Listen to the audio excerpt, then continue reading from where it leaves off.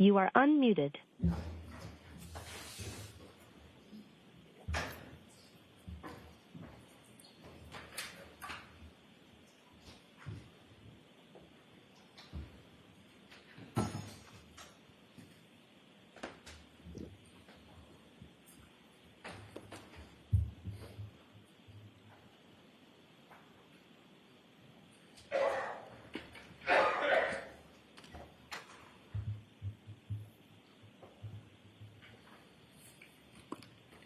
Hey. All persons have any business before the Honorable Beverly Cannoni, Justice of the Norfolk Superior Court, and before the County of Norfolk. Draw near, give your attendance, and you shall be heard.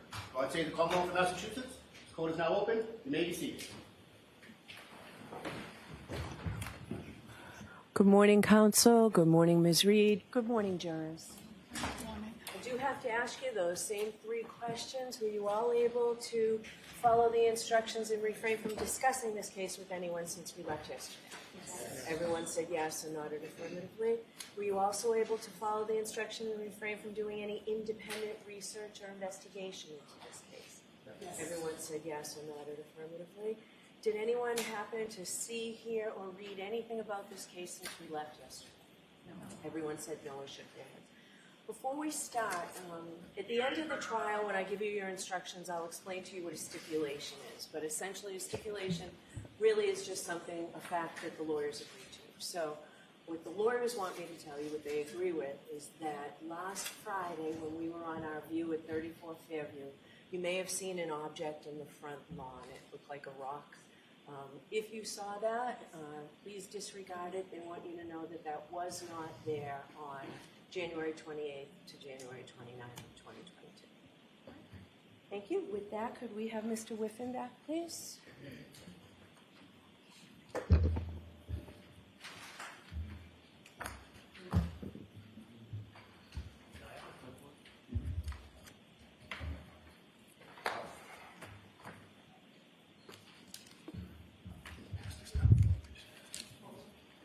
Good morning. So you're still under oath. Thank you. All right, Mr. Lessie, you all set? Thank you, Your Honor.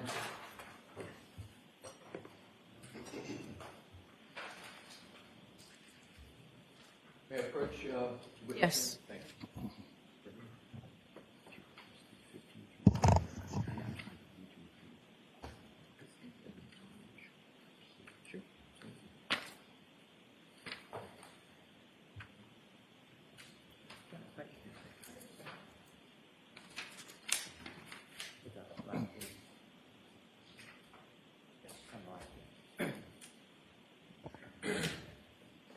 Your Honor, if I may address the court. Okay. Mr. Brennan and I have agreed, as we did yesterday, to stipulate into evidence portions of Mr. Whiffen's March 2025 report. So if I could have it marked. Okay. Thank you. Exhibit 43. Thank you. Thank you.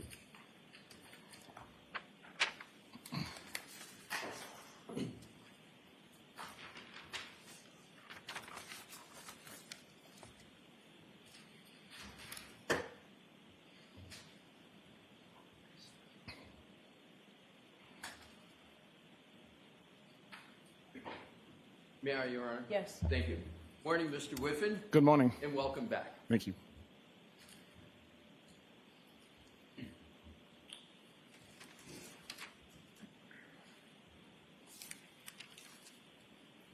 May I approach, Your Honor? Yes. Thank you.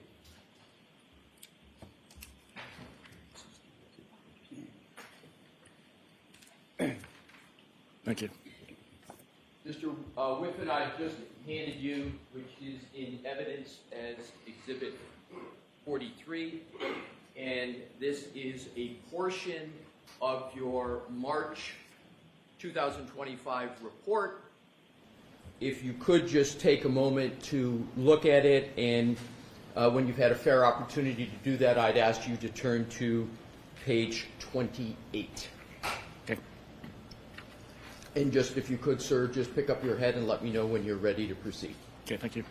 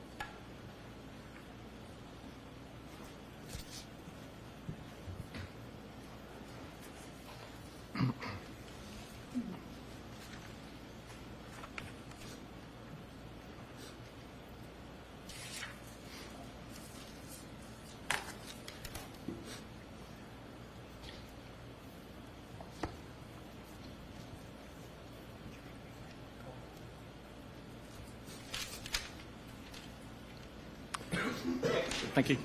You ready, Mr. Whiffen? I am. Thank you. So what I'd like to do is to, with Your Honor's permission, is to publish pages 28, 29, and 30 and start with page 28. Okay. Thank you, Your Honor. Mr. Wolf? And if you could enlarge the text down below as much as you can so the jury can see it. Thank you, Mr. Wolf.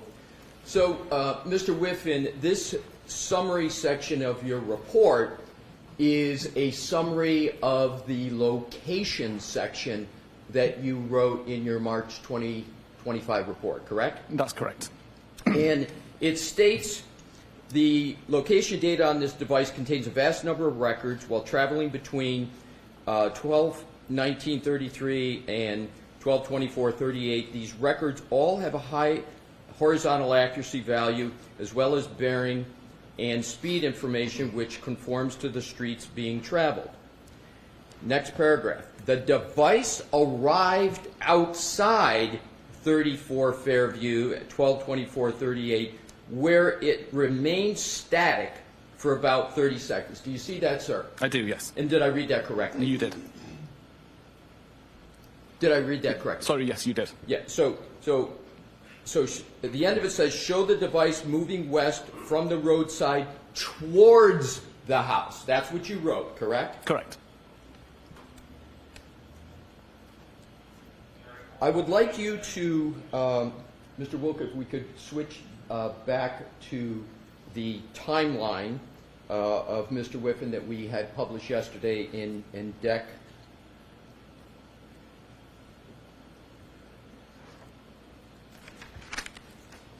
'79.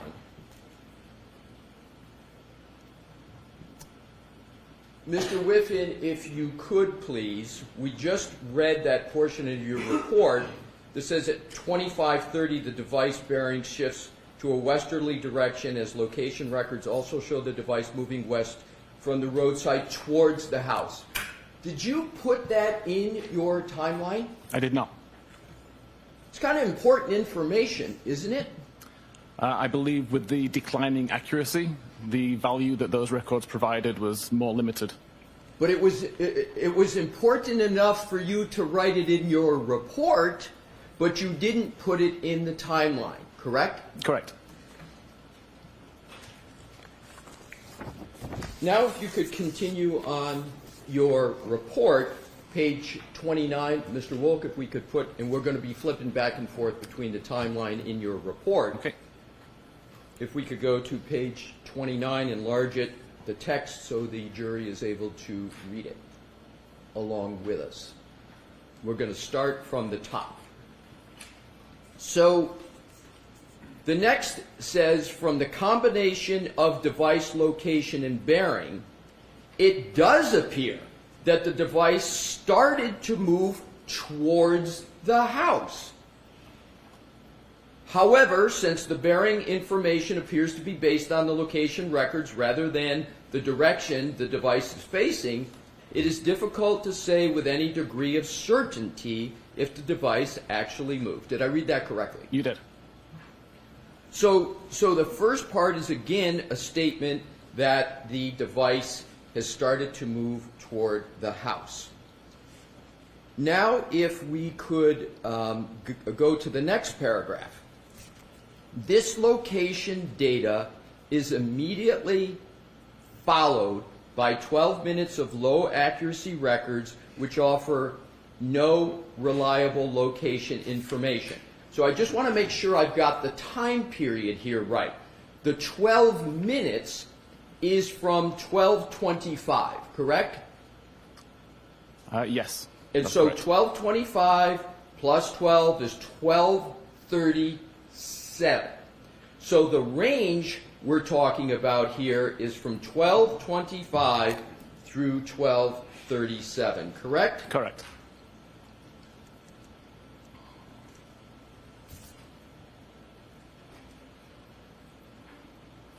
Then, if we could go to, Mr. Wolk, please, back to the timeline, slide 82.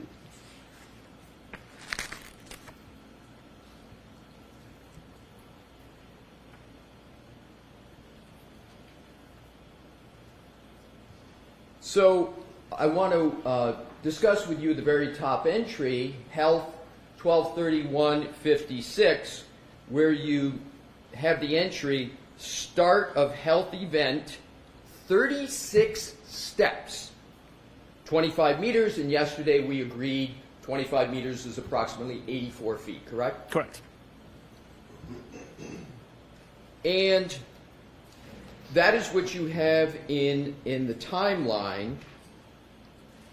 Let's understand what that means.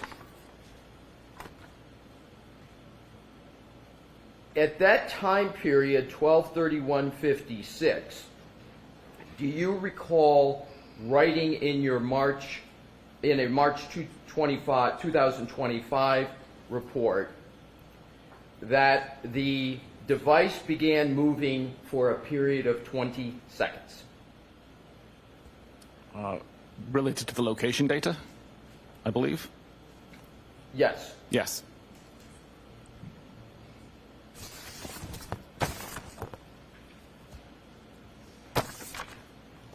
Now if we could, Mr. Wolk, go back to page 29 of the report.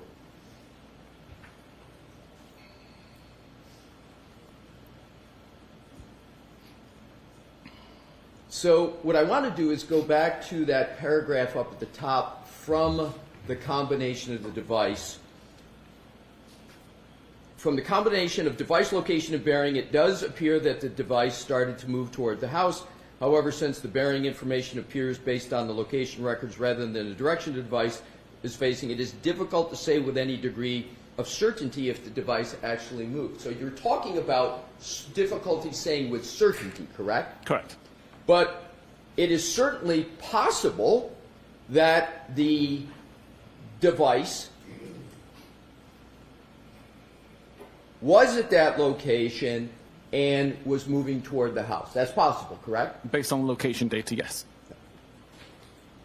Now what I'd like to do, please, is to go, stay on that report, and the third paragraph says, the reason for such low accuracy location data at this time is not known, as there are many possible reasons why the accuracy be reduced. There's a little grammar issue there, but correct. In fairness to you, sir, we do that when we write long reports. But I think that your intention here is, why the accuracy is reduced at this point, correct? Yes. Correct. Thank you. This could include reasons such as the device entered a building-covered area, the result of weather conditions, geography, poor connectivity, or interference, to name a few. So those are the reasons you gave which could contribute to some low accuracy, correct? Correct. And interesting, the very first reason you gave is that the device could be entering a building or covered area. And that phraseology could include a house, correct? Correct. It could include a garage attached to the house, correct? Correct. And it could include the house at 34 Fairview, and it could include the garage attached to the house at 34 Fairview, because both of those are buildings or covered areas, correct? Correct. Then you go on in the next paragraph to say it is known that the device was not being used at this time, and is this time that include that 12:37, 12-minute range, 12:25 to 12:37? Yes, it was not being used for location purposes. Right. So that's another reason why, right, the accuracy could be a little bit on the lower side. Correct. Now, the next paragraph says, at 12:38:13, when the device begins recording higher, and that's relative to what it was recording before. It's not that it's high, but it's higher than what it was just moments before. Correct.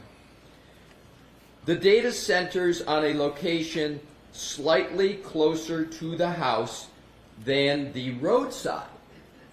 Although several records show the same center coordinate with differing accuracy radii. Some of these location records are shown in the map below in white. So let's go down and look at what you had in your report for the area in white. In the area in white that you're referring to, there are two white circles, the largest one there. This, in fact, was a depiction that you included in your report on page 29, correct? Correct. Interesting and notable, you did not include that depiction in your timeline that you discussed with the jury yesterday, did you? I did not know. But it was important enough for you to put that depiction in your report, correct? Correct. And notably, the larger white circle covers a substantial amount of the house at 34 Fairview, correct? Correct. So, given your testimony on direct yesterday with Attorney Brennan, the phone of John O'Keefe, according to this depiction, could be anywhere within the largest white circle, correct? Correct.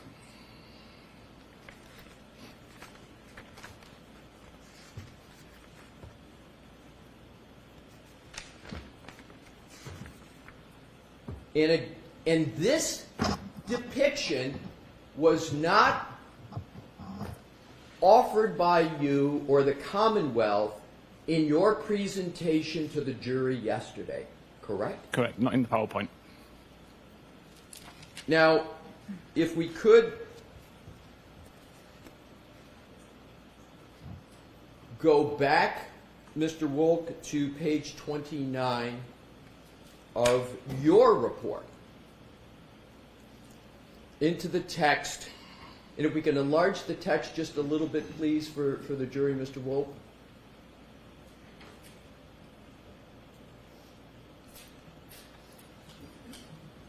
So the paragraph that begins with at 12:38:13, when the device begins recording higher accuracy information, again, the data centers on a location slightly closer to the house than the roadside, although several records show the same center coordinate with differing accuracy radii. Some of these location records are shown on the map in white below. And I repeated that just to tether, to connect this part of the text to that diagram with the big white circle. Have I done that correctly? Yes, correct. Thank you, sir. The next paragraph. Over the next few hours, the GPS coordinate and the associated accuracy radius jumps around numerous times between the house and the road. Did I read that correctly? Correct.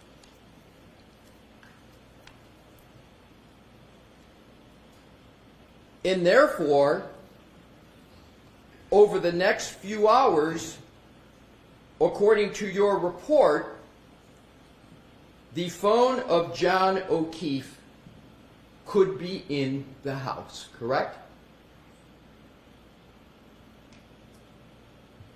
Based on the low accuracy information, yes. The answer is yes. Yes. The next paragraph. Well, we'll stop there for a moment, and I would like to, Mr. Will, go down, scroll please, to that diagram that's right below that text again.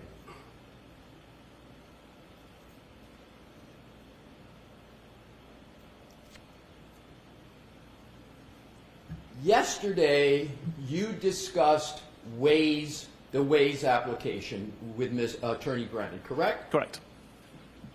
And you stated that Waze location data is more accurate than the data that comes from the Apple apps like health data and location, correct? Incorrect, no. I'm sorry. Is Waze location data, in your view, accurate location data? There isn't really a thing such as Waze location data. I'm having trouble hearing. Waze location data doesn't really exist. Waze is requesting location data from location services, and location services would respond with high accuracy information. Okay, I appreciate that correction. So, when someone is using a Waze application, is the information they get through that Waze app accurate? It tries to be accurate, yes. And as a general matter, is the Waze application more accurate than the Apple information regarding location? It's the same thing. It's the same thing because it's coming essentially from the same source, correct? Yes, Apple provides that information to Waze. Right. So you had testified yesterday that at a certain point, the Waze application ceased functioning, correct? Correct. But just because it ceased functioning, the Waze, the Apple applications were still taking effect, and that's why you could make this depiction on this item that is on the screen now, correct? Correct. If we could, Mr. Wolk, go to page 30.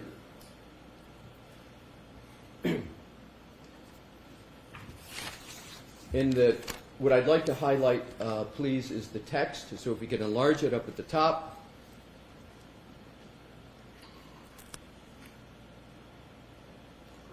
So you then state, while location data from this data source, cache SQLite, is usually able to identify the location of the device with a high degree of accuracy and reliability, these records are so close that making a distinction between the device's actual location on the front garden is impossible, correct? Correct.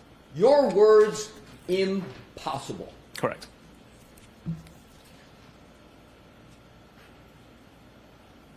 Did you provide any of the information in that paragraph in your timeline or to the jury in your direct testimony yesterday? Not in the PowerPoint, no.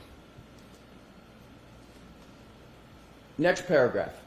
If the location records are limited to just the records between 00:25, which is 12:25, and 6 a.m. and with an accuracy radius of 10 meters or less, there are 46 records, all of which fall within the red circle shown below.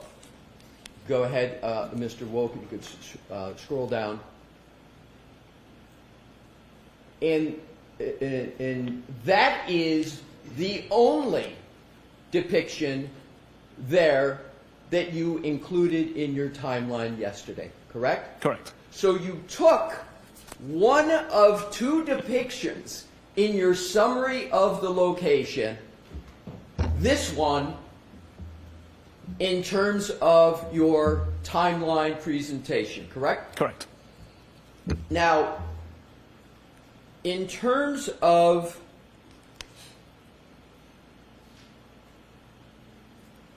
the timeline, and Mr. Wolk, if we could go back to the previous with the other depiction.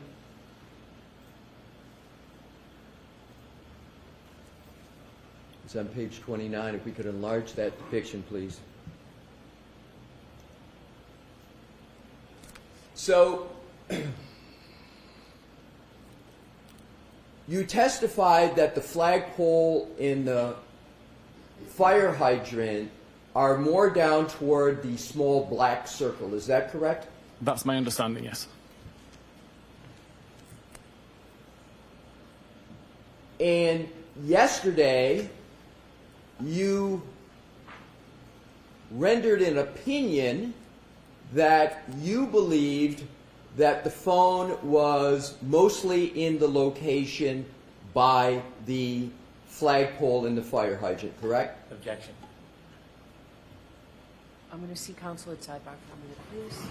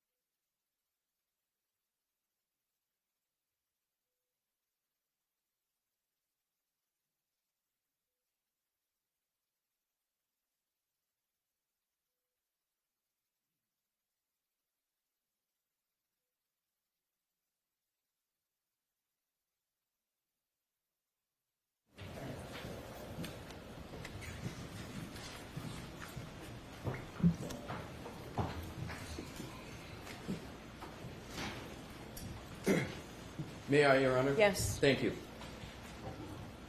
If we could dim the lights again, please. Thank you. So, if we can enlarge that depiction.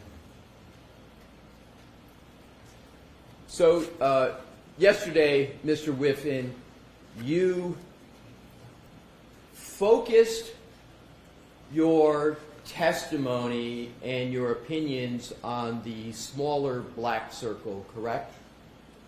Correct. And you didn't discuss at all or disclose at all this depiction, and therefore didn't discuss or disclose at all the larger white circle, correct?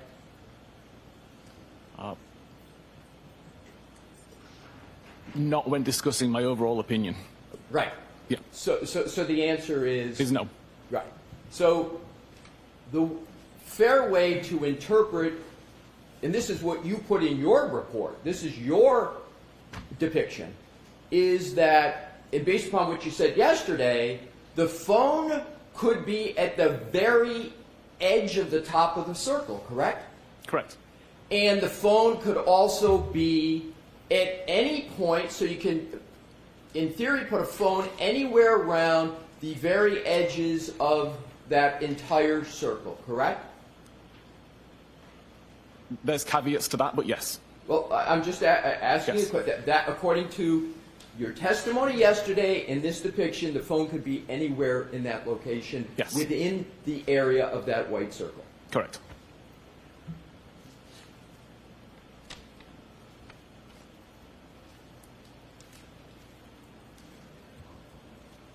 I would like to now go back to the timeline, Mr. Wolf, where we had left off, which is slide 82.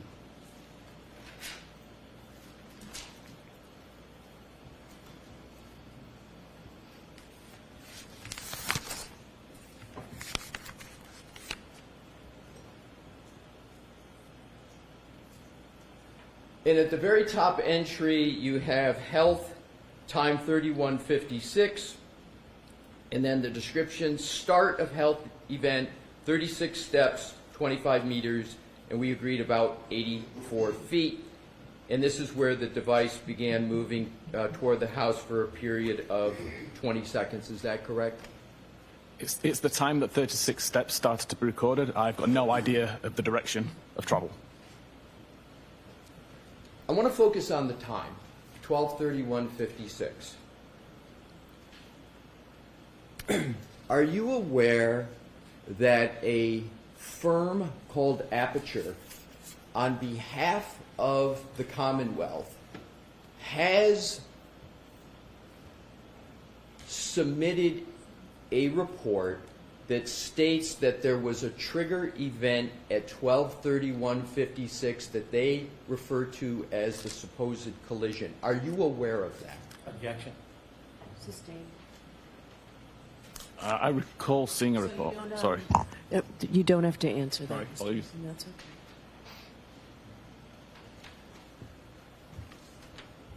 Mr. Whiffen, are you familiar with a firm called Aperture? I'm vaguely aware of them. I've heard of them once. Are you familiar with a person by the name of Dr. Judson Welcher? I'm not, no.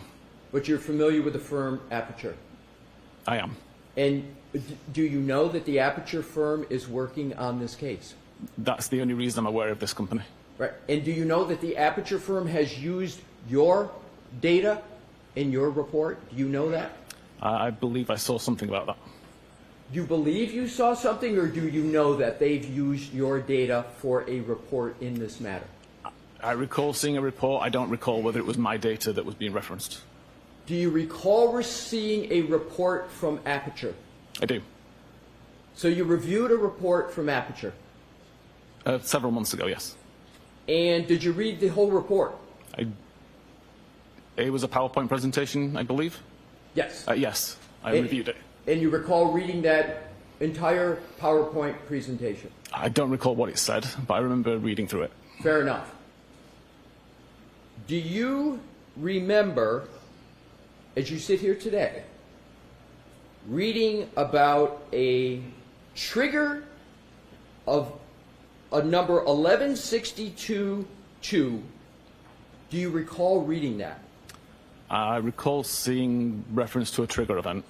What did you understand the Aperture firm that's retained by the Commonwealth, what do you understand they meant by trigger 1162-2? Objection. Sustained. Do you recall the specific slide that discussed a trigger? Objection. Do you recall that, Mr. Whiffen? Very vaguely. Okay. Would it help your recollection if I showed you a slide from that report that you said you reviewed to refresh your recollection? I object. All right, so why don't I see counsel at sidebar? Bring that with you, Mr. Alessi, please.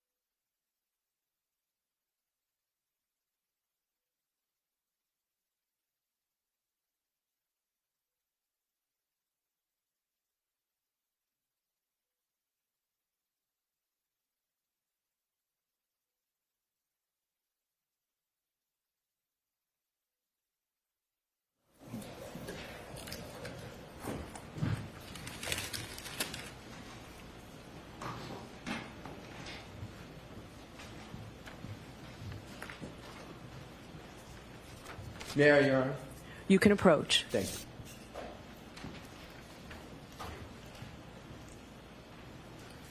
you. Mr. Whiffen, I'm handing you this. Excuse me, Mr. Brennan. I'm handing you this document. Thank you. May I stand by the witness? Sure. Tell me when you've had a fair opportunity to take a look at that.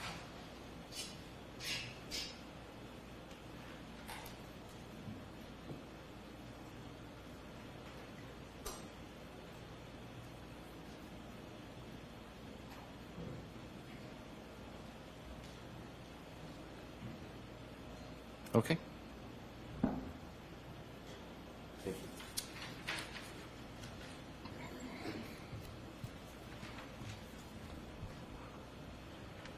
you. Mr. Whiffen, does that refresh your recollection with regard to an aperture report that discusses a trigger of 1162.2? It does, thank you. Pardon me? It does, thank you. And how does it refresh your recollection? I remember seeing that several months ago. I'm sorry, Your Honor. There's a blower on here that I'm having trouble hearing Mr. Whiffen. If you, sir, could bring the mic, it's not your fault. If you could bring it and speak a little louder, I'd appreciate it. Yeah, I recall seeing that as part of the report that I read 2 months ago. And you recall the time of 12:31:38 now, correct? Correct. Let's go back to your timeline.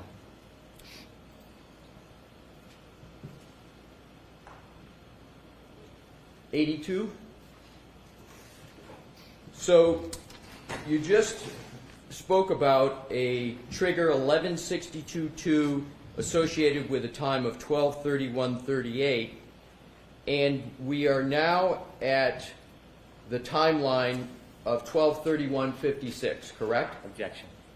Sustained. We are now going back to the timeline, deck 82, and you see up at the top where it says health 31:56. You see that, sir? I do. And then it says start of health event, 36 steps, 25 meters, which we have said is 84 feet or so. And this is when the device begins moving, correct? Correct. And that is after the trigger of 1162.2, correct? Objection. Sustained. Let's go to the next entry on the timeline, which is 12:32:03. You see that? That's Doppler. I do. And then you state pocket state cleared. Is the phone at that time in a pocket? It's impossible for me to say. I can say that the camera was blocked, but I don't know what was blocking it. You're saying at this point the camera is blocked? It had been blocked, and at that point, it became unblocked. So at this point, it became unblocked from a previous block status, correct? Yes. Does there have to be some human manipulation of the phone at 12:32:03 for that to happen?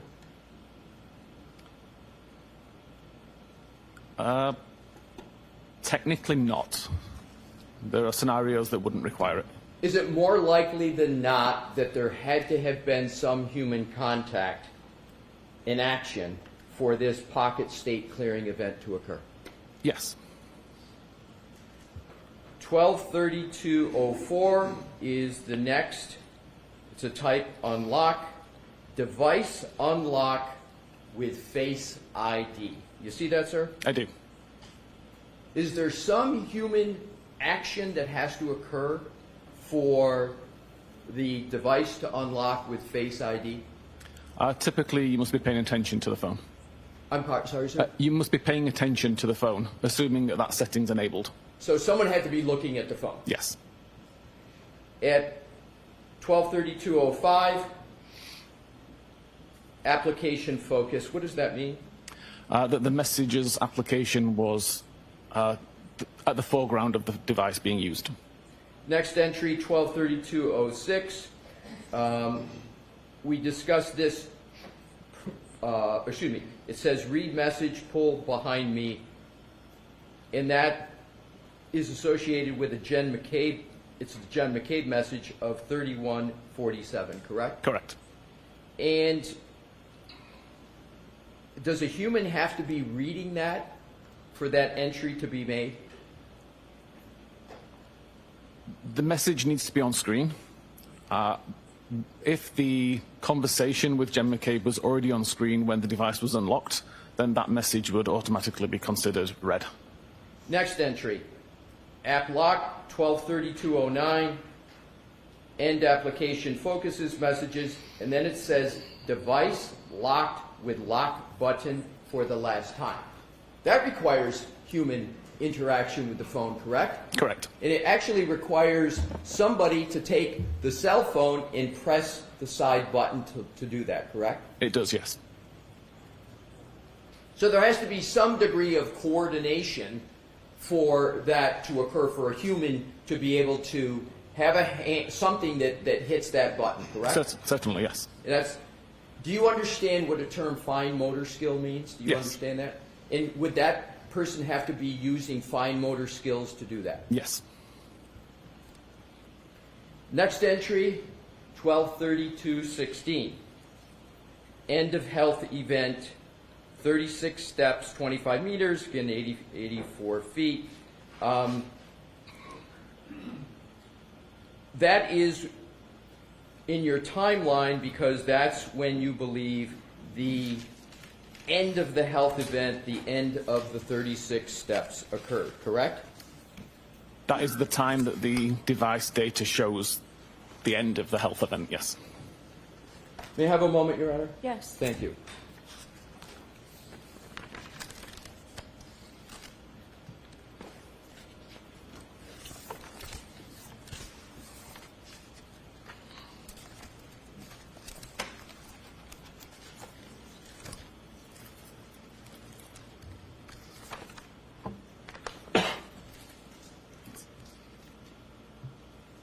Do you need the light, Mr. Alessi? Yeah, it would be helpful. Thank you, Could Your we have the Honor. lights, please, Dave?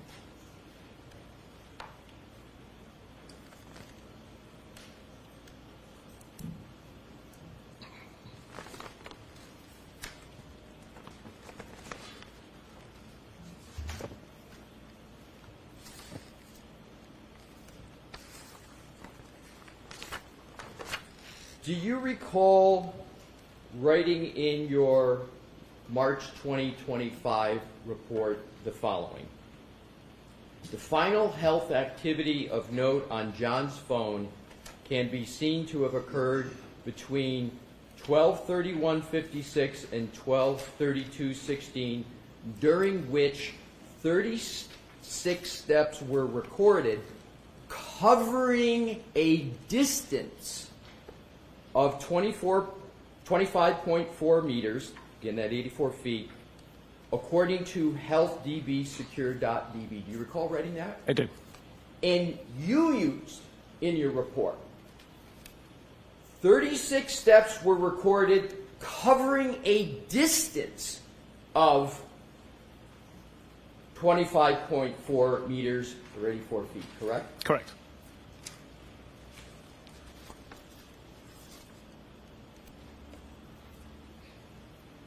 Do you know a trooper named Nicholas Garino?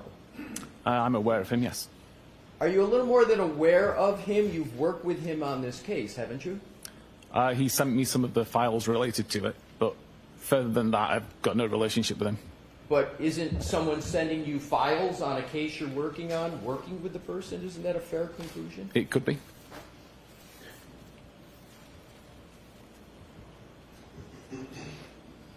Do you recall reading any reports of Nicholas Garino? I don't recall reading a report by Nick. Does that mean you didn't read it, or you just don't recall reading it? I honestly can't remember if I did or not. I remember some of the reports that I read for this case. I don't recall if one was by Nick. Would it refresh your recollection if I showed you a portion of his report to determine whether you would have read it? Please. Thank you. Moment, Your Honor, please. Sure.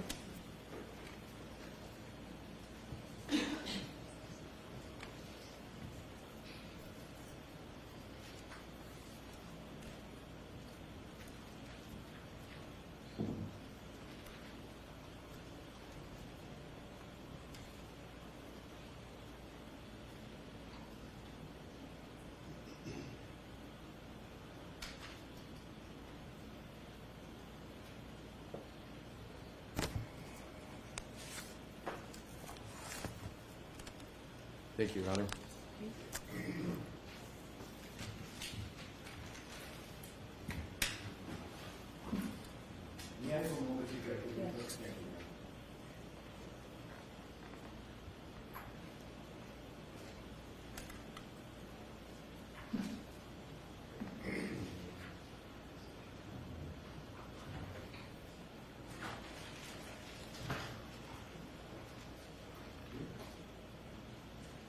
May I approach, Your Honor? Yes. Thank you.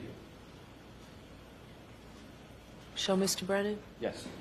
I just want to make sure I've got the entire report.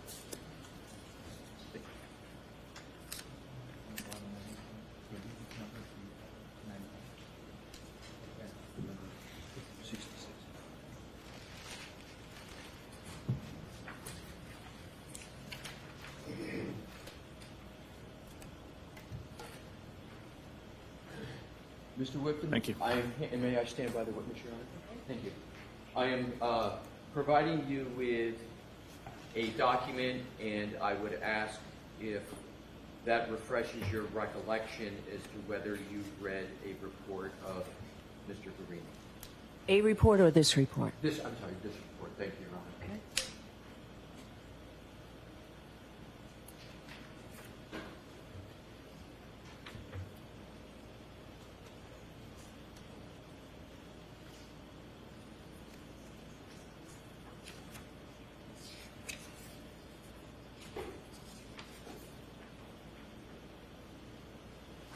I don't recall ever seeing this report.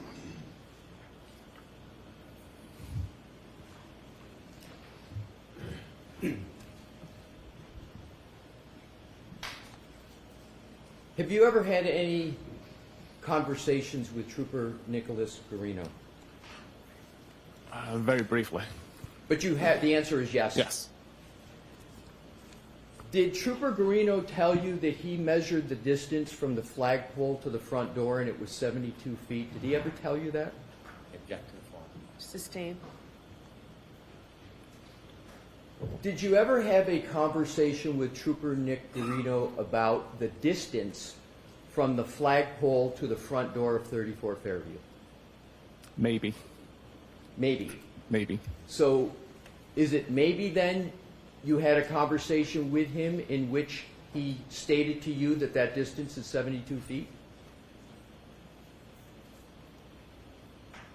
It's maybe. So if we go back to what we were discussing earlier about the steps and the distance covered,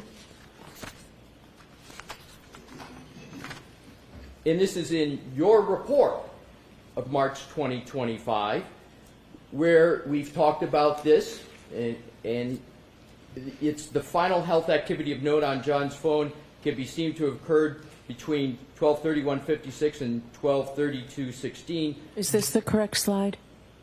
No, it's not. So let's take it down. Thank you, Your Honor.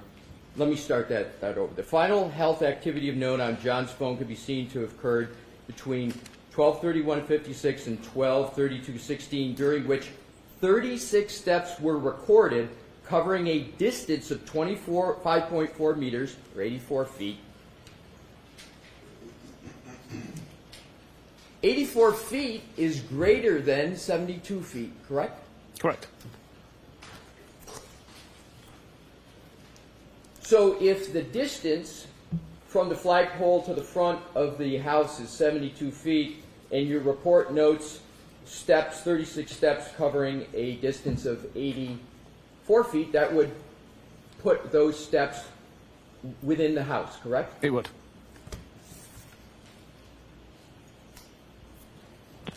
Let's continue on with the timeline.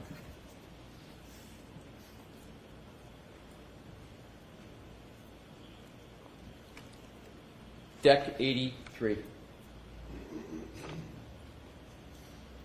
We now have Doppler 1233-14 and then Doppler pocket state.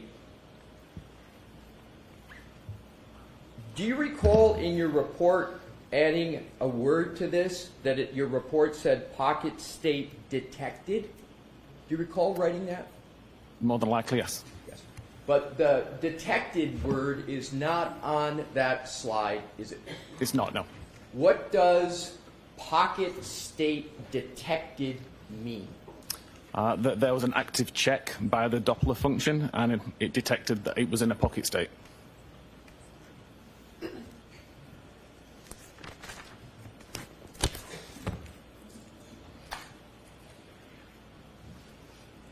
May I have a moment, Your Honor? Yes. To switch?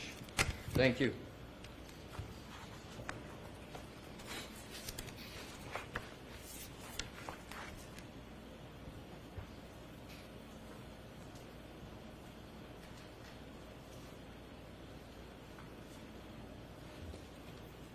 Thank you, Your Honor.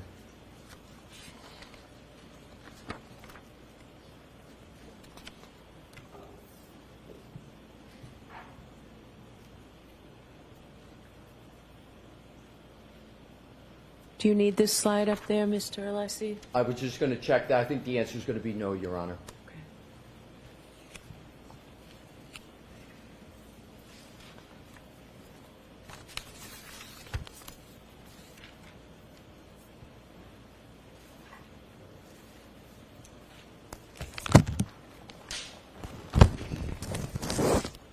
I would now like to change gears a bit and go to temperature with an iPhone. You recall that discussion in your direct testimony? I do. Thank you. Mr. Wilk, if we could please have the slide deck, but a different page, slide 60. And just tee it up, but please don't put it on the screen yet. iPhones don't record ambient or the environmental temperature where the phone may be at any given time, correct? Correct. But the iPhones, including the iPhone of John O'Keefe, log the temperature of the battery inside of it, correct? Correct. And as a result of that function, examiners and folks like you can use the battery temperature of an iPhone to identify increases or decreases in temperature within the environment that the iPhone is physically located in. True? I believe so, yes. And that's right out of your report, right? Your March 2025 report makes that very statement, correct? Yes.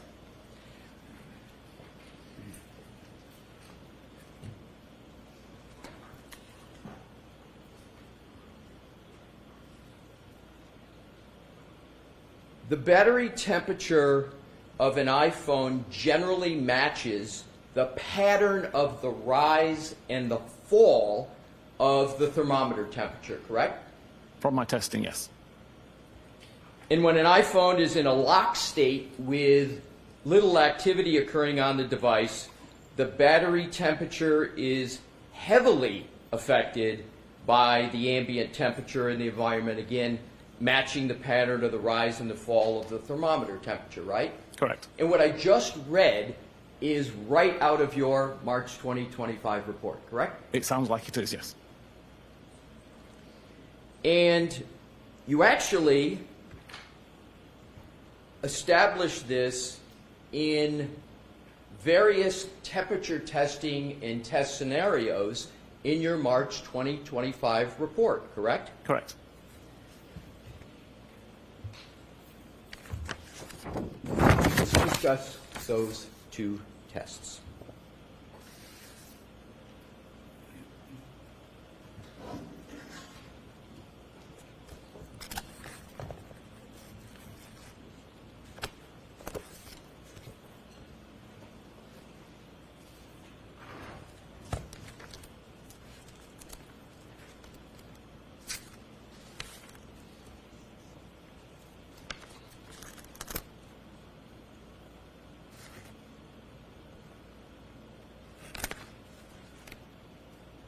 You had an appendix to your report that discussed two test scenarios with regard to temperature, correct? Correct. Can And I that just was ask, appended- I'm sorry, Mr. Whiffen, do you have your report with you, sir? I don't have a copy in front of me. I'd be happy to provide him with a copy of his report so we can have him follow along. I think that's great, thank you. Okay, sure. Would that be helpful, Mr. Whiffen? Very, thank you. May I approach, Your Honor? Yes.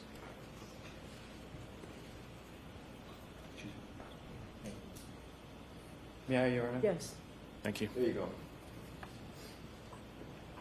And, Mr. Whiffen, feel free at any time to reference that report. Thank you. And if you could, turn to page 77.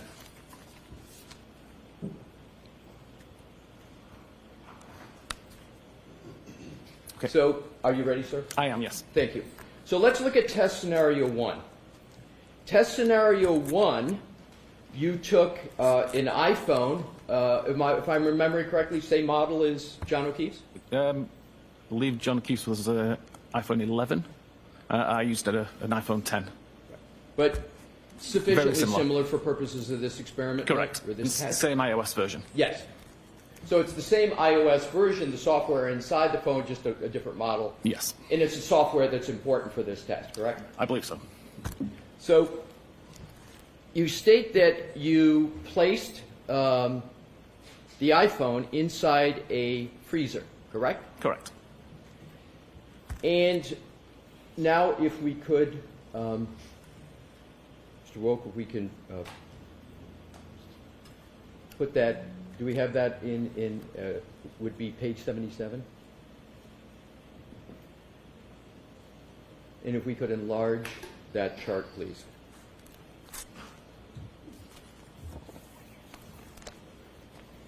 Enlarge it just a little bit more. We're not concerned with the text at this point, so we can just get the chart as large as possible. Thank you.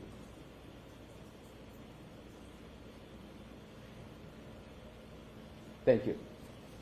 So what I'd like to do is focus on January 29th.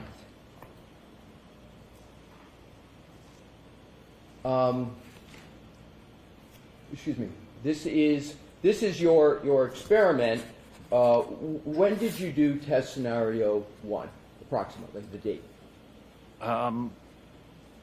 This is a good question. It was sometime probably in December last year. I'm sorry. In December last year, I believe. December 2024. Correct. So what you did here was you took the phone, you put it inside a freezer. What was the temperature of the freezer? I actually don't know. But it was a freezer. It was freezing. Yes. It is sort of your just regular freezer that everybody has. A regular chest Nothing freezer. special about No. it. Let's look at some of the data that you have from this.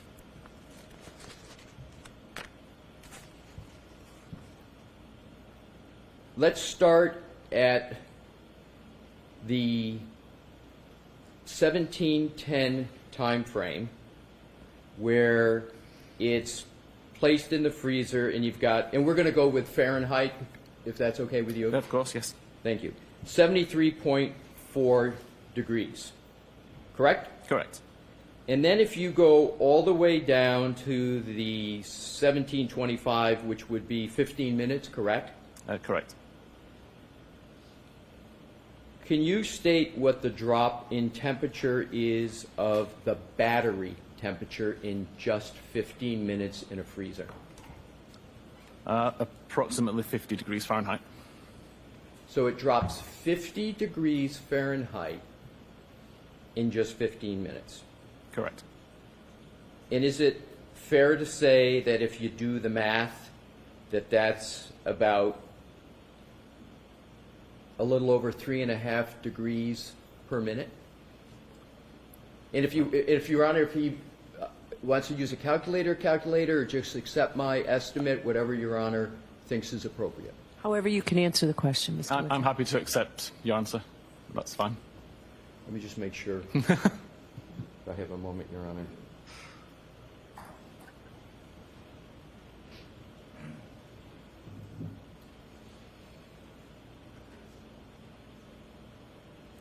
$3.33, would that sound fair, sir? That sounds fair. So it's about 3.34 3.3 degrees Fahrenheit per minute drop, correct? Correct.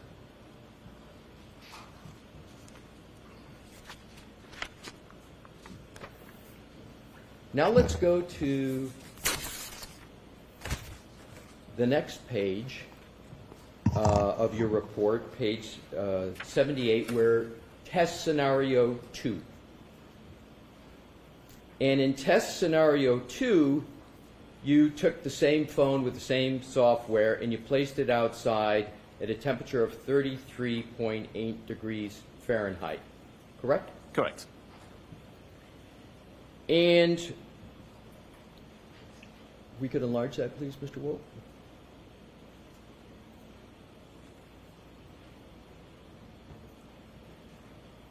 And if you could just scroll up, well, just if you just leave it there, it's fine. So if we take the time that we start out with a control temperature, and then we've got a battery temperature at 9:02, and this is the battery temperature of the iPhone, correct? Correct. And we've got 66.2 degrees Fahrenheit, correct? Correct. So is it fair to call that a baseline for purposes of what this chart is? The device had already been outside for 2 minutes at that point, but yes. Okay, so we'll just refer to 66.2. And then if we go from 9:02 down to 9:15, a period of 13 minutes, correct? Correct. So at 33.8 degrees and 13 minutes, what is the drop in temperature in degrees? What's the drop? Sorry, between the 9:02 and the 9:15? Right. So does it go from 66.2 to 35.6? It does. And sir, so I don't have to have you do a math on the fly. I've calculated that drop at 30.6. Does that sound about right? That sounds correct, yes. So you got a drop of 30.6 degrees in just 13 minutes at an outside temperature of 33.8, correct? Correct.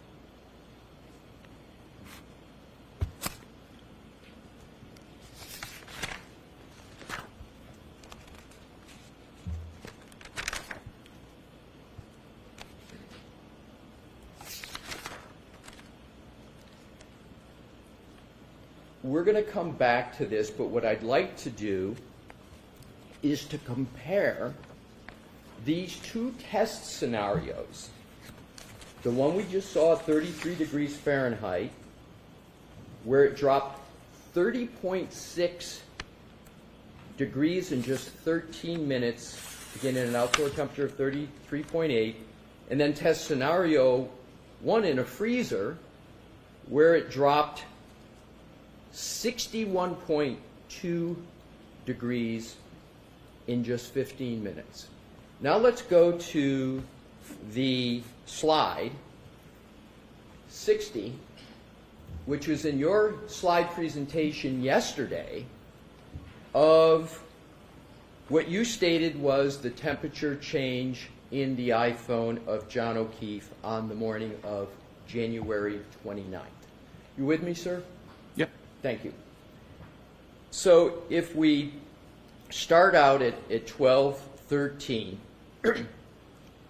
we see a battery temperature of 82 degrees Fahrenheit, correct? Correct. Then it drops a little bit to 77, a little bit to 72.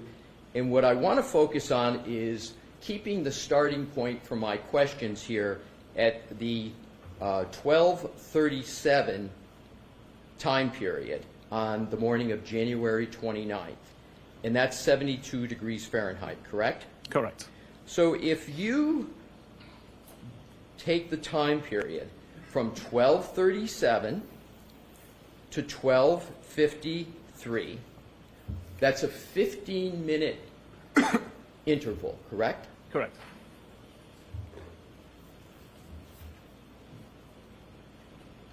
The phone only drops 11 degrees Fahrenheit in 15 minutes, correct? Correct.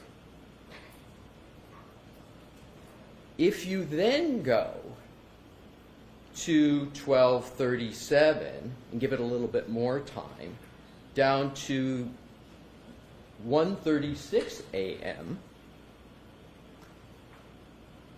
the temperature, and that's just about an hour, right?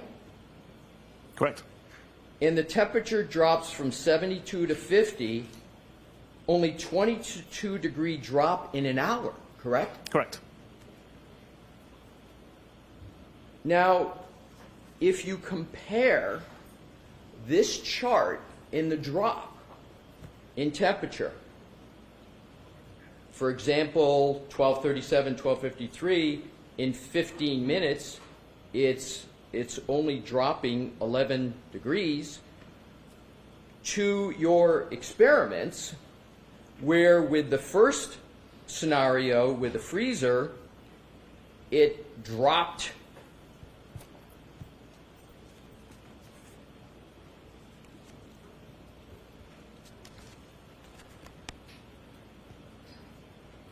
50 degrees in a 15-minute period.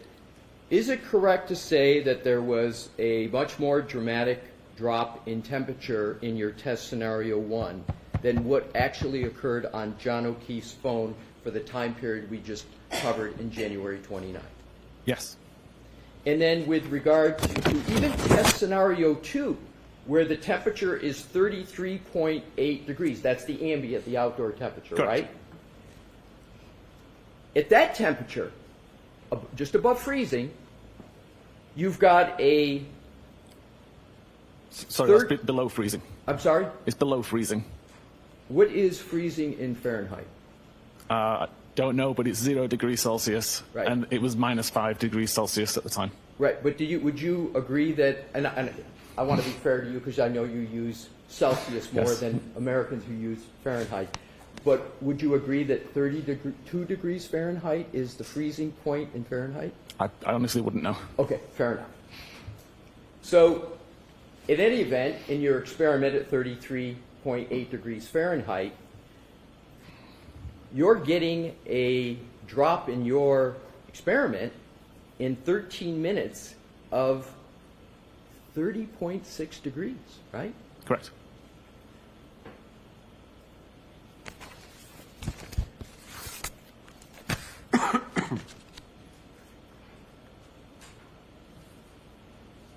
But much less drop in temperature on slide deck 60 of the actual iPhone of John O'Keefe on the morning of January 29th, correct? Yes, correct.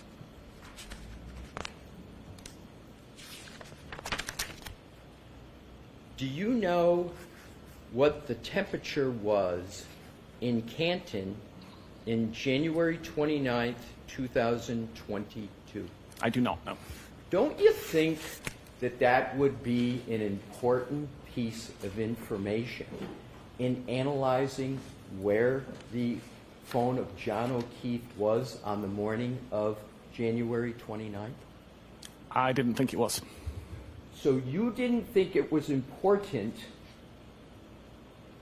even though you issued a report discussing the temperature of the iPhone, and you did 2 test scenarios, one in a freezer, one in an ambient temperature of slightly above 33 degrees, and you didn't think it important to take the final step to see whether there was anything to be gained from that comparison to determine where that phone was located?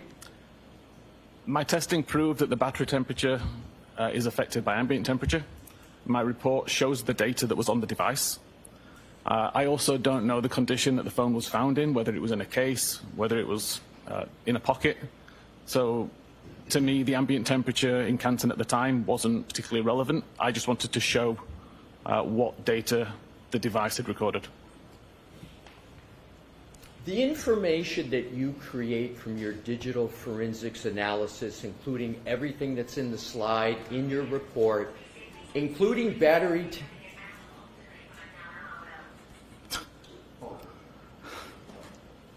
You want that, sir?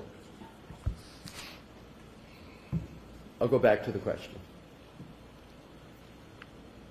In digital forensics, you work with law enforcement often, correct? Correct. And you work in law enforcement in investigating cases do you not? Yes. And so oftentimes, the law enforcement is using your digital forensics information to help them solve cases, correct? Correct. You didn't suggest to anybody on law enforcement that they might want to take a look at this temperature information to assist in determining where this phone could have been by the temperature? You never raised that with them? I did not. And do you know whether any law enforcement person was aware that you had done all this temperature analysis? It was in my report. So you create a report as part of this case, and you deem the temperature important enough to do 2 test scenarios, important enough to put it in a slide presentation to this jury. Yet there's no discussion of that between you and any member of law enforcement as to what it means? The details were provided in my report, and there was discussions, but it never came up as to say what was the temperature in Canton that night. Oh, so there were discussions. Not with law enforcement. Oh, who were As the part of my preparations for trial. Oh, tell me about who you discussed this temperature information with. It was with Hank. You're hesitating, and I can't hear you. Who did you discuss with it Hank? with? Excuse me? With Mr. Brennan. Attorney Sorry, Brennan? yes. You discussed temperature with Prosecutor Brennan? It was in my report. It was in your report, but you said you discussed. Which is it? It's in my report, and the discussion was that it is in my report. I'm not in a position to suggest that investigations take place and change based on my report findings. Oh, sir, I'm not suggesting what you just stated. I'm just trying to get information about, you mentioned the verb discussed. Didn't you, in your answer moments ago? Yes. Isn't discussed a verbal thing? It's not a written thing? It was discussed in preparation for trial, yes. Oh, so there was a discussion, a verbal discussion with Attorney Brennan about temperature in your preparation for trial? Yes. Was there any interest at all as to what this could actually mean for the potential location of Mr. O'Keefe's phone on these very important time periods in January 29th that might assist to determine at various times whether Mr. O'Keefe is in a covered building based upon the temperature rather than outside in a nor'easter on January 29th? I'm sorry, what was the question there? Yeah, the question is, was there any discussion about the investigative value of what you had done in determining where that phone could have been on key time periods on the morning of January 29th? That wasn't part of the discussion, no. It wasn't part of the discussion. We went through, you may recall in my questioning, in your report, where you stated that it was possible that the phone could be inside the house of 34 Fairview based upon that big white circle. You testified that the low accuracy at certain points could be because of it entering a covered building, correct? Correct. And you do a temperature experiment to track the very accurate temperature change of an iPhone, and it doesn't match up the actual data with either of your test scenarios, and you don't raise that with anybody. Objection. Sustained. You can ask it differently. Did you ever put together in any kind of form your test scenario 1, your test scenario 2, and the actual temperature chart of the iPhone of Mr. O'Keefe? So how do you mean put it together? As in compare the two? Exactly. Compare the two and reach any conclusions about location, because you spent time, did you not, sir, a lot of time in your reports on location of the phone. Yes. But yet, with all that data, all that testing, all the experiments that you didn't include in your slide presentation and you didn't include in your report what that could mean for the location of the phone, did you, sir?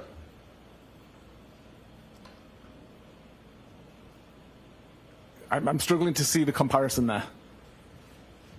Let me see if I can ask it in a different Please. way. Nowhere in your slide presentation did you have any discussion yesterday about how your test scenario, did you bring up, by the way, in your slide presentation yesterday, your battery temperature at all, your tests? Not the tests, no. Right, so you didn't even raise yesterday in your presentation about where the phone might be located. You didn't even raise the experiments that you did, correct? Objection.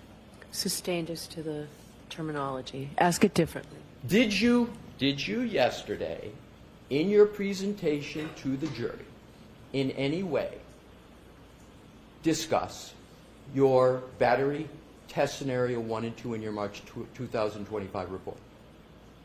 I believe there was mention of testing, but not to the amount of detail to say what the testing was. Right. So there was no detail given at all No about detail. it. You just mentioned that it occurred, but no detail in your discussion Correct. at all. And are you aware, with regard to the battery temperature, that battery temperature in investigations can be used to determine locations of phones at certain times? Are you aware of that? No. So you have never used battery temperature information in all your years in any way for any investigation of a case in determining location of a phone? Again, I don't see how you can determine location of a device from a temperature reading, other than to say whether it was inside or outside. So battery temperature and the chart that you gave that is up there, in your opinion, has no relevancy to the topic of where a phone might be to investigators in a case? Is that what you're saying? Objection. Is that what you're saying, Mr. Whiffen? I'm saying I can't take a temperature reading and make a determination about a GPS location based on the temperature reading. That's not my question, though, Okay. sir, and I appreciate your answer, though. My question is, you work with law enforcement investigators regularly, Yes. correct? Isn't this information of potential relevance based upon your experience with investigations? Isn't this information at least potentially relevant in investigations? I believe it could be. That's why I included it in my report. Thank you. But you didn't include a discussion of it in your testimony yesterday, correct? Correct.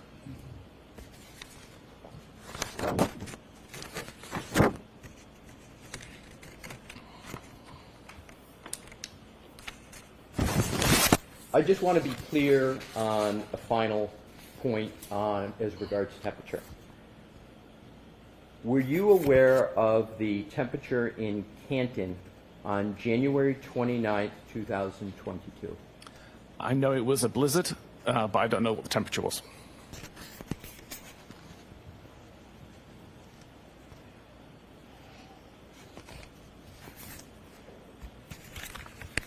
May I have a moment to switch Sure. topics? Thank you, Your Honor.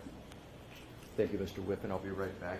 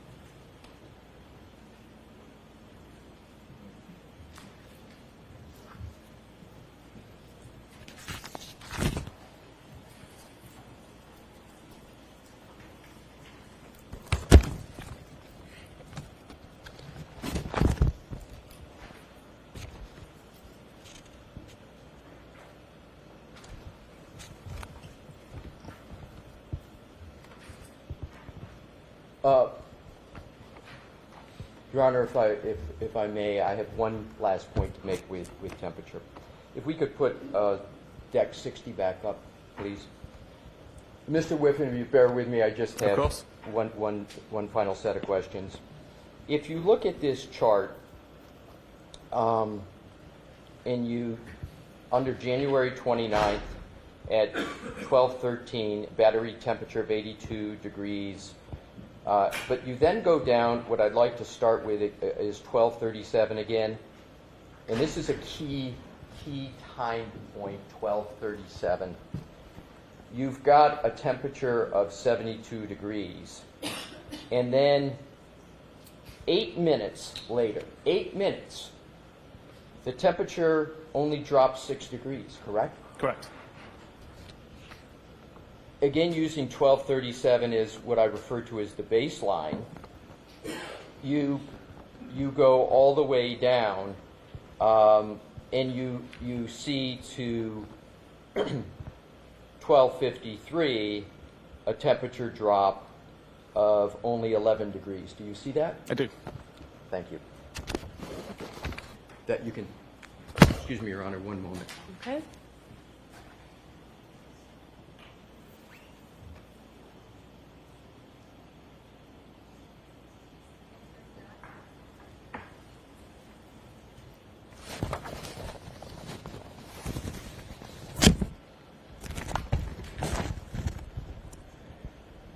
The final data point on this slide, Mr. Whiffen, and thank you for bearing with me on this. At 136, there's a temperature of 50 degrees Fahrenheit, correct? Correct. Several hours later, at 6:06, 4.5 hours, the temperature drop is only 7 degrees, correct? Correct.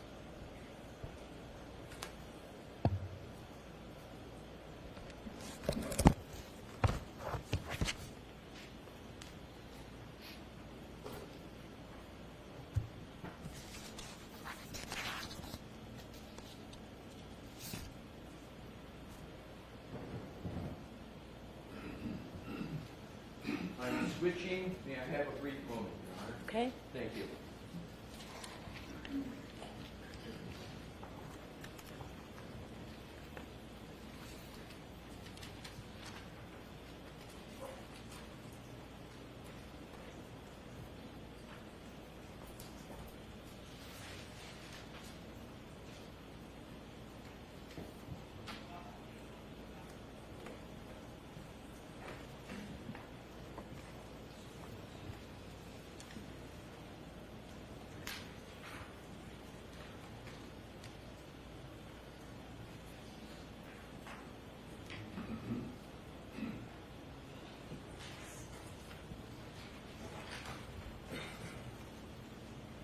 May I approach, Your Honor? Yes. May I have Exhibit 42, please?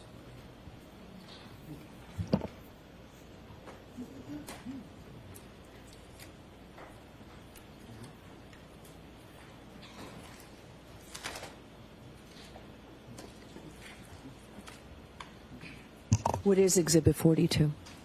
It's Okay, thank you. We've got it. Thank you, Tori. May I hand it to the witness? Yes. Mr. Thank Whiffen, you. I'm handing you Exhibit 42. Yes.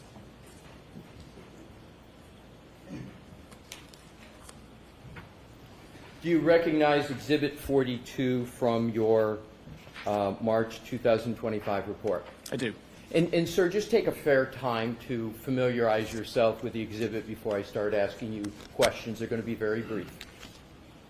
And I'm going to be, you look what you need to, but I'm going to be focusing on just under detailed analysis communications on paragraph 3, on page 43, the top 3 or 4 entries. Okay. Tell me when you're ready, sir.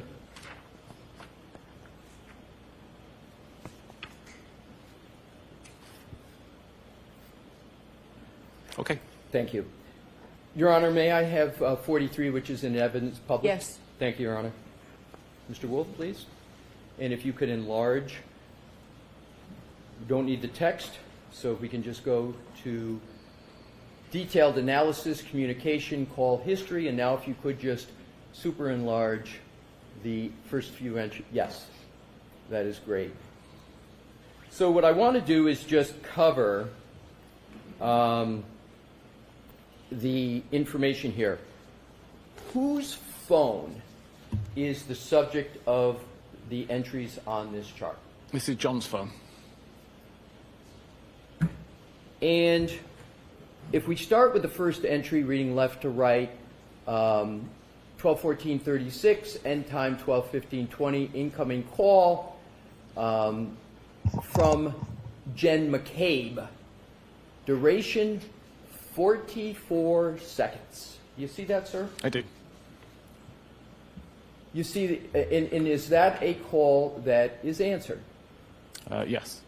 If you go to the next entry, 1847, just 12:18:47 to 12:19:23, outgoing call duration 36 seconds to Jen McCabe, duration 36 seconds. Do you see that, sir? I do. Is that a call that is answered? Difficult to say. That could be a outgoing call that lasted 36 seconds of ringing, but I believe it was answered. Well, how is it that you can tell the first one was answered but not the second one? Because it's an incoming call. Okay, fair enough. So if we go to the third entry, 12:29:44, 12:29:51, incoming call from Jen McCabe. You see that, sir? I don't mean to interrupt. Could I ask about the display? Let me just say that.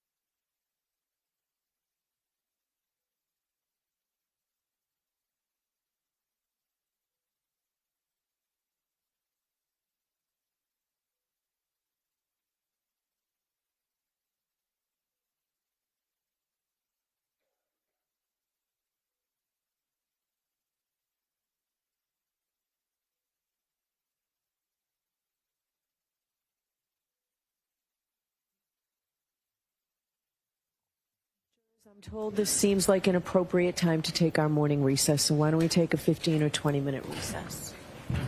Please rise for the jury. The jurors right this way, please. Leave your notebooks closed. On your chairs, please.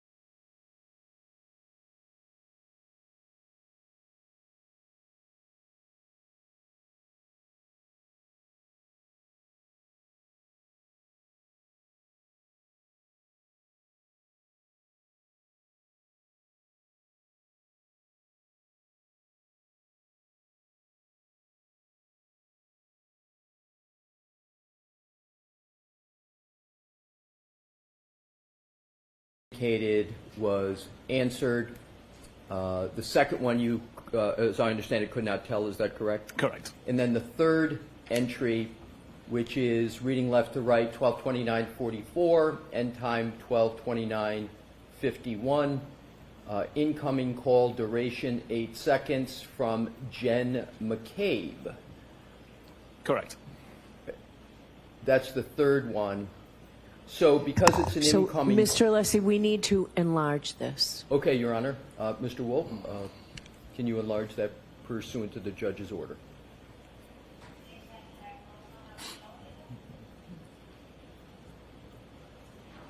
Is that sufficient, Your Honor?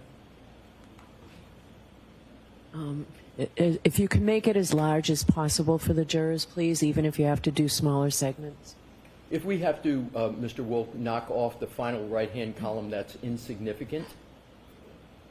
There you go. All right, that's better. Okay, that's fine. Thank you. May I, Your Honor? Yes. Thank you. So I want to now go to the last one for this Exhibit 42. It's reading from left to right, 12:29:44, 12:29:51, incoming call duration at seconds from Jen McCabe. Again, it restates duration 8 seconds. Correct. Given that it's an incoming call, you can conclude that that was answered, correct? Correct. Now, if we could go back down and focusing on just the first three by way of example, Mr. Wolf, do just as Her Honor has requested, enlarge it as large as possible. Those three, after the first three, yep, starting there, just take the first three by way of example. All right. Mr. Whiffen, you should feel free to look at the hard copy Exhibit 42 if that's more helpful to you. But what I want to do is to focus on start time 12:33:35, reading across activity, incoming call, unanswered, and then to the right, Karen Reed. Do you see that, sir? I do. And do you see the same types of entries for 3409 and 3438? I do. And those calls are unanswered, correct? Correct. So in contrast to the, and now Mr. Walker, we can go back to the chart, trying to capture 6 and enlarge those once last time. Thank you. So in the first one at 1436, and then skipping one to 2944, those are answered, but then starting excuse me, at 3335 and 3409, those are unanswered, correct? Correct. You can take that down, Mr. Wolf. Thank you.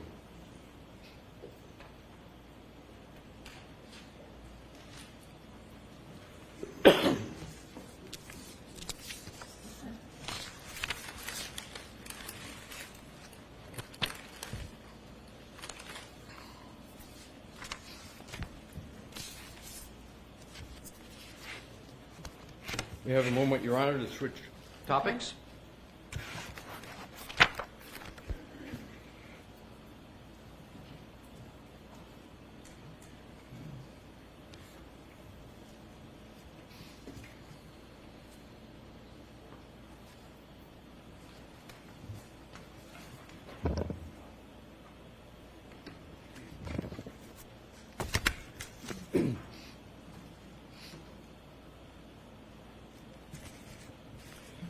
Mr. Whiffen, when did you start working on this case? What was the date, approximate date?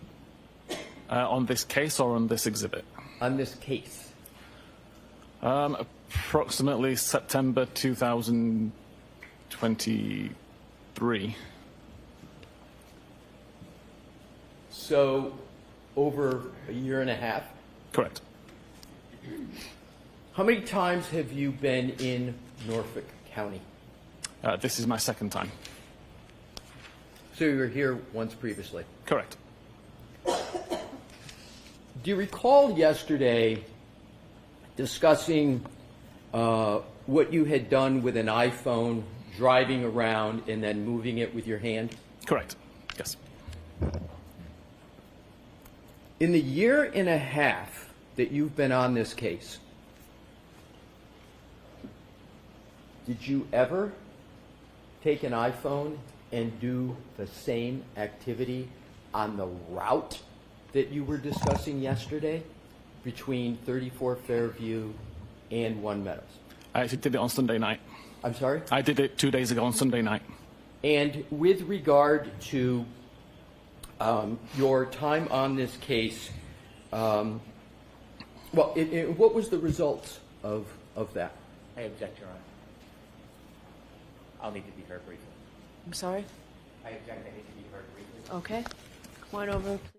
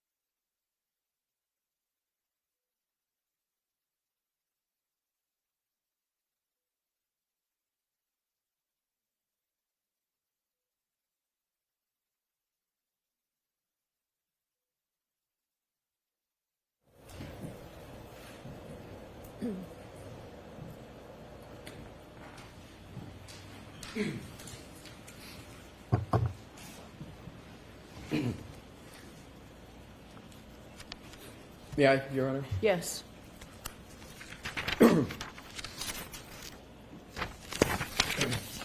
Mr. Whiffen, I am now going to proceed to a different topic. Okay. Do you recall discussing the Google search, how long to die in the cold? I do. And you discussed that in your direct testimony, correct? I did. You were a police officer for years before getting into the data forensic analysis of cell phones, correct? Correct. You were a response officer of the South Yorkshire Police from 2004 to 2009. Correct. You continued policing with the Calgary Police, working patrol, correct? Correct. You work frequently with law enforcement. I do. Indeed, law enforcement is the predominance of your work, correct? Probably about 80% of the work, yes. What percent? About 80%. 80?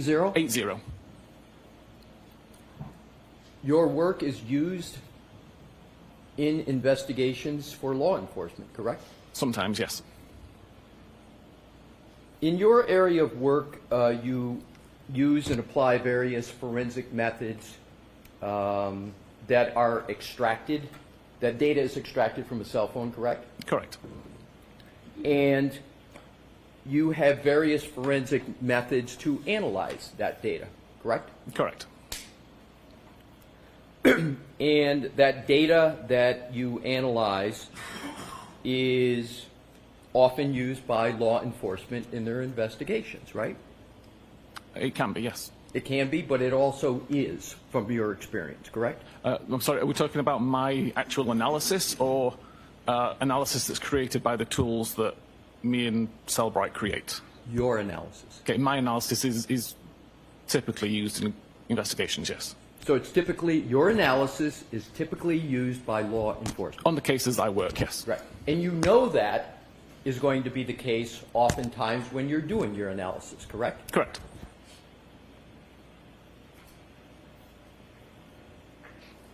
And forensic software is used to gain access to people's devices, correct? Correct. Such as cell phones, right?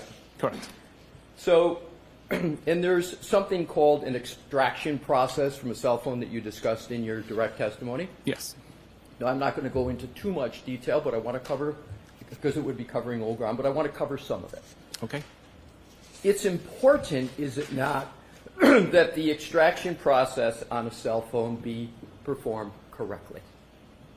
It is, yes. And that's so that the data that's extracted from a cell phone is complete, correct? Correct. So that the data is correct, Correct. and so that the data is reliable. Correct. And data forensic examiners and people in your area of work need to ensure that the extraction file has not been tampered with, correct? Correct. Because if an extraction file has the possibility of tampering, then the information and data from it can be unreliable, correct? Correct. And there's a generally accepted methodology for how to perform an extraction of data from a cell phone, correct? Typically, yes.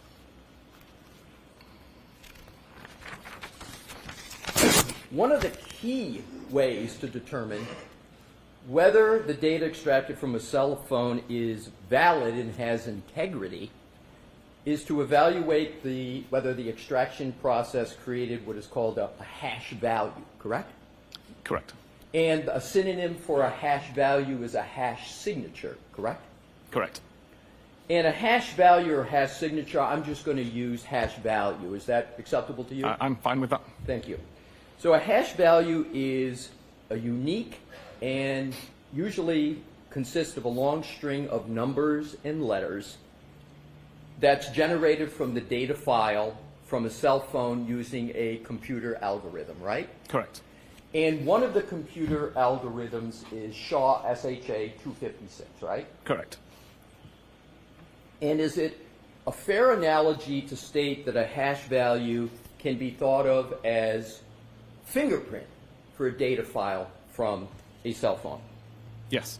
And is it also a rough analogy that a hash value can function like the seal on a milk container? In other words, if you open the milk container and the seal's broken, that the same analogy can be provided that if you don't have a valid hash value, then there is a question with regard to the contents of a cell phone, just as there might be concern about contents of a milk carton. Is that a fair general analogy? Yeah, if the hash doesn't match, then something has changed in the data. So if the hash doesn't match or you can't determine a valid hash file, it's sort of like opening up a milk container and that seal cap is off, correct? Okay, I'll accept that. Thank you. Now, if a data file is altered in any way, the hash algorithm is going to produce a different letter in numeric string than the previous hash value for that same alleged data, correct? Correct. So that alphanumeric number is important because it can, if it's different, then it means something happened to that data, correct? Correct. And isn't it important for examiners, anybody in data forensics, to know whether or not the data they're looking at has a valid hash value? It would depend, in my opinion, on the origin of the data. But you would agree that it's much better to have a valid hash value for data than not, correct? I'd like to see the hash value match, yes. You would like to see the hash value matching, Yes. correct?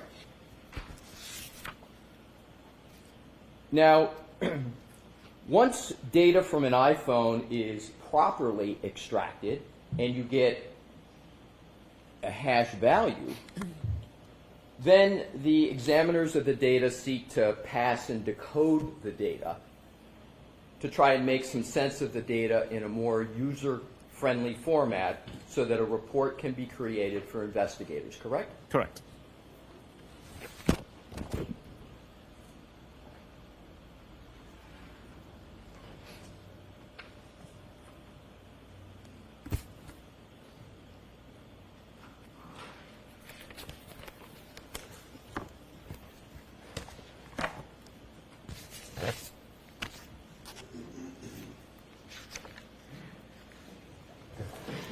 Do you recall preparing a report for the iPhone belonging to Jen McCabe dated December 2024?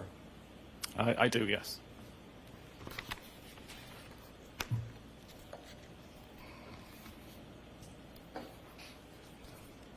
And in that report, you discussed your views of a Google search of House Long to Die in the Cold, correct? Correct. And in that report, you rendered various conclusions about that Google search, correct? Correct. And you rendered various conclusions about what is called a timestamp.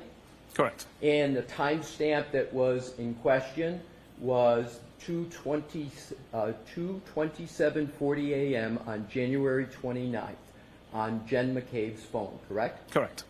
And the question that you were looking at is that timestamp that appeared in the data, that timestamp of 2:27:40 a.m., whether that belonged to the Google search, House Long to Die in the Cold, correct? Correct.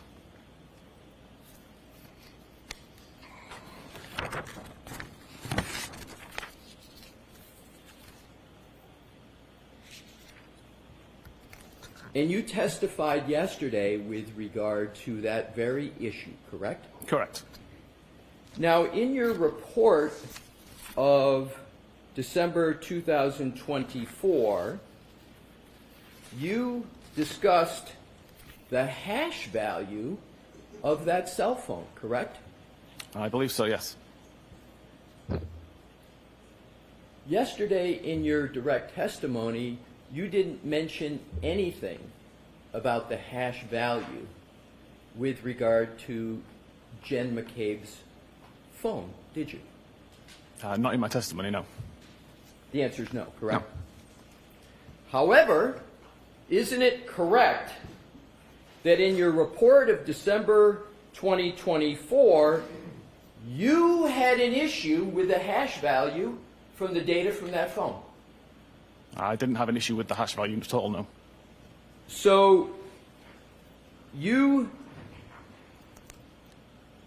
didn't note that it was not possible with the gray key extraction as the PDF containing the extraction hash value that it was unsigned? That was not an issue in your report? The hash value matches, but because I didn't do the extraction, I'm unable to actually validate that was an original hash and hadn't been modified.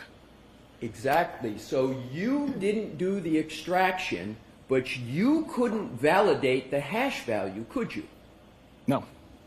So you couldn't determine whether or not any of the data on that cell phone of Jen McCabe had been tampered with, correct? I take a holistic view of the data and try to find anomalies and didn't see any that raised any flags. That wasn't my question, sir. Okay. I'll try it a different way.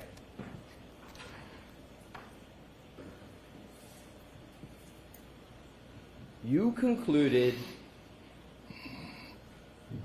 that the hash value was unsigned, correct? Correct. They were always unsigned. Okay, that- apologies. You concluded that the hash value was unsigned, correct? Correct. Thank you. And you went on, did you not, in your report, to say that this hash value could be used as a suggestion of authentication, but cannot be guaranteed 100%, correct? Correct. Did you discuss any of that doubt, that suggestion of authentication but can't be guaranteed 100% at all in your direct testimony yesterday? I didn't know. And again, hash values are very important concepts for data forensic examiners, correct? For integrity, yes. Do you know the chain of custody of Jen McCabe's iPhone? I don't know. So you don't know the chain of custody of her iPhone. You have an unsigned hash value, and you can't guarantee the hash value authentication, correct? No. The objection's overruled. Not from the hash value, no.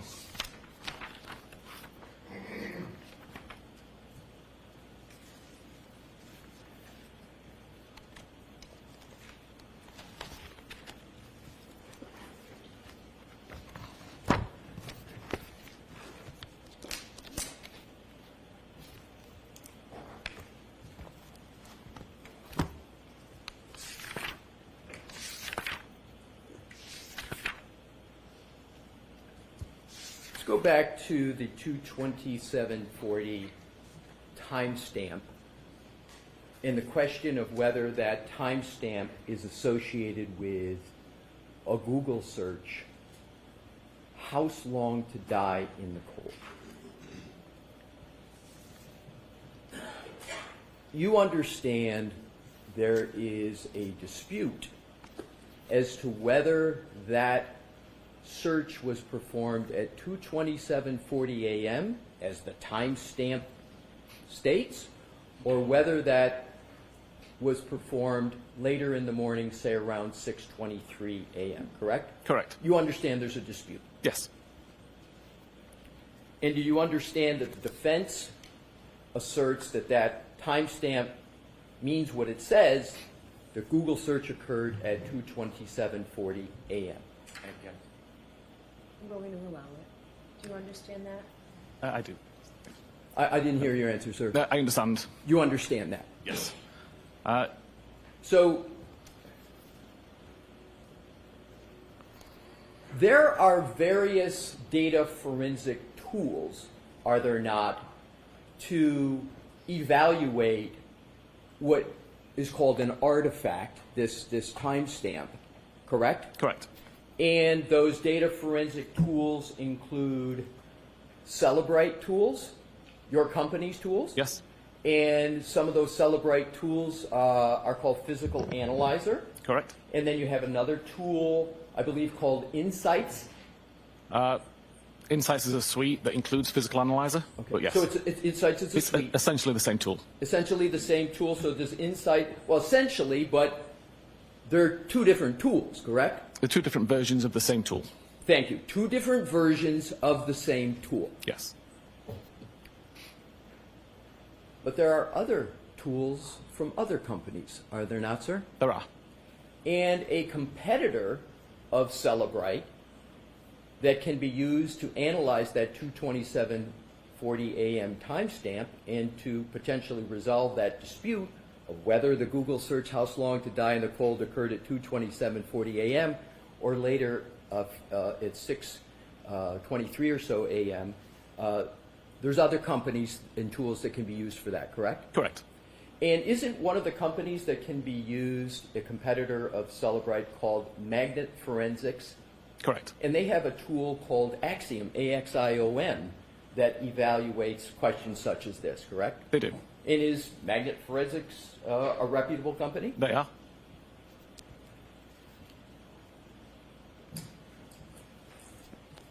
am I correct that yesterday you essentially said that as of today, no Celebrite tools, no Insight suite such as physical analyzer, today shows that 22740 AM timestamp? Correct. If you use any version from the last approximately year, that timestamp won't show up. It won't show up as you sit here today. Correct. But that's not always been the case Correct. with regard to Celebrite forensic tools, correct? Correct.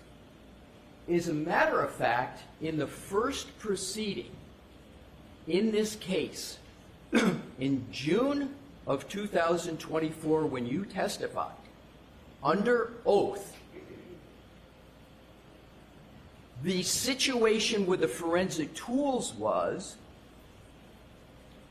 Celebrite Forensics Insights did not show the 22740 AM timestamp, but another version of Physical Analyzer did show it, correct? Correct.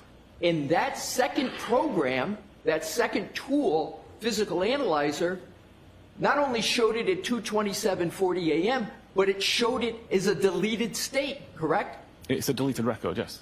A deleted record. Yes. Did you mention that yesterday in your direct testimony? I don't believe so.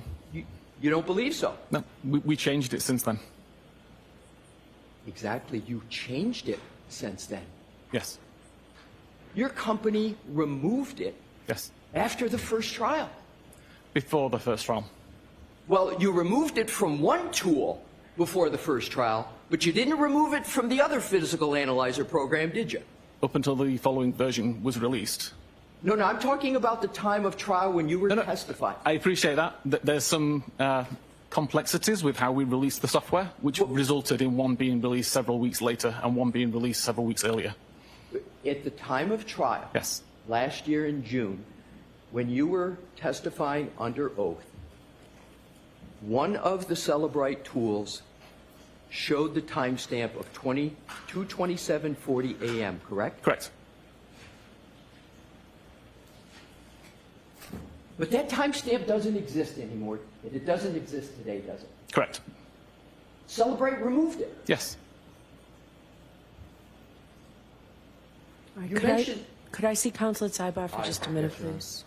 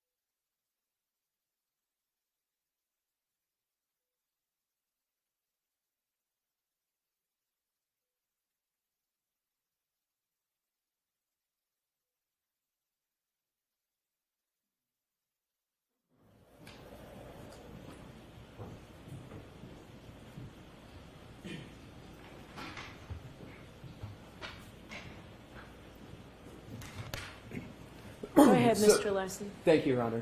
So with regard to the first proceeding, there was one Celebrite forensic tool that still showed the 22740 AM timestamp, Correct.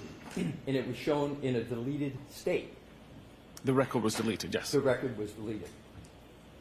And then after that, Celebrite outright removed the timestamp from so none of its programs had it. Correct? Again, if I could explain a little bit about how it works. No, I'm sorry. Okay. If you could just respond to my question. Is that correct? The timestamp's been removed, yes. However, the competitor of Celebrite that we just talked about, Magnet Forensics Axiom, Yes.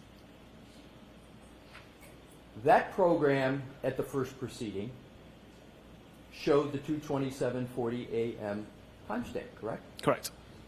And as a matter of fact, as you sit here today, the Magnet Forensics program, Axiom, still shows the 2:27:04 a.m.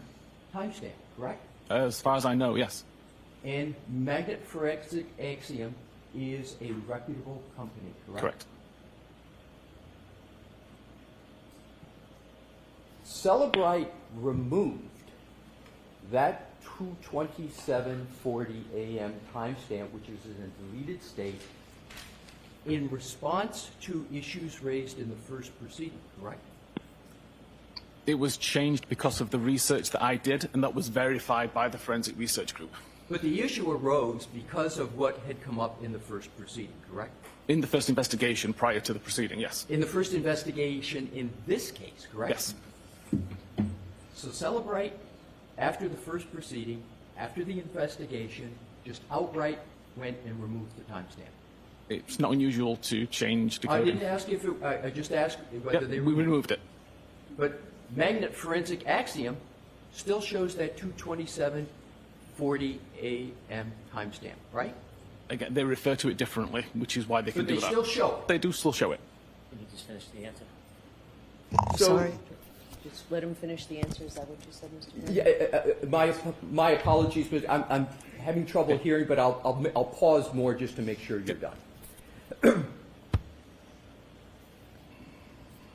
In that 2:27:40 a.m. timestamp, the dispute is whether it's associated with the search, House Long to Die in the Cold, correct? Correct.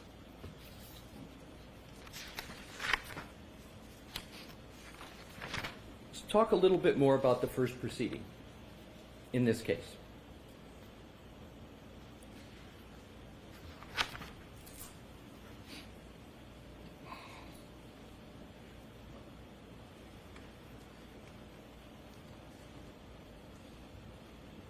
In terms of your testimony under oath in that first proceeding, do you recall stating that it was your opinion as to whether that 2:27:40 a.m. timestamp was associated or not with the Google search, House Long to Die in the Cold? I believe so. Right, so you called it your opinion. Yes, probably. You didn't describe it as a fact, you described it as your opinion, correct? Correct. Because you realize that there are other fair interpretations of that timestamp and when the Google search occurred, correct? I think even if I believe it's a fact, it's my opinion. Right, so it's your opinion. Yes. So you also, do you recall stating that there's plenty of other evidence on that extraction that shows what activity was occurring at 2:27:40? You recall that? Correct. And you use the word evidence, correct? Correct. But that evidence on the Celebrate program is now gone, correct? No, It's not gone? it's not gone. So the 2:27:40 timestamp still exists in Celebrate programs? Sorry, are we talking about the additional evidence that shows what Oh, no. happened at 2:7:40? No, I'm just asking whether. Okay. I thought we had that clear, but I thought, is the 2:27:40 a.m. timestamp show up on any Celebrate program as you sit here today? The decoded value does not show a timestamp for Thank you. that artifact.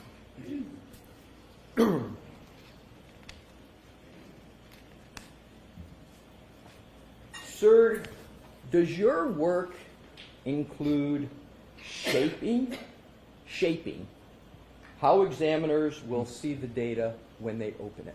Yes. So you shape how the data is going to be. Correct? Yes, we have Yes? ways to create the data so it's usable. Yes. So the answer is shape it. yes, you Yes. shape the data. Yes.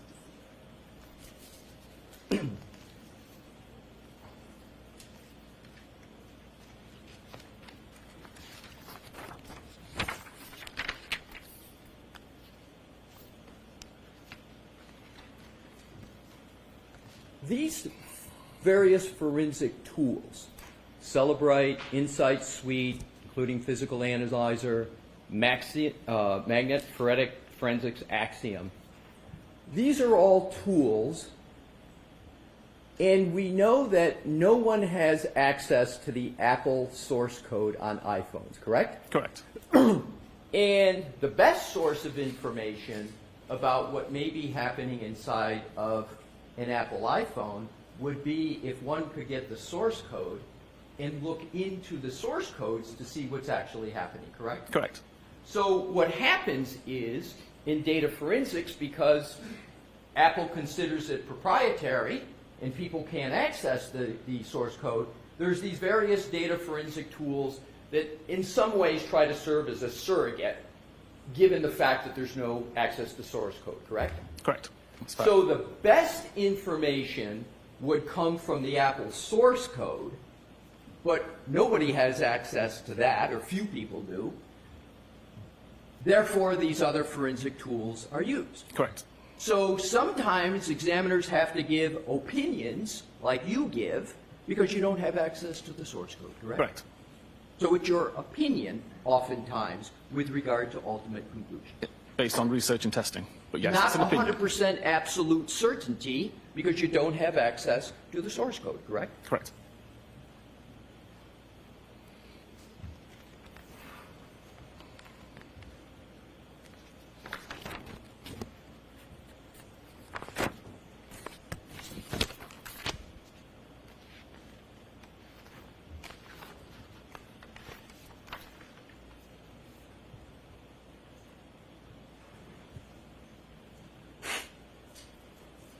You have a moment, Your Honor, to switch topics, please?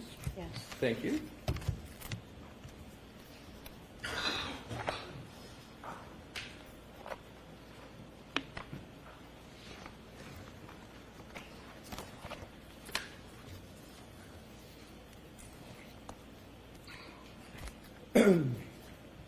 Before I do switch topics, a couple points on the 22740 timestamp, if I may, Mr. Whiffen. The Google search in question associated with that timestamp, the dispute over that, is house long to die in the cold, correct? Correct.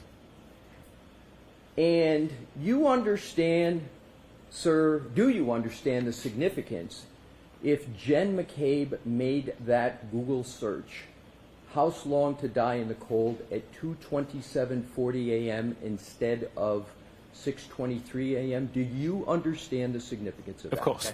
Sustained. He said yes, Your Honor. I'm sorry? I said sustained. Oh, thank you, Your Honor. I didn't hear that. Jurors, strike any answer that may have come. What do you understand to be the significance of the dispute over 2:27:40 timestamp? Sustained. Mr. Whiffen, with regard to the 2:27:40 a.m. timestamp, have you looked at any forensic tools to answer that question other than Celebrite tools in your tool Ardex? I've used Axiom as well. So you used Axiom, and so did you therefore see that 2:27:40 a.m. timestamp still appeared? Yes. Did you discuss that with the jury yesterday, that you analyzed the Axiom program and that 2:27:40 a.m. timestamp still appears? I didn't. No. You did not. I did not.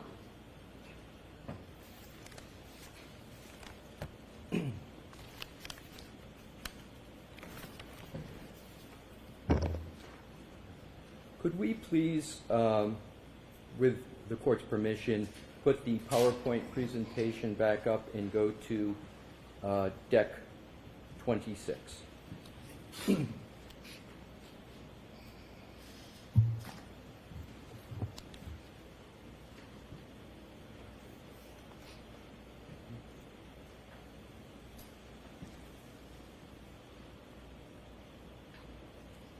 Mr. Whiffen, does an iPhone discriminate between whether it's in a car, a bus, a bicycle, or walking? It can, but I don't have the research on that. Right. So as you sit here today, you can't say that an iPhone can tell the difference between a car, bus, bicycle, or walking, correct? The iPhone can, but I haven't researched that data fully enough to understand it forensically. So as you I sit here, can't, but you the phone can't. can. Does an iPhone merely register movement? Let me rephrase that. Does an iPhone register movement? It does. Do you recall yesterday discussing movement at a speed of about 1.4 miles per hour at 12:24:37 a.m. on Yes. January 29th, 2022? I do. A person walking at a normal to even a slow pace can walk at approximately 1.4 miles per hour. Is that correct? It sounds reasonable. And does it sound reasonable that a normal speed of walking is between 2 and 4 miles per hour? Reasonable.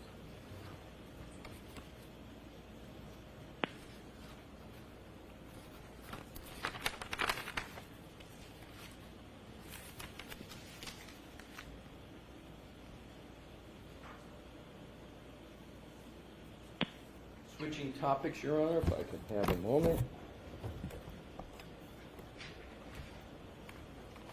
You can take that. Okay, thank you.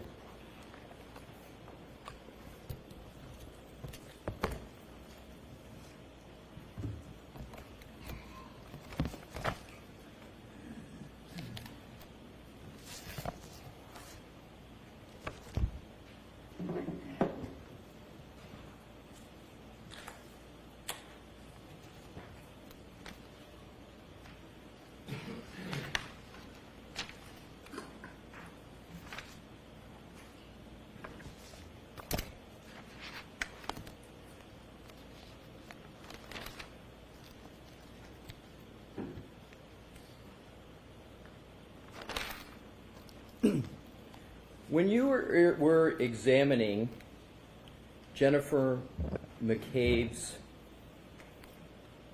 phone, you used an operating system called iOS 14, correct? That's one of the versions of iOS I used, yes. That was one of the versions. Yes. Do you understand that Jen McCabe's phone was actually using iOS version 15? Yes, I do. 15.2.1. 15.2? 2.1. Thank you. And do you recall saying, with regard to iOS 15.1, etc., that the iOS operating system, your words, had fundamentally changed, correct? Correct.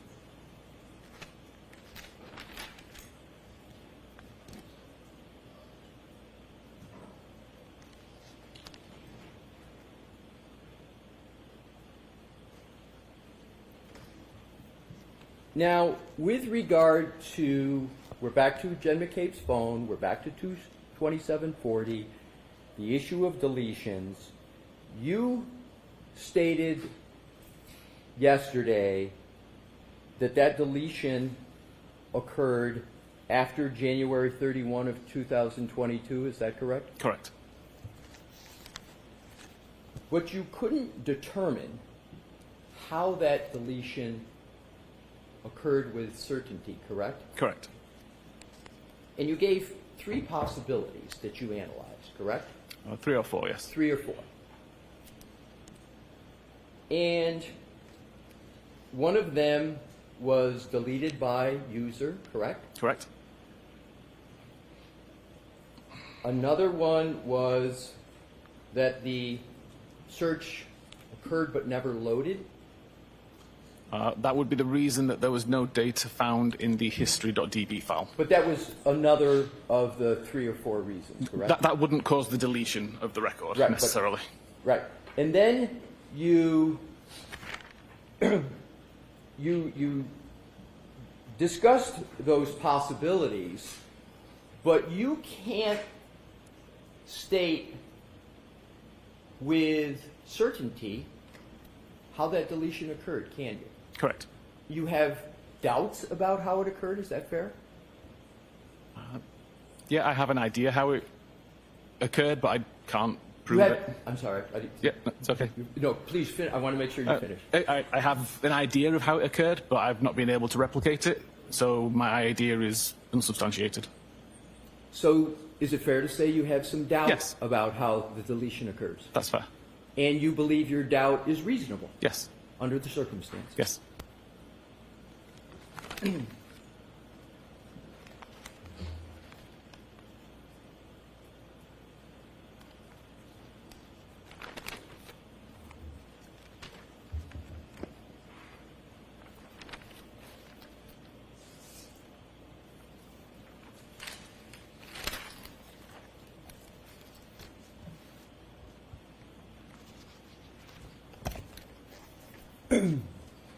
Your Honor, that is the extent of my questions of the witness at this time.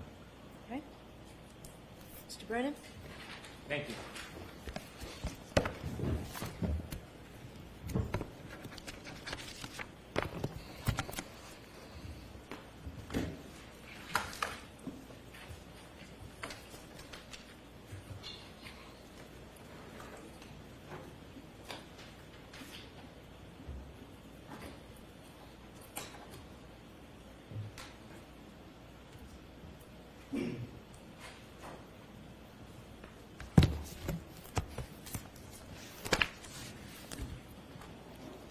Thank you. Also, thank you.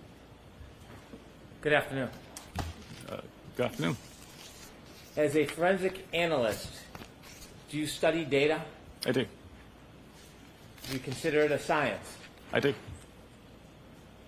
Are you a criminal investigator like a police officer in your present role? Not anymore. Are you a detective in your present role helping aid one side or another in an investigation? I'm not, no. At some point, you and I spoke about reviewing phones. We did. You had begun your whole process in some of this work before you had met me. Correct. And I'd asked you to look at Mr. O'Keefe's phone.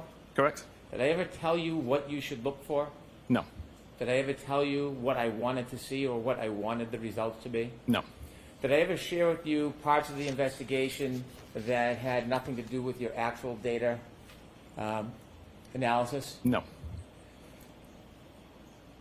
Would it be inappropriate or not helpful for an advocate to provide you information that might taint or influence your thinking when you're looking at data in a case? Objection, Your Honor. 100% it would be problematic. When I asked you to look at data in this case, did I ever express any opinion whatsoever that I cared, one way or another, what your results would find? No. Did I ever attempt to shape or influence your process by offering you information that had nothing to do with your assessment of data? No. And so as a scientist, what a legal investigator or an advocate for either side thinks, is that relevant to you? No. The data is the data? The data is the data. I can explain my opinions on the data. The science is the science? The science is the science. That's sustained. Watch the form. Now, counsel showed you some parts of your report regarding John O'Keefe's cell phone, didn't he? Yes. You saw select pages from that report. Correct. a few pages you were asked about? Yes, But you wrote an entire report, didn't you? I did. And do you think that your entire report puts into perspective some of those select pages that you were shown? Definitely, yes. I move to introduce Mr. Whiffin's entire report. May we approach your eyes? Okay.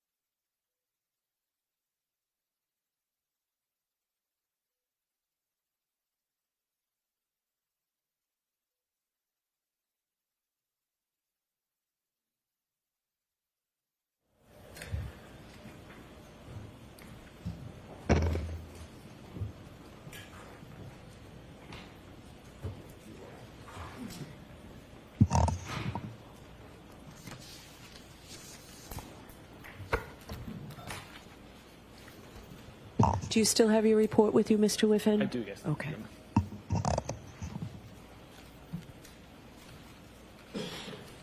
Let's start with questions that counsel asked you about the battery. When you were trying to determine how the battery worked, you shared with the jury that you did certain testing. Correct. What was the purpose of that testing? To make sure that the battery temperature sensor would be affected by environmental temperatures, such as being in the freezer, such as being outside, being brought back indoors, and to make sure that the fall and rise of the temperature sensor, at least the pattern would match the expected pattern and would match the thermometer that was alongside it. When you put the batteries or the phone in the freezers, did it matter what the temperature of the freezer was when you put it in it? I didn't believe it did. What was the purpose, again, of putting it in the freezer? Just to remove the device from a warm environment, which was outside of the freezer, placing it inside the cold environment of the freezer and just seeing how the temperature dropped. As you mentioned, you look at data through science, correct? Correct. And so, did anybody ever share with you the important points of the decrease in temperature of the cell phone battery to try to influence your results? Objection, Your Honor. I'm sorry, could you Did rephrase? anybody try to tell you important points of the evening on January 29th, 2022 in an attempt to influence your studies on the fact that a battery or a phone, when it gets colder, the battery temperature decreases? No. So when you developed the graph of the battery temperature and you followed the progress of that temperature declining through the night, was there any other scope or focus of yours other than to simply track the data? Just tracking the data. Similarly, when you looked at healthcare data, were you asked to try to see if the healthcare data could fit a certain theory or argument? No, I was not. You were looking at the healthcare data. Were you looking at it independently? I was. Now, it's not your opinion, or you're not taking a position what the meaning of that data matching up is, are you? No.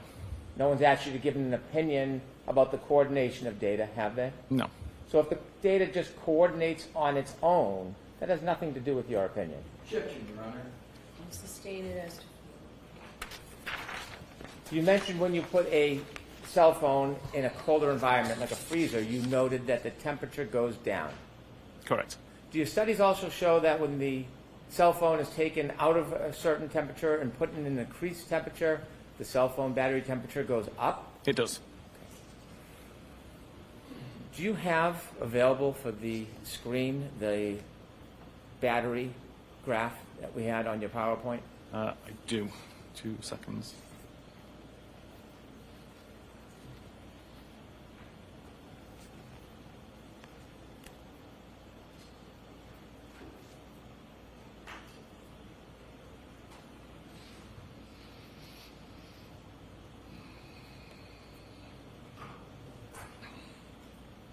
If you could go back one to where it's just the chart, please. And if you could enlarge it, we'll start near the top.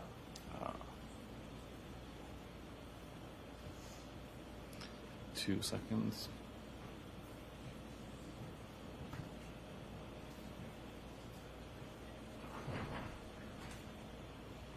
Okay. At 12:20:43 on January 28, 2023, the battery temperature is 77 degrees. I'm sorry, that's 8:43 p.m. That's All right. 8:43 p.m.? Yes, the first record. 77 degrees? Yes. And if we look down to the last box on January 28, 2023, Yes. so at 23:28, that's 12:23:28? Objection, Your Honor. When you approach, please. okay.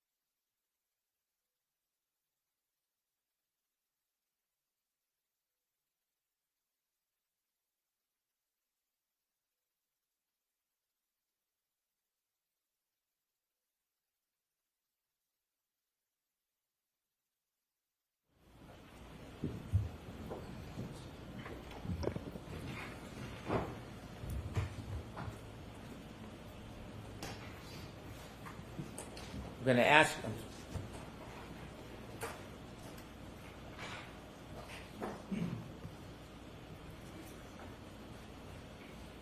Mr. Whiffen, I'm going to ask you to start at 12:13 on January 29th, 2022. Battery temperature 82 degrees.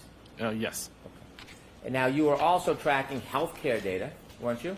Correct. You are also tracking location information. Correct. At 12:22, the battery temperature is 77 degrees Fahrenheit. Correct. And during that time, 12:22, that is the time with the location data where we see Mr. O'Keefe's car traveling near Cedarbrook, isn't it? Objection, Your Honor.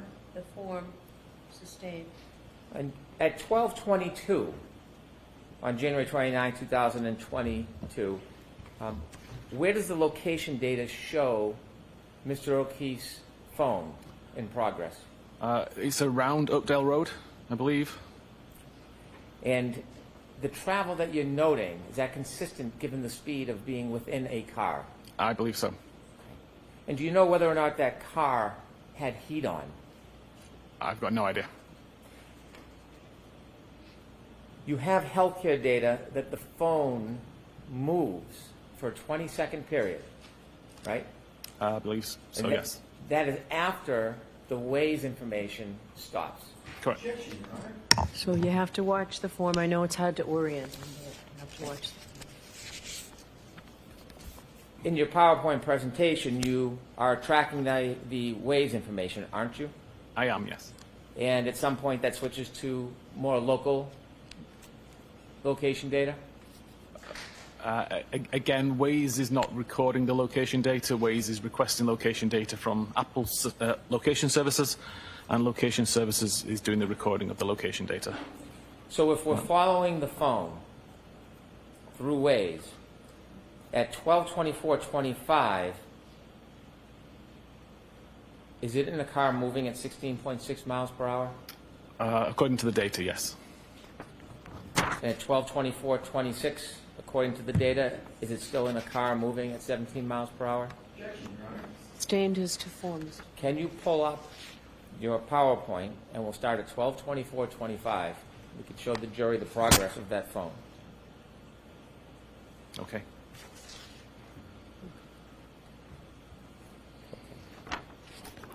And at 12:24:25, how fast is Mr. O'Keefe's cell phone moving? The data on the device says that it was moving at around 16.6 miles per hour. Next page, 24:26. 17 miles per hour. Next page, 24:27. 15.9 miles per hour. Next page, 24:28. 14.5 miles per hour. 24:29. 12.1 miles per hour. 24:30. 11.5 miles per hour. 24:31. 10.4 miles per hour. 24:32. 8.9 miles per hour. 24:33. 7 miles per hour. 24:34. 5.2 miles per hour. 24:35. 3.5 miles per hour. 24:36. 3.2 miles per hour. 24:37. 1.4 miles per hour. And 24:38. 0 miles per hour or 0 meters per second. And at 24:38, that phone is stopped near the flagpole? I would say so, yes. Then the location data gets more broad. It does. There is no movement at that time after the car stops. Is there any movement when the car stops at 24:38, between 24:38 and 24:30? Is there any movement indicated on the healthcare data? Not from the health data, no. At 12:31:57, does the phone demonstrate any movement? If I may just look back at my Of report, course, just to please. recall.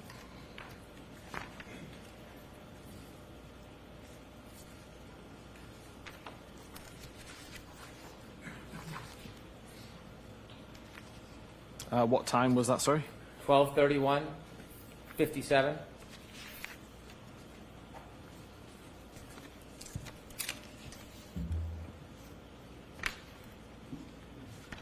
Yes, around 12:31, 56 or 57 is the start of the health event, 36 steps.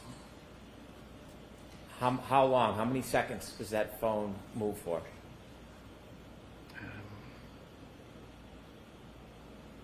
Uh, 20 seconds. 12:31:56 to 12:32:16. Correct. And is that the only time that the phone moves from the point it stops at the flagpole until the next morning? Correct. The only time. Correct. 12:31:56 to 12:32:16. Yes. And when that phone moves, you can't tell if it's walking a straight line or in a circle. Correct. You don't know if the phone is pacing back and forth. Sustained as to form. Can you tell how far a phone moves from its origin, from its original point when you're counting steps? No. iOS creates the calculation number of steps times the person's gait and provides the 25.4 meters value. At 12:32:16, when that phone stops moving, John O'Keefe's phone stops moving, do you know the next time it moves again? I'm going to allow it. It's approximately 6:15. Now, less than 5 minutes later, 12:37, that battery in that cell phone gets another temperature reading, doesn't it? It does. Does it go up? It goes down. And it goes down to what degrees? 72 degrees. And over the next 8 minutes, does that temperature even or go up? At 43 minutes past, there was another reading of 66 Fahrenheit. And then at 12:53, that's about, what, 21 minutes or so after that phone stops moving? What's the temperature? I'm sorry, at 12:53? Yes.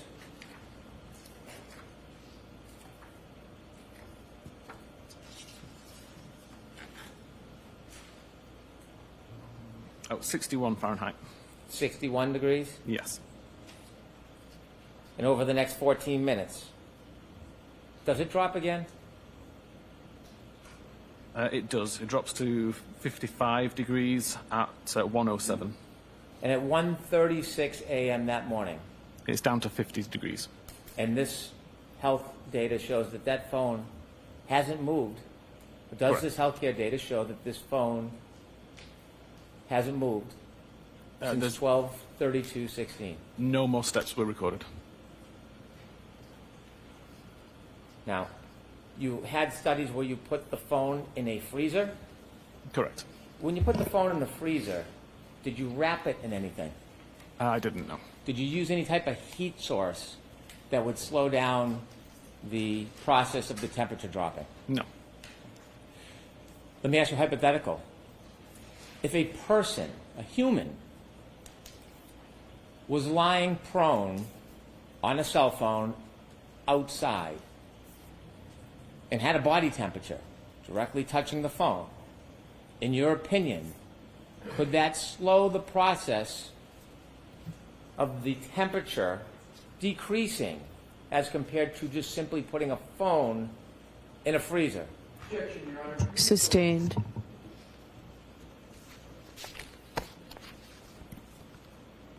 When you put the phone in the freezer, did you wrap it in any warmth, No. any clothing? Nothing at all.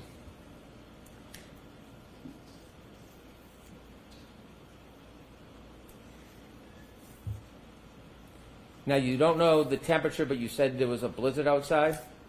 That's my understanding, yes. At 6:06 a.m., is there a change in the battery temperature of John O'Keefe's phone? Yes, the temperature has dropped to 43 degrees Fahrenheit. So there's a 7-degree drop in temperature at 6:06. Correct. Were you shared any of the facts or information that has nothing to do with data and science? Were you shared any facts or information about what may have occurred to that cell phone and its exposure to colder air that morning, minutes prior to 6:06 a.m.? I may have heard around that time is when John was found. Oh, so could you answer the question, yes or no, that Mr. Gannon asked you? Did anybody share information with you about that, sir? Nobody shared it with me, no. If the phone was in an environment and it was exposed to further colder air or drop in temperature, could it register a reading? I'm sorry, can you just ask that again? Sure. Let me ask a different question. The phone drops to 43 degrees, John's phone at 6:06. 6:14 Is there another change with this phone dropping in temperature? Yes, it drops to 37 Fahrenheit. Do you know what, if anything, happened as far as the environment that phone was exposed to seconds before 6:14? I don't know. Do you know if that phone at 6:15:01 was then placed in a warmer environment, like a pocket or a car? Do you I know? have no idea. But your data shows at 6:35 there's an increase in temperature, Correct. doesn't it? It does. So at 6:14 you don't know if there's been any increased exposure, do you? No, I know that according to the battery temperature, it's increased, but I don't know the reason for that. Now, if you look at the battery temperature at 6:06 a.m., it's 43 degrees. Yes. That's a change in temperature, isn't it? Objection, Your Honor. Is that a change in temperature from 136? It is. Looking at your healthcare data, is there something happening relative to the phone at 6:04 to 6:11?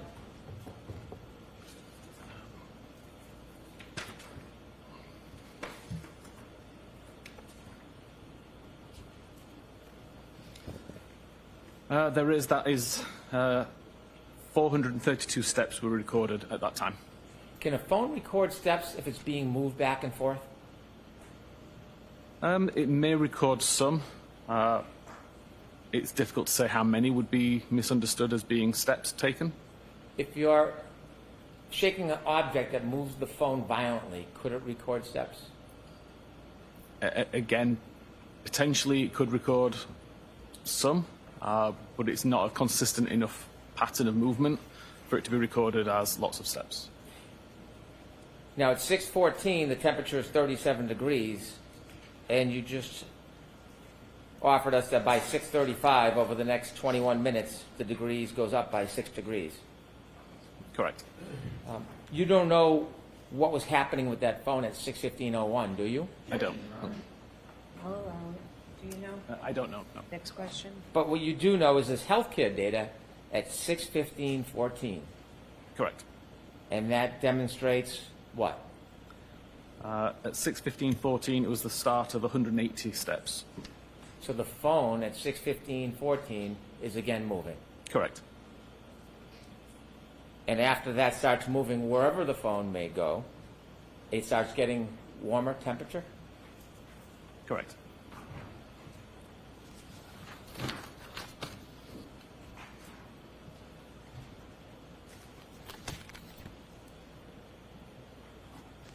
Now, you shared with us location data, and you explained the difference between Waze and other types of location data. I had asked you an opinion about where the phone was located based just on location data, nothing else. And when I asked you that opinion, I didn't ask you to a reasonable degree of scientific certainty, did I? I don't recall. I asked you if it was consistent Yes. with being near the flagpole the entire night. Objection, Your Honor. Sustained. Based on location data alone, are you offering an opinion to a reasonable degree of scientific certainty where that phone was? It's difficult to say with a reasonable degree of certainty based on the randomness of the location data. I'm going to ask you to keep your voice up, Mr. Whiffen. Apologies. Could we turn the AC off, please? Thank you. No, it's difficult to give an answer based to a high degree of scientific certainty based on the sporadic nature of the records that night. Based on the data you have, just on location data alone, is that location data consistent with that phone being near the flagpole area from midnight until 6:15 the next morning? It is, yes. There's also information because the broadness that it could have been somewhere else. Correct. Yet it is consistent. It is. You didn't just rely on location data for your opinion, though. I didn't know. Objection, Your Honor. Watch the form, Mr. Brennan. Yes. Sustained. Did you rely just on location data for your opinion? No, I did not. Did you also consider the health data? I did. And did you also consider the battery temperature? Objection, Your Honor. Sustained. In addition to location data, what are the other things you considered, in your opinion, to a reasonable degree of scientific certainty, that that phone was at the flagpole the entire night from 12:30 until 6 the next morning? Objection, Your Honor. I'm going to allow that. It was based on the location data that recorded high accuracy, based on the health data that showed when the device moved and how far, based on the battery temperature information, and based on the Doppler face detection information. Let me ask you some more questions about the health data. You were shown pieces of information on examination. You told us that that health data, well, the phone was it your opinion the phone was in the car until it stopped at the flagpole? Objection, Your Honor. Sustained. At 12:31:56 and 12:32:16, does the data show that is the time that the phone was moving? At what time, sorry? 12:31:56 to 12:32:16. And sorry, the rest of the question was? Does that demonstrate movement of the phone at that time?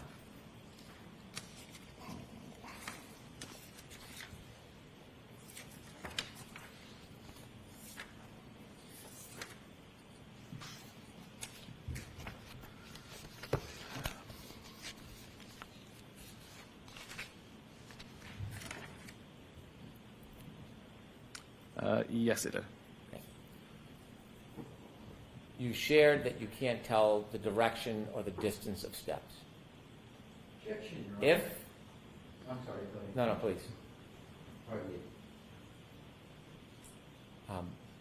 If that phone moved from the flagpole in a straight line away from the flagpole, like, for example, towards the house,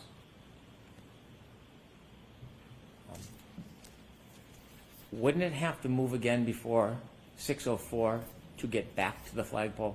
Objection, Your Honor. I'll allow it. I would presume so. All right, you asking me to strike that, Mr. Yes, Your Leslie? Honor. I'm going to strike that. Does health data register when a phone moves? It does.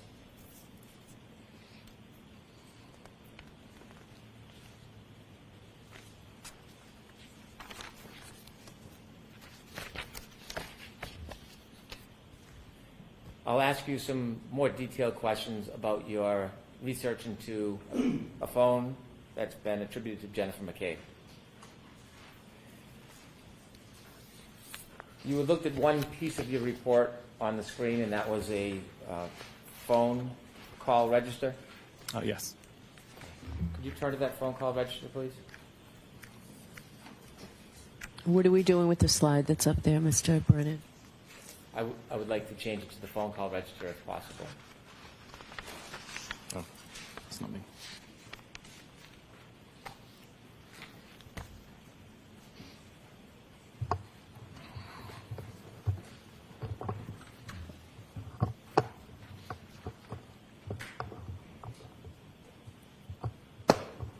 I believe it's Exhibit 42. If you, it's a. Do you have the report that you could put on the screen regarding I the don't phone call have. register? I don't have this one that was shared as Okay. Exhibit 42.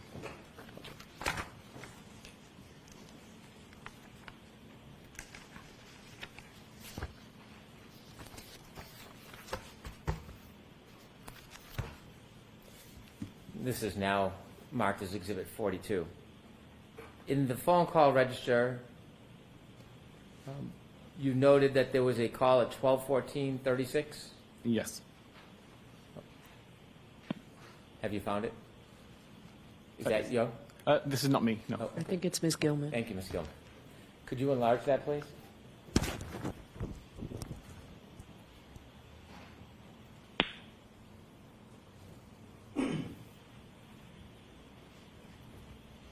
Which portion of it? Up the top part. The first 4 or 5 calls. Thank you. And we need it larger, Ms. Gilman, please.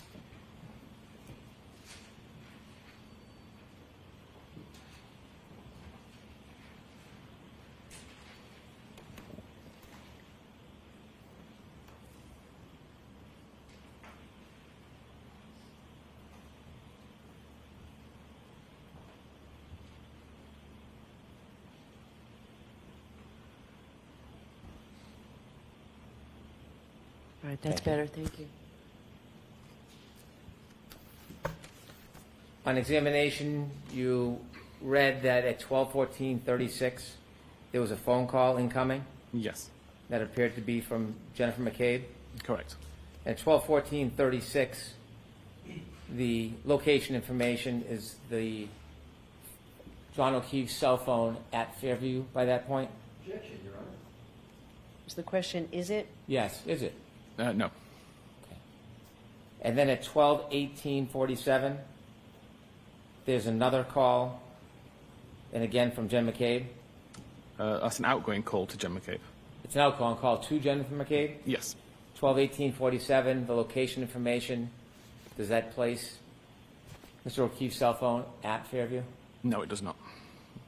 Then at 12:29:44, there's an 8-second call that you said you believe is answered. Do you know if there was any conversation in that call? No way to know if there's any conversation. And at 12:29:44, does the location information place John O'Keefe's cell phone somewhere It does at Fairview Road. at the flagpole? Yes. Objection, Your Honor. I'll strike that. Yeah, thank you. Now, there is not a call. Well, let me ask you, the next call. What time is the next call? 33 minutes and 35 seconds after midnight. And who's that call from? From Karen Reed. Is that before or after John O'Keefe's health data stops? After.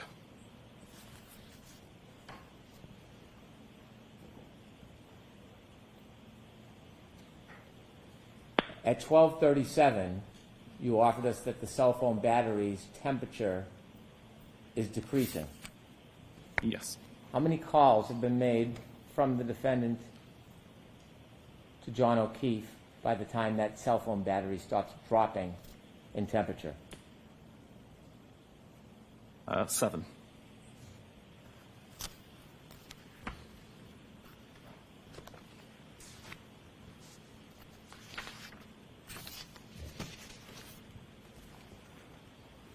I want to turn now to some questions about your analysis of Ms. McCabe's phone. You were asked about hash values, a way of trying to confirm the integrity of the data on a extraction. Yes. When forensic analysts look at phones, do you sometimes get to actually see the phone? Yes. Do you sometimes have to use an extraction, a copy of the phone? Yes. Is it important to try to look and research or search the item to determine whether or not there's been any tampering? Yes. You were asked if hash values is one way to do that. I was. And you have shown or read part of your report about hash values. Yes. There's a second part to that, isn't there? There is. You didn't get a chance to share the second part, did you? Objection, Your Honor. Sustained. In this case, there was a hash value, wasn't there? There was. Now, just so we can understand simply, how is a hash value created during the extraction process? What does that mean in very, very simple terms? Yeah. At the end of the extraction, an algorithm is run on every piece of, every byte of data within the extraction, and it comes out with a value at the end. The idea is that if any of that data ever changes, be it through user interaction or through corruption of data in how it was stored, then that value will change at the end. You mentioned Gray Key. Is that a software, hardware that makes the copy of the phone? It's a piece of hardware and includes software. How commonly is Gray Key used in the industry? It's very common. Did I hear you say that with Gray Key, the hash value is never authenticated? Objection, Your Honor. Sustained is to fall. Does Gray Key authenticate the hash value? The hash value is placed inside a PDF which is not signed. And is that common or typical in the industry? That is the way that Gray Key do it. Was there anything anomaly or untoward or different about the way this one was done? No. Did the hash value from the Gray Key extraction match the hash value? It did. Anything irregular whatsoever about it? No, not that I could see. Now, you don't just read software programs when they spit out reports, do you? No. As an analyst, as one of the leaders of Celebrite, do you have a history of being a researcher? Yes, I do. A history of study? Yes. Have you written reports and papers for people to learn? I've written multiple blogs, done multiple presentations, webinars. Some of my blog posts have become peer-reviewed articles. Okay. Is it sufficient to simply look at a report that is generated by Celebrite or Axiom or any other service and make conclusions just on the report? I don't believe it is, no. Why do you think that's imprudent? Sorry? Why do you think that is not prudent to simply rely on a report? Objection, Your Honor. I'm going to allow him to answer. The tools are very good at surfacing data, but I believe it's up to the examiner to understand what that data means and to provide context to the information which the tool itself can't give. And when you were considering the hash value and determine whether or not you thought there was anything wrong with the data, aside from the hash value, how do you do that? How do I do How what? do you make a determination whether or not this has integrity, the data hasn't been tampered with, so to speak? Okay. So, notwithstanding the hash value, I'd be looking for issues with the data that don't make sense. In this particular case, there was lots of data points that all appeared to work together. Like you would see one artifact change in one database and an artifact would change somewhere else. And it all just made perfect sense in how it was functioning. That kind of leads you to believe that it's not been tampered with, or the person tampering with it did an exceptional job to be able to cover all of these different tracks and make it undetectable. Did you try to summarize that perspective in the part of the report that wasn't read to you on examination? I did. Do you have an opinion to a reasonable degree of scientific certainty if there was any data integrity issues in the information you reviewed? I don't believe there was any.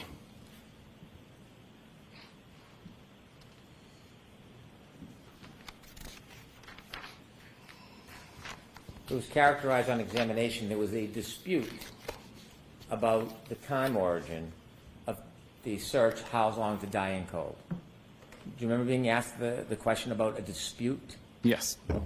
Have you, in your studies and in your position, is there any viable dispute in the forensic data scientific community about that issue? I don't believe there is anymore. Now, you got involved in this case because you received a complaint from a consumer. I received a question from a consumer, yes. And you attempted to resolve that? Correct. Sustained is to Other than that source, have you received any information, feedback, opinions that would make this issue in any way a dispute? Objection, Your Honor. I'll allow that. I'm sorry, could you rephrase the question? Other than that one person, that one consumer, have you received any information in the forensic community which you're part of? Oh. Any data, any information that would suggest that your conclusions are in dispute? Yeah, I received a very similar question from an examiner in Europe. Fairly similar circumstances with a case and with a timestamp that didn't make sense, that was originating from the same database. I applied the same logic and theory to his question, and he confirmed it solved the issue for him. It all made sense then. And since then, has in your world, academic and research world, forensic data science, other than the person who originally raised the question, has there been any dispute brought to you by anybody about your conclusions about when this search actually happened? No. If anything, I've heard people who have confirmed the research that I did. Do you know Jessica Hyde? I do. Is she well known in the forensic community? She is. You were asked questions about your law enforcement background and the fact that Celebrite is used as a forensic tool, oftentimes by law enforcement. Yes. Did you go into your company's software and change it to accommodate law enforcement? No, definitely not. Would you ever do such a thing? No. Why wouldn't you do something like that? Aside from being unethical to change the data in that way, this is an artifact that is easily validated by any examiner. And if I was to tamper it for the purposes of changing the outcome of a case, it would be detected by all of our customers immediately and would destroy the reputation of Celebrite, which I've got no intention of doing. Before a prior proceeding, the printout from the software, when it was showing the timestamp of the Safari search, was it labeled something in particular before? The Cellbrite search Yes. was labeled last visited time. Last what? Last visited time. And when it was labeled last visited time, did it show 227 on the report? It did. Cellbrite, after research and consideration, removed that label? We removed the timestamp when we determined that it was not relevant to the last time that that page was visited. Why was it important to remove that timestamp from the program and the software? It was clearly causing confusion. Does the company have concerns when consumers are confused about information? Of course, yes. Do companies have concerns if a consumer tries to manipulate the use of that information? Of course. Are companies concerned that a label could be misleading for somebody who may not have a higher level of experience? Yes. When that decision was made to change that for clarification, do you make that solely by yourself? No, I did not. Who do you consult with, and who's part of that decision process? So again, after my research, I passed the results of my research to the Forensic Research Group. This is a team based at Cellbrite whose sole job is to do the research, do the coding to make sure that what we're giving to customers is correct. They spent some time validating the research that I did, verifying that my research was correct, and then they were responsible for making the change based on the updated research. It was suggested that a separate software program, not the company you work for, Cellbrite, but Axiom, reflects this search as deleted. That's not entirely accurate, is it? Objection, Your Honor. Sustained as to form. Running an Axiom program, would it reflect this search as deleted? Yes, and it is a deleted search. Does it have a label on it? It does. Is that carved? Yes, it would be. Now, are you familiar with the Axiom Artifact Reference Guide when it talks about the dangers of relying on the timestamp? I'm not familiar with it referencing dangers, but I'm aware of the document. Are you aware of the reference guide when it talks about Safari suspended state tabs? Yes. And offers that since these are local tab states, results from this artifact may contain an earlier date and time compared to the results in the Safari history artifact if iCloud Safari synchronization? Objection, Your Honor. Sustained. Are you aware of the reference guide? I am. Are you aware that it cautions that a timestamp can be misinterpreted? Objection, Your Honor. Sustained.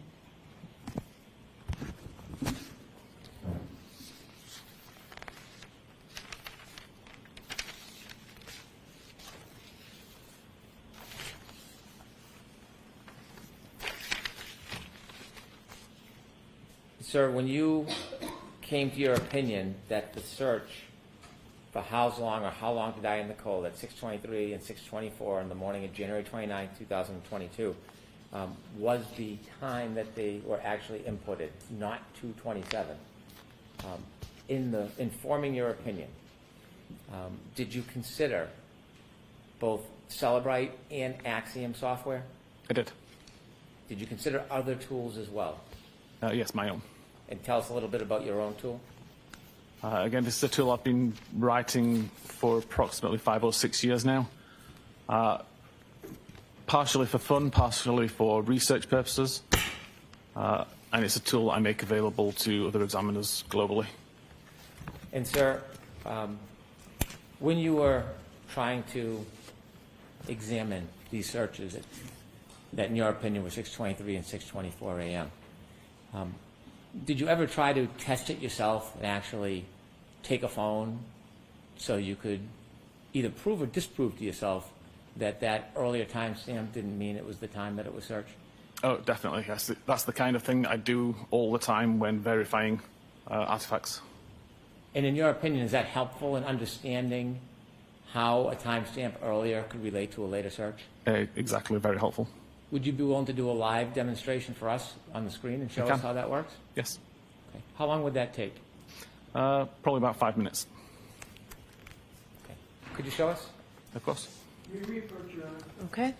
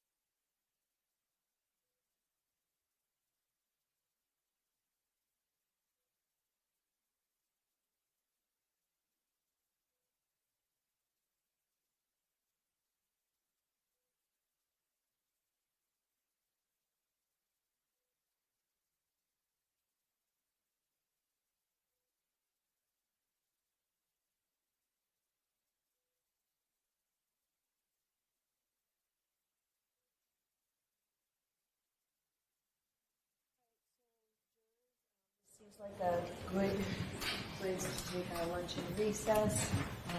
45 minutes. Okay. Mr. Whitman, I'm going to ask you to read the report, but the rest of us are in recess. Please rise to the jury. Please leave your notebooks on the chairs. Thank you.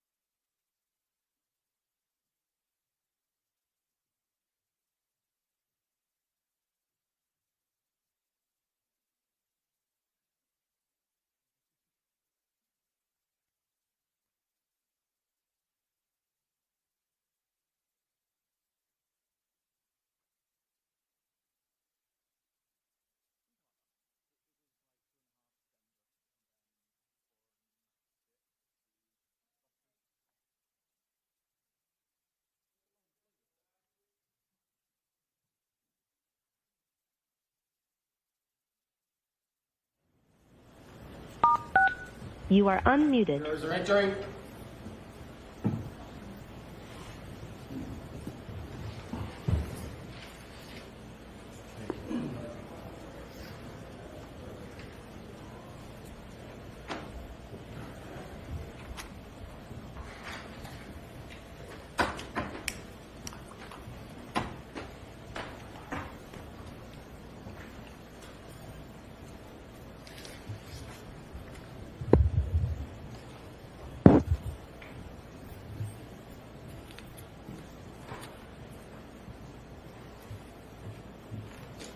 Please be seated. Court is in session.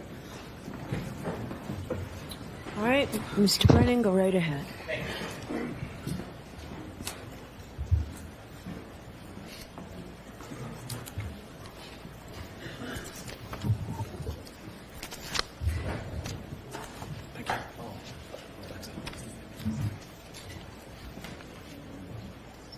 Mr. Whiffen, I'd like to ask you a couple of general questions. Yes. You mentioned with reference to location data that the scope of identifying a location of a phone can change depending on what information the phone is receiving.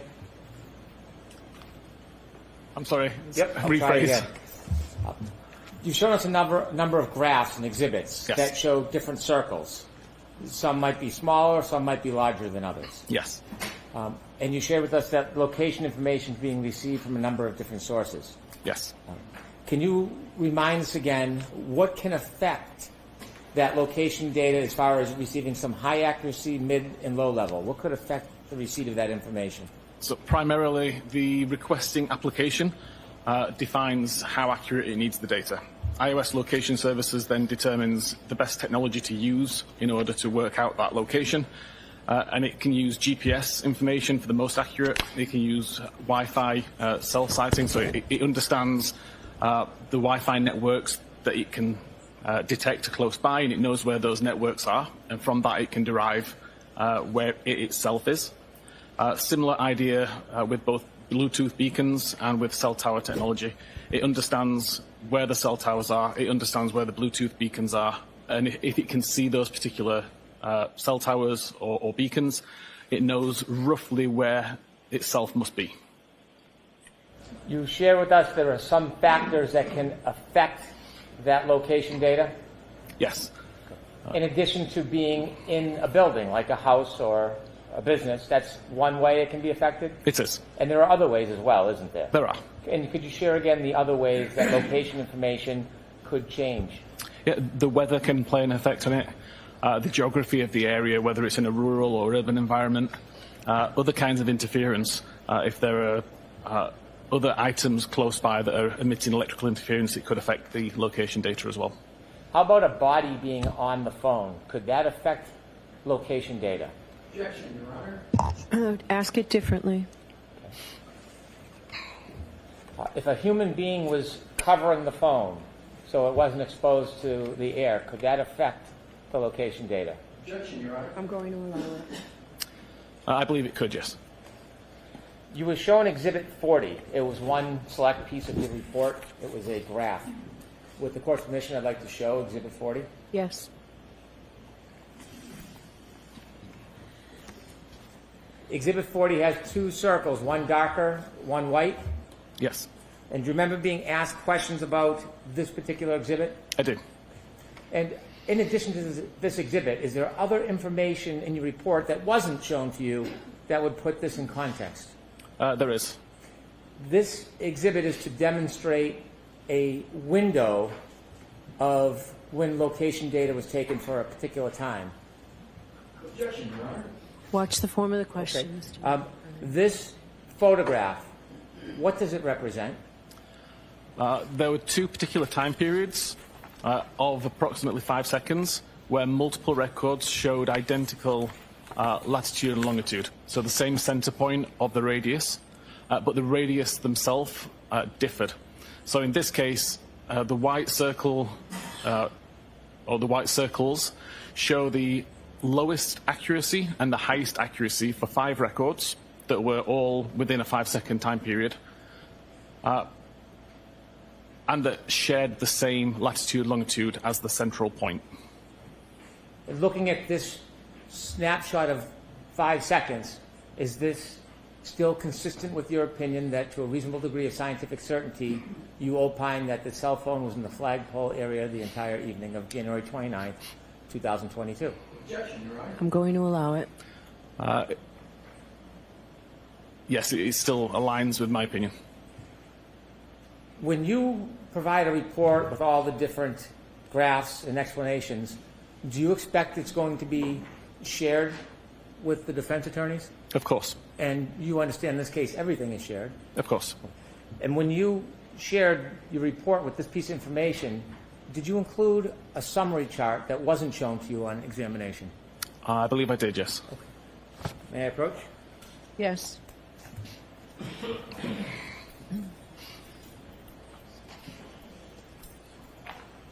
Showing you your Thank you. report.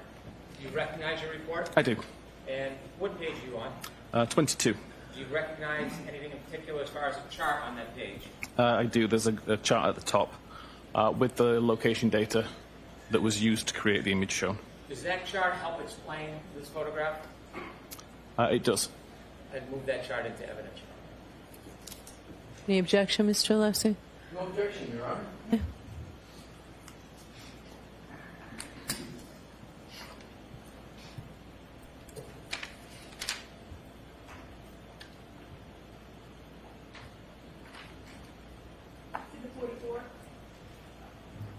Thank you. With the court's permission, I'd like Ms. Gilman to show us the chart. Yes.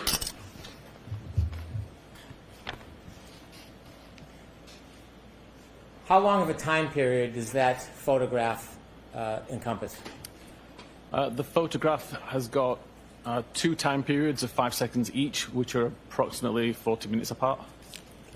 And what does this show us? Can you explain the chart that goes along with that photograph that was shown to you? So this chart is,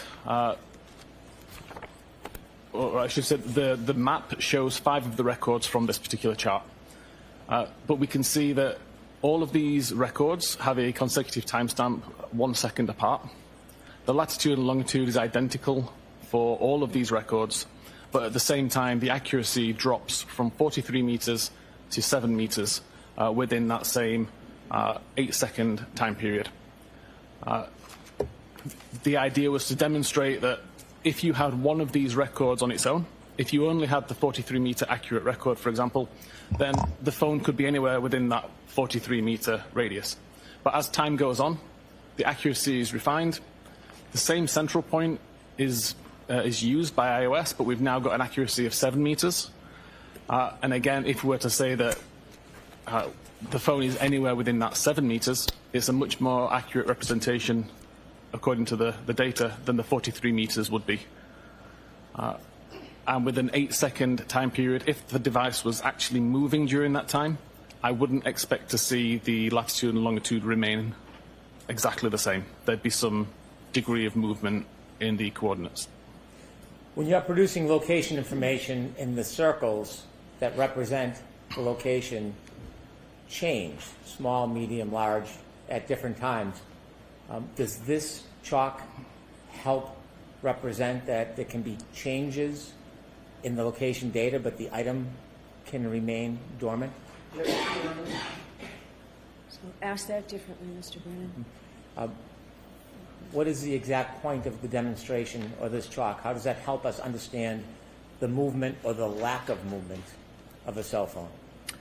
I believe it demonstrates the fact that the phone is constantly refining the location data or the accuracy of the location data, even though it's using the same central point, the latitude and longitude, as the reference point. It doesn't necessarily mean the device had to move. If I could go back to Exhibit 40, please. So looking at your photograph that you were asked about, there are 2 different circles, one dark and one light. Yes. And those circles are in different spots. Yes. Based on the chalk, or the chart you just showed us, are both of those different color circles consistent with a phone being in the same spot and not moving? The previous chart that was shown only accounts for the white circles on this map, and it only shows the highest and the lowest accuracy. 20 minutes later, there was another similar scenario where there were multiple records with the same central GPS coordinates, but with different accuracy levels, and that's what was used for the black circles. Importantly, in my opinion, they all overlap, so it's possible that the device is somewhere in between those two circles for the duration of the time. Now, finally, I want to turn back to the phone that was attributed to Jennifer McCabe, and you had shared with us your opinions about the time in which the searches at 6:23 and 6:24 were made. Correct. And I asked if you could just show us live right now how it works that a person can open a tab, and there's a timestamp, a time when it's open, and then make a later search but still retain the original timestamp. Yes. Is that something you can do for us? It is, yeah. Okay. With the court's permission, I'd ask Mr. Whiffen to give Yes. us a live demonstration of Okay. this. Do you want the light off, Mr. Whiffen? The light off would be better, thank you. Okay, thank you, Dave. Okay. First of all, I will highlight on the left side of the screen here, this is actually a live representation of what I have on a phone that's in front of me. So as I move this around, you can actually see on the screen that the screen refreshes. I'll also point out the iOS version here is 15.2.1, which matches that from Jennifer McCabe's phone. On the right side of the screen is the tool which I spoke about earlier, the one that I've been writing for several years. I make it available for free for any examiner who wants to download it and research primarily iOS devices. Here, you can see I've got a live connection to the device. So every file and folder that is on the device I can see within this directory view as you would normally see on a regular computer. And we can see the browserstate.db database. If I open that database up, you can see there are 4 tables, one of which is called tabs. Mr. Whiffen, I hate to interrupt you. Can we make this larger? I know jurors earlier were hoping I can try to. have a larger view of what's up there. Is that going to better. impact your demonstration in any way? It shouldn't. I should be able to work around it, thank you. Is that better for the jurors? Okay, Not perfect. just me? Yes. It's just a little closer. Oh. Let me pull forward. Thank you. Turn the air conditioning on. So at this moment in time, the tabs table has 2 records. I'm just going to ask that you ignore those for now. They're from a previous demonstration. I can't delete those without taking longer to do this demonstration. If I go back onto the phone itself, just takes a second to refresh, and open up Safari. And I can open up a new tab. What I will just do now is search for the time that we're on now, so 14:10, and hit go. So right now, that page is loaded. Sure. And I can go back into the database and just hit reload. That will bring the most recent version of the database from the device back onto my computer and show it back in this window in exactly the same way as I was viewing it a second ago. And you can see right now there's still only 2 records. So the fact that I did a new tab and a new search has had no effect on what I can see. This is different to on previous versions of iOS, where you would already now see a new record with the 1410 search, which I'd made. I'm then going to do another search. Hopefully it's going to catch up with me. It's now 1411, so I'll do a search for 1411. Okay, we can see the page is loaded, and I can go back over to this tool and reload the database. We still don't have a new record that shows that a search is being conducted. I'll just take the time to do another little search and just do 1411X. Reload the page again. Still, nothing's appeared. I can even close down Safari, just minimize it into the background, and then bring it back into the foreground by just pressing the Safari icon. I can hit reload again. We still don't have a new record, and I can do a further search for now 1412. 1412 is loaded, and I can reload the page. Still no records present. I can now go into Safari and just close the tab.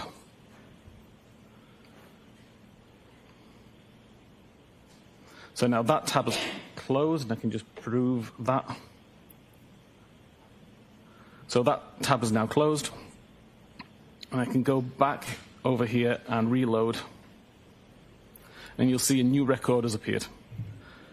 I'm just going to change the time zone just so that this shows accurately, and tell my tool to treat the timestamps as Eastern time.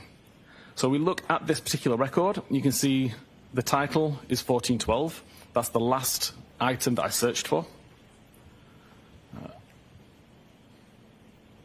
We can see the URL is the google.ca /search 1412. Again, that is the content that I searched for. And then we see this field here, the last viewed timestamp. And the time here still says 1410 because that's the time that I first loaded the tab. The fact that I navigated between, the fact that I minimized and reopened Safari, bears no relevance to this timestamp. It is purely the timestamp that tab was created or brought back into focus. To an untrained eye, can that development of a timestamp become confusing? Yes, the name last viewed time clearly has implications that would make you believe that it was the time that the page was last viewed.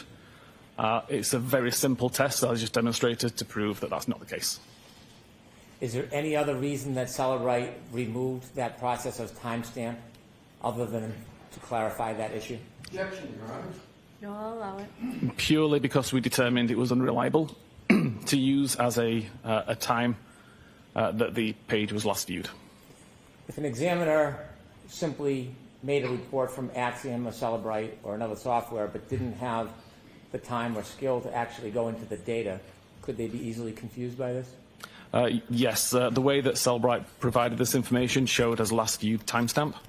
The way that Axiom provides this data is called last interaction time. So there is some leeway there to misunderstand it less from Axiom because it's talking about tab interaction rather than a web page that was last viewed. Thank you. I have no further questions. All right, thank you. The lights on, please. Mr. Alessi? Briefly, Your Honor, if I may. Thank you. Do you want Mr. Whiffen to take this down? Yes, please, Your Honor. Good afternoon, and hello again, Mr. Whiffen. Good afternoon.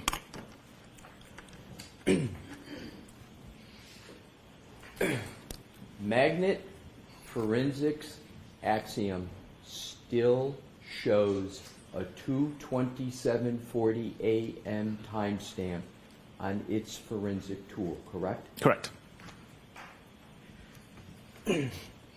And Magnet Forensic is a reliable forensic tool company, correct? As reliable as they come, yes. The demonstration that you just performed, when did you create it? The demonstration? What you just... Like literally just now as I was doing it live. So you Is how just you mean? created the demonstration now live on the stand? That particular demonstration, yes. Yeah. So, that demonstration, therefore, was created after Cellebrite removed the 2:27:40 timestamp from all of its tool programs, correct? No, incorrect. I mean, that demonstration that I just provided was right now, it was live. Initially, when I did these tests, I did the same kind of experiment, the same type of testing, back in late 2023, I believe.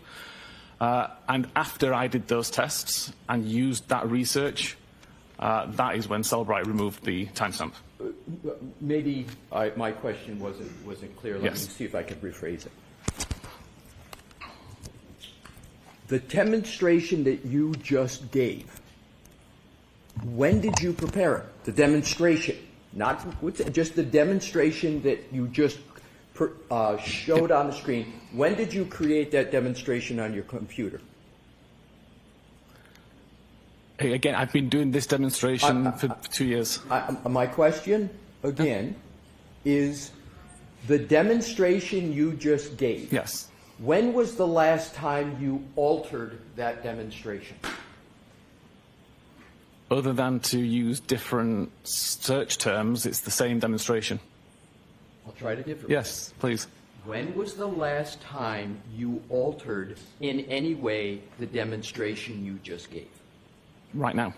So you altered it right now, and that alteration was made after Celebrite had removed the 2:27:40 a.m. timestamp from its programs, correct? Yes. Okay. Thank you. No further questions, Your Honor. Mr. Wickett, you are all set, so Thank you. very much.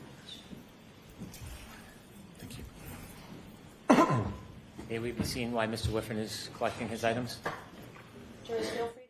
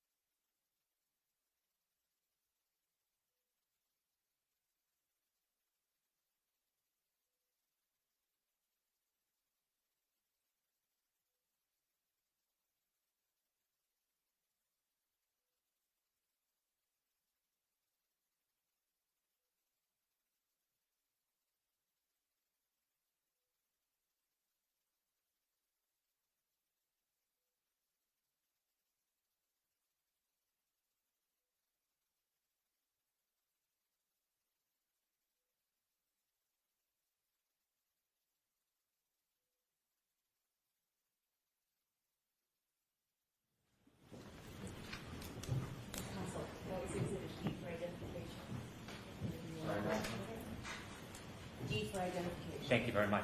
Your Honor, may I call my next witness? Please. Commonwealth calls Jennifer McCabe.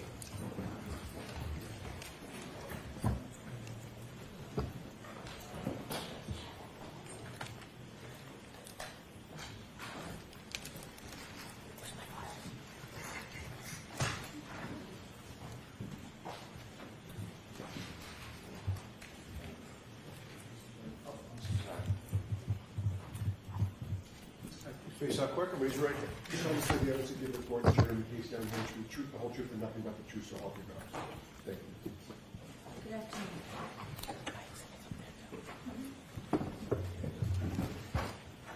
All right, Mr. Flynn, whenever you're ready, Mr. Flynn, I'd ask that you pull the microphone close, please. Thank you. Thank you, Your Honor. Go right ahead. Good afternoon. Good afternoon. Could you please introduce yourself to the jury? Hi, I'm Jennifer McCabe, MCCABE. Ms. McCabe, how old are you? I'm 49 years old. Are you married? Yes, I am married with 4 daughters. Without detailing your children's names, can you tell us a little bit about your family? Sure, I have 4 daughters that are 16, 17, 19, and 21. 2 are in high school and 2 are in college. In raising your children, was your family active in local sports?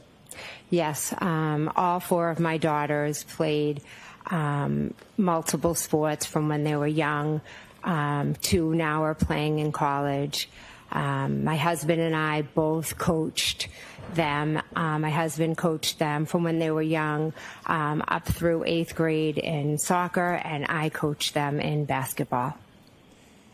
Without telling me your address, what town are you from? I'm from Canton. How long have you lived in Canton with your family for? I was born and raised in Canton, and now I'm raising my family there. So your family, their whole life, you've raised them in Canton? 1 year we lived in Stoughton with my daughter. Who do you live with now? I live with my husband and my 4 daughters. Can you briefly give me a little bit more background on your children's school and your participation in interaction with your children, raising them?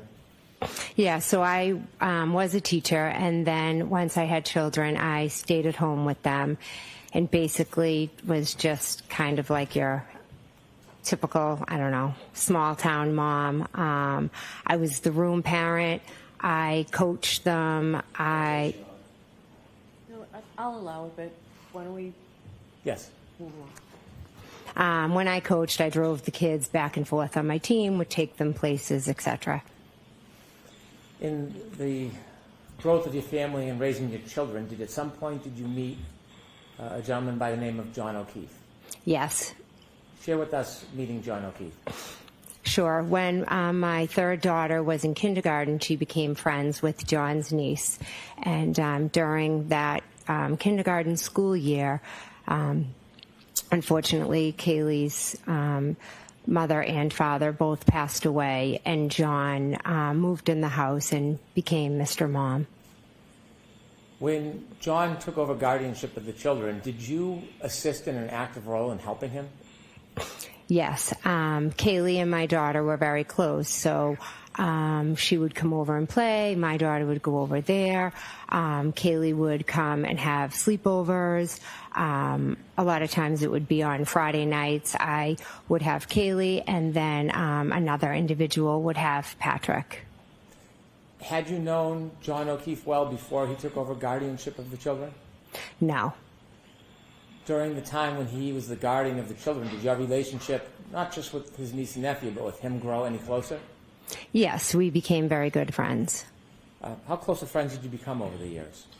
Well, throughout the years, obviously when they were younger, we talked more, just about the logistics of CCD, pickup, drop-off, basketball, sports. But then he would also call me, about, as the girls got older, the girl drama or, the hormones and things like that. He would also come over, and hang out and have a beer and, just talk about whatever was new in his life or going on, or, just the day in and day out struggles of his, life and raising the kids now. And figuring it all out with, work and family and all of that. Leading into January 28th of 2022, so the jury understands, how close is your friendship with John O'Keefe at that time? He was a very good friend of mine that I knew I could call for anything. I want you to take us forward to January 28th, 2022. Do you remember that day? Yes, I do. Do you remember it well? Yes. Take us to the early morning hours, January 28th, 2022. Did you learn there may be weather or a storm coming? Yes. Tell us a little bit about that. We all saw the report that there was going to be a big storm, a nor'easter. So we all knew that basically all the Saturday activities were going to be canceled. That includes sports? Yes. Was and is the sporting events for the children a big part of your life? Yes. Back then I had, 2 in high school that played 3 sports, and they played club sports as well. And then the 2 middle school played club sports and town sports. So most of our weekends were taken up by kind of running from one sporting event to the next. When you learned about the weather and the changing schedule, did it change your plans for that day? No, not particularly. My day was pretty set out. I had my niece, and then I had sporting events. It was kind of my plans for the next day that obviously got changed. Take us through the afternoon of the 28th. What's happening? Well, I had my niece for the week, and she was picked up. My oldest was on the hockey team, and she was having a team dinner at the house, so I picked up pizza, got desserts, set it up for them, and then I left with my daughters and my husband, Matt, and we met some of the parents from the high school basketball team at a local pub to grab a bite and a drink before the basketball game, because my other daughter played on the high school girls basketball team. What time was the basketball game set for that night? I believe it was 6 or 6:30. Did you and your family go to the game? Yes, we did. After the game, what happened? After the game, I drove my daughter home. My sister, Nicole, sent me a text and said that she was going to be at the waterfall, and it was my nephew's birthday. He was going to meet up, and did I want to come by for a drink? What is your nephew's name? Brian Jr. It was his birthday that night? Yes, it was. When you received a call to meet with friends and family at the waterfall, do you remember what time that plan was made?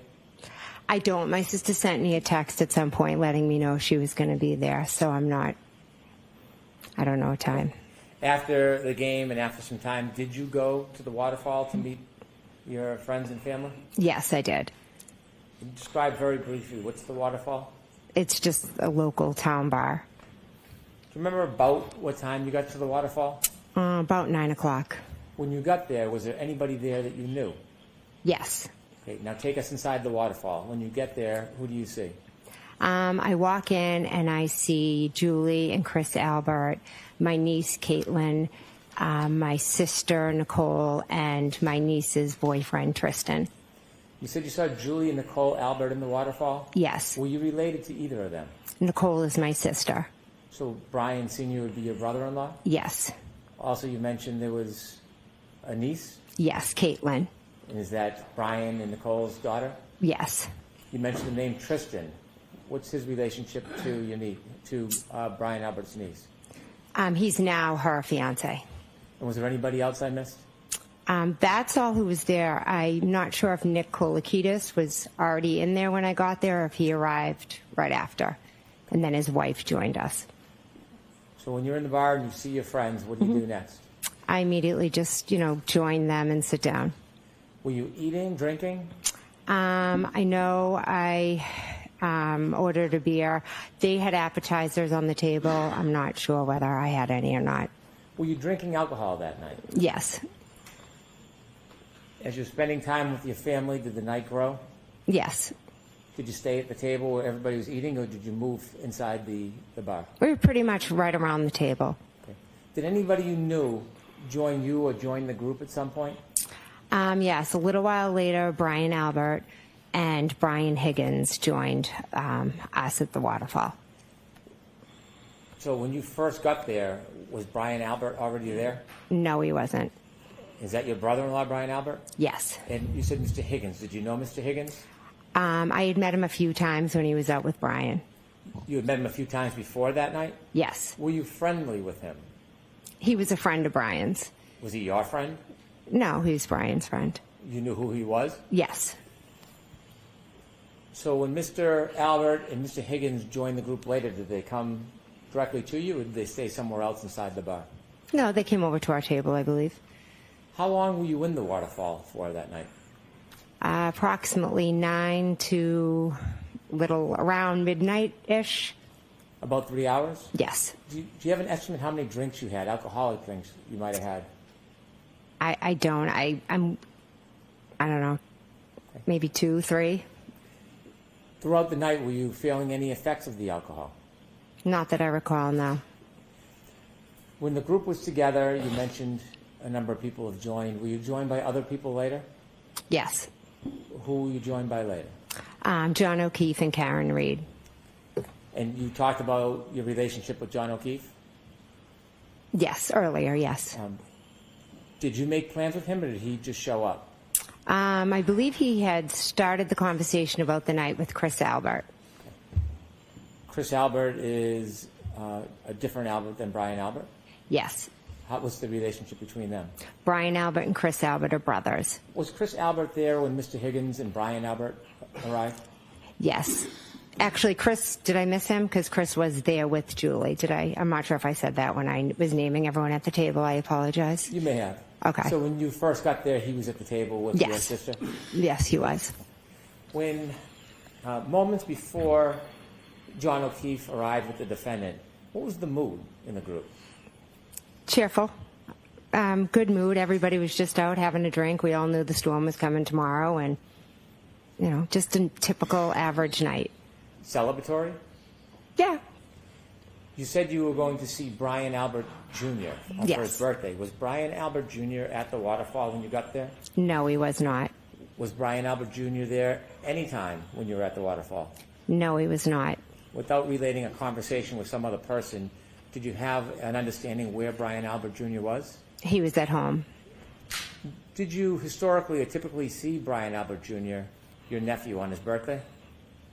Yeah, typically we always, get together. We try to and do a cake for whoever's birthday it is, and then whatever, aunts or cousins are around come over. When John O'Keefe arrived at the waterfall with the defendant, do you have a general estimate or guess, not guess, but a general estimate of what time they arrived? Approximately 11. When they first arrived, did you see them? Yes. Where did you see them coming from? I saw them walk in.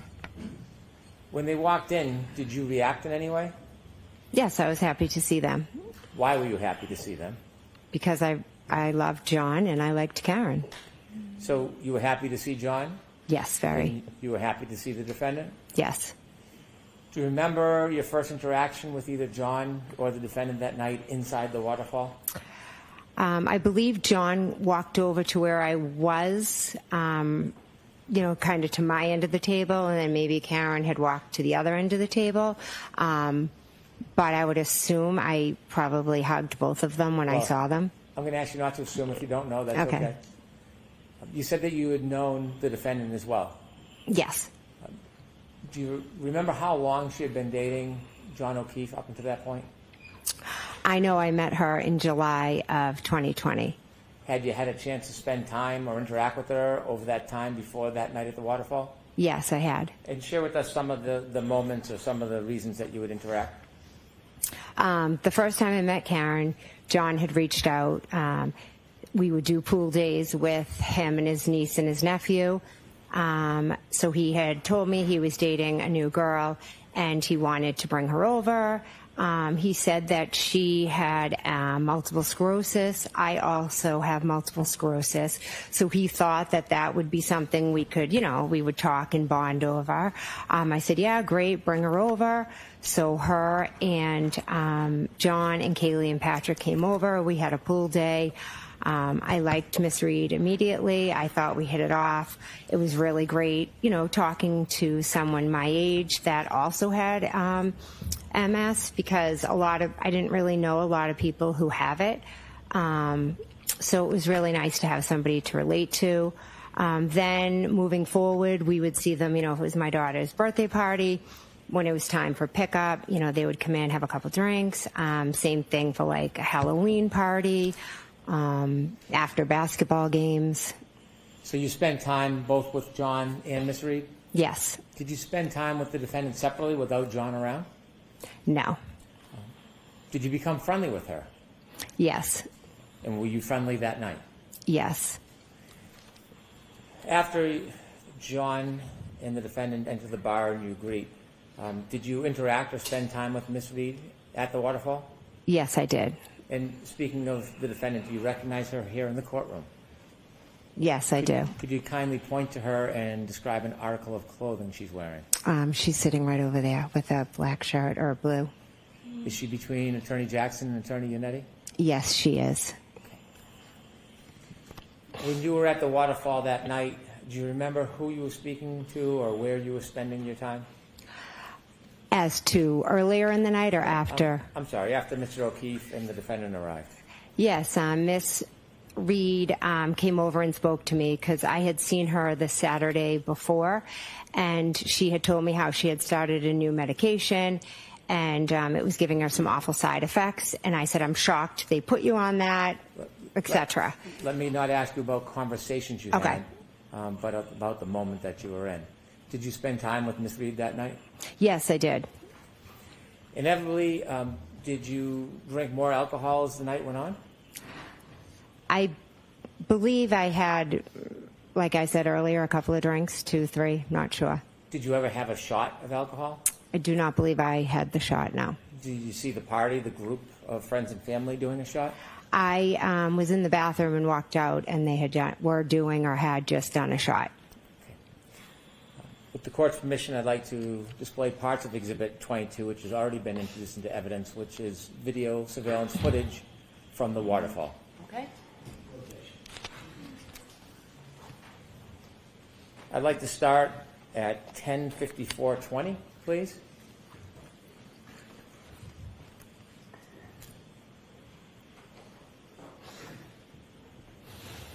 If you could just stop for 1 second. Do you recognize what's in that video? Yes. And what is that? That is the waterfall. Okay, kindly proceed.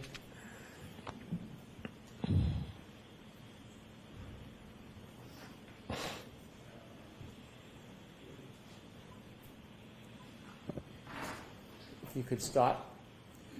Do you see the two people entering from the left? I do. Do you know who they are? I believe that is Miss Reed and John O'Keefe. Ms. Gilman, is there any way to enlarge the top of the video where the other people are closer to the table or bar? No. Okay. Looking at this video, can you tell or identify anybody under that timestamp? And if you can't, that's okay, but if you can you tell us who you see? I think the guy right there, well, where she just is Brian Higgins. Okay. If you could go up a little bit, Ms. Gilman. I believe that's my husband, Matt. And On the then right? On the right, and I think that's me on the left. Okay. And if you can go down the table to the left, Ms. Gilman. You recognize who that might be from the clothing? I'd have to take a guess that Okay, it could. don't guess. It's okay if you don't. Anybody else at the table more to the left do you recognize? Not from this picture. Ms. Gilman, could you highlight where Ms. McCabe thinks that she is on that video with that circle you just had and play the video?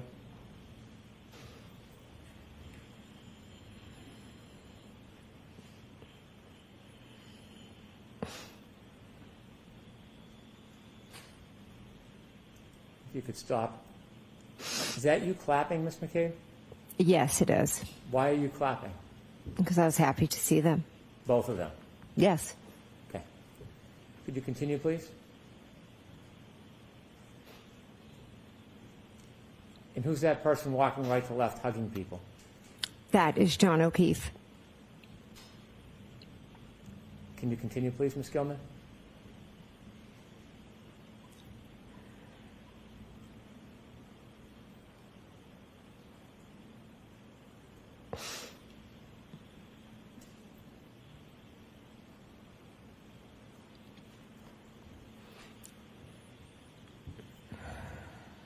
Are you interacting with anybody? I can't see where I am. Okay. If you could stop the video, please. Could you move ahead to 11:26:50, please? 11:26:50. Is that your group still at the waterfall? Yes, it is.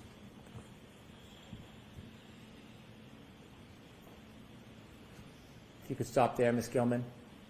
If we could hone in or circle where you were previously, where we saw Ms. McCabe. I know it's a bit blurry. If you can, and if you can't, please let me know. Can you see whether you're in that area? I believe I am, yes. Could you put the circle down just a little bit, Ms. Gilman? Okay. If you could play from 11:26:50 to 11:27, please. We're a little bit ahead right now.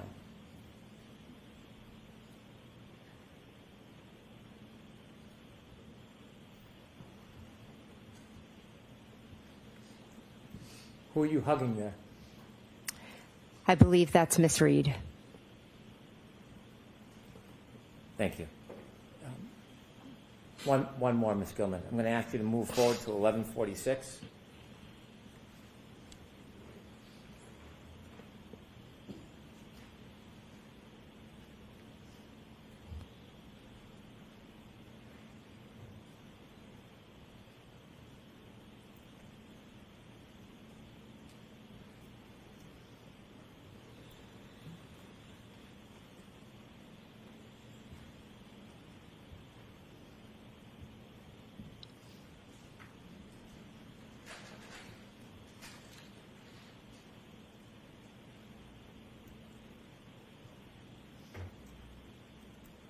Could you pause, Ms. Gilman?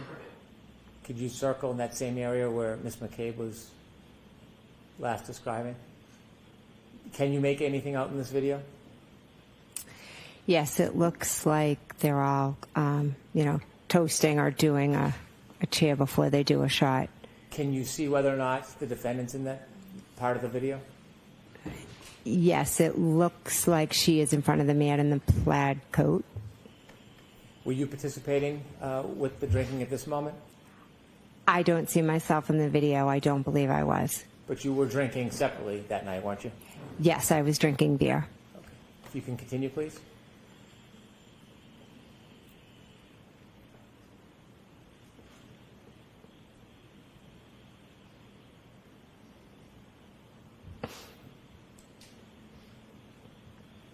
Thank you.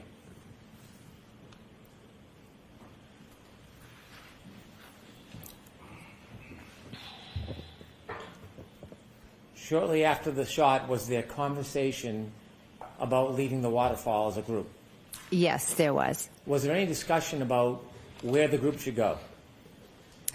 At first, Miss Reed was asking if we could go up the street to D&E. What's D&E?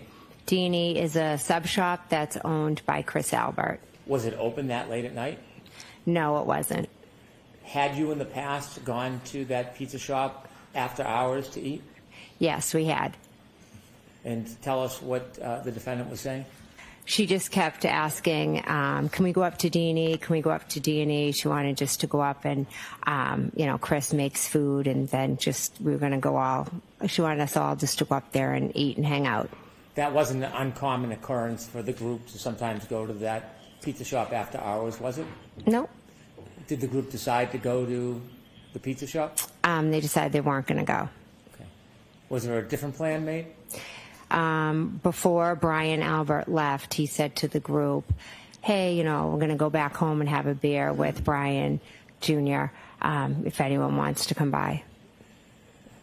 When you received the invitation to the group to go back to Brian Albert's house, did you decide whether you were going to go home or go back to your sister's house?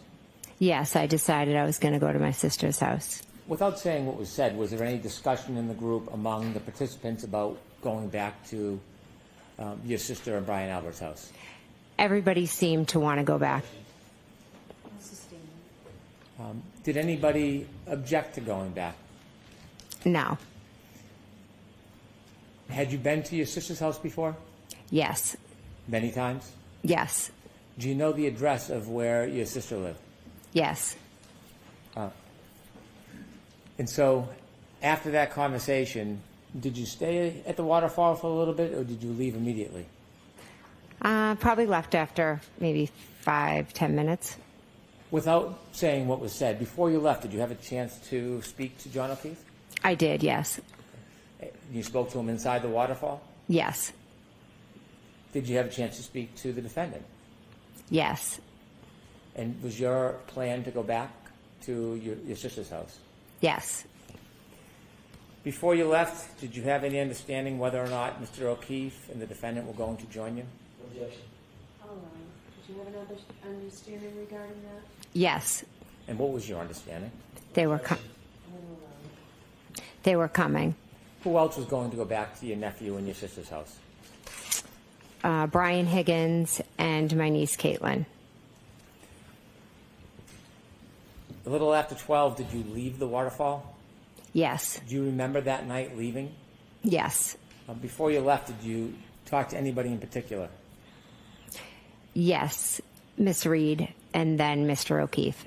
Did you speak to them inside the waterfall? I walked out with Miss Reed and we spoke at the doorway, and then John joined us. Did you invite Ms. Reed to come with you? I did, yes. Did she decline? Yes. And who did you go to your sister's house with? Who drove? I drove and I went with my husband, Matt. Anybody else? No. Do you remember about what time it was that you were speaking to Ms. Reed about going to your sister's house? After midnight. If I could have Exhibit 22 again. Ms. Gilman, if you could take us to 12:10:36.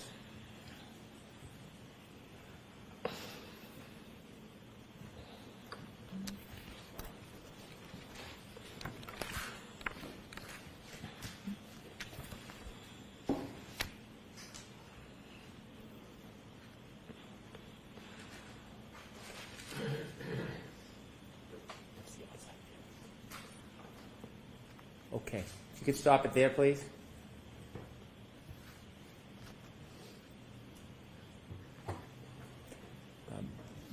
Did you have a chance to talk to Mr. O'Keefe and the defendant outside of the waterfall? Yes. And do you know specifically what time you left the waterfall? It was after midnight. After, okay. When you left the waterfall with your husband, you said you were driving. Did you stop anywhere along the way before you got to your sister's house? No. Tell us what you see when you get to your sister's house. What are the weather conditions like as you're driving there? It's starting to snow to the point where it's starting to accumulate. It's on your car. It's just, getting on the street. Is it light? Is it heavy? It's light at this point. How long does it take to get from the waterfall to your sister's house? 5 to 8 minutes, depending on lights and weather, etc. When you first get to your sister's house, while you're still in the car, describe what you see. My wipers are on. I'm just looking out the window, and it's snowing. It's dark. Anybody in the driveway? Any cars in the driveway that you see? Oh, when I pull up to my sister's? Yes. As I pull down the street, I take a left into the driveway, and there is a Jeep that's parked on the street, and there's maybe a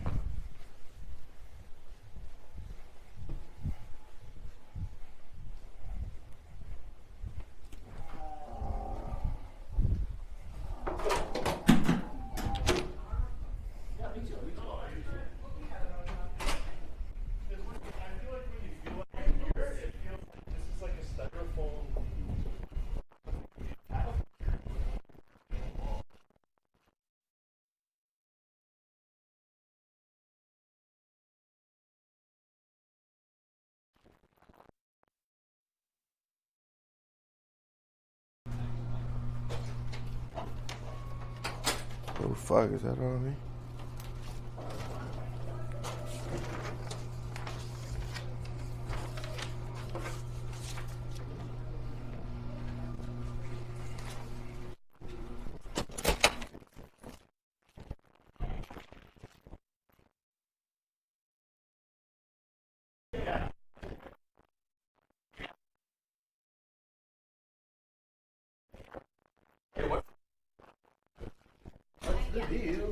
We're there like a minute. What up?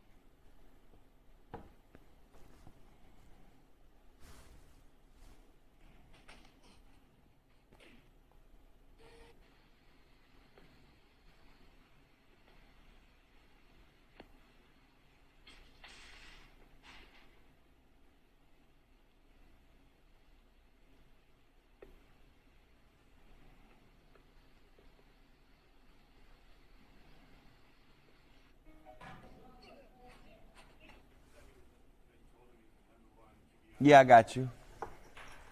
Do you have me? All right, I just can't see you guys right now. Ooh. Okay, cool. So is that on our end?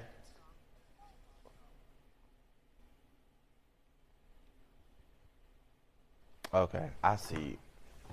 All right. All right, cool.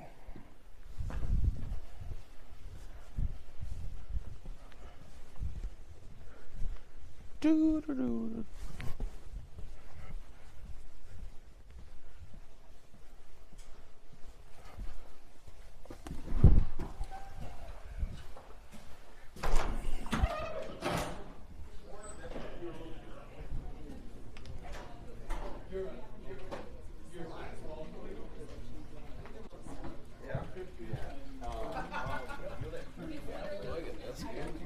What's up, Chief? Hey, Danny. So I see something on the video return that's like all day, like a computer screen moving or something like that. So they said they hear me and can see me. I just can't see them. Let me see. Okay. Where is it?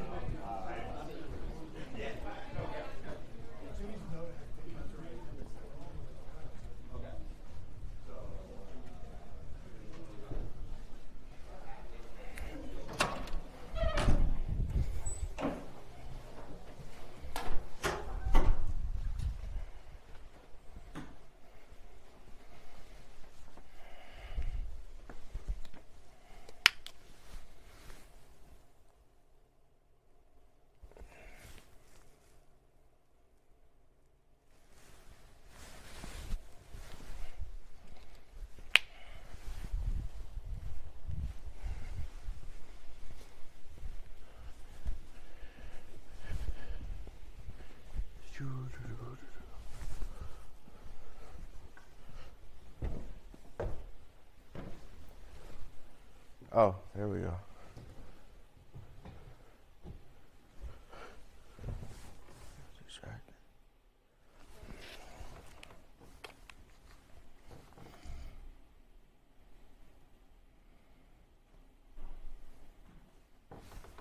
Oh, okay. So I do see it on this video monitor up here, but on the... Got it. Okay. Yep, there we go. We're good now. Appreciate it. Oh, I hate this white at the top of my shirt.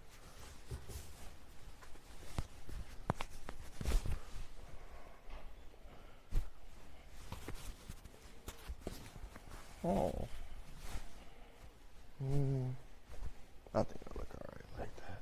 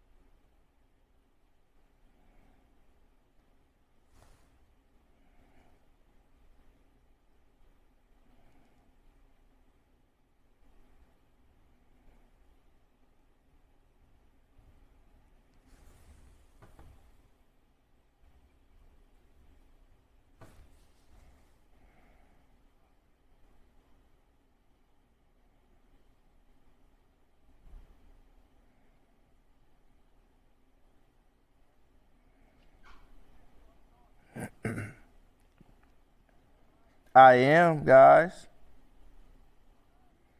It's going, you know. How about you all?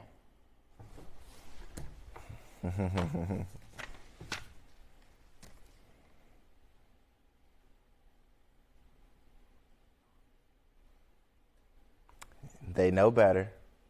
I'm still waiting on my gift box from Nick Hill, though. Still waiting.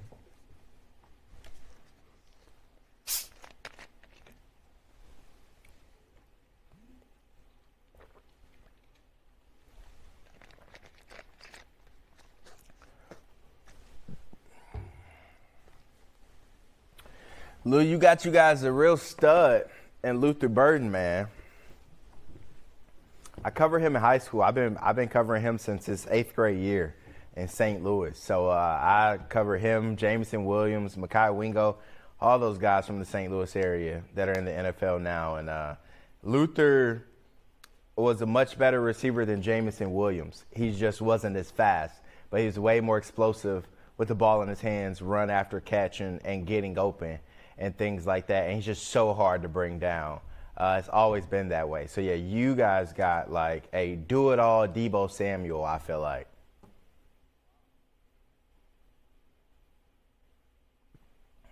He does. He can be a bit of a diva if he's not getting the ball. I will say that. That's probably a true knack on him. I saw those rumors coming out. But once he gets the ball in his hands, he's electrifying. I mean, as one of his defensive coordinators said to me at Mizzou, he's not the fastest, he's not the strongest, he's not the biggest. But when the ball is in the air, he's probably the strongest competitor that we have on this roster. So, yeah.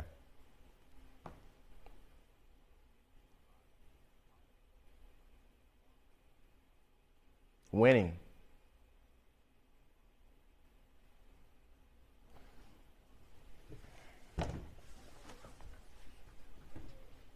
Win.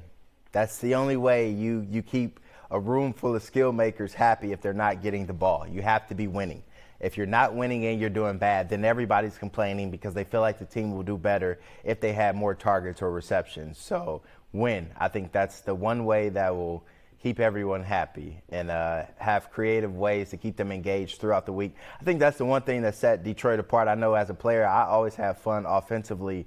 When we were business-like, we had the run game approach, that all those plays drawn up, but you also had your gadget plays that you had something to look forward throughout the work week and to Sunday, you know. So, and Ben Johnson seems to do a pretty good job of that. So I'm sure he'll keep his wide receivers engaged.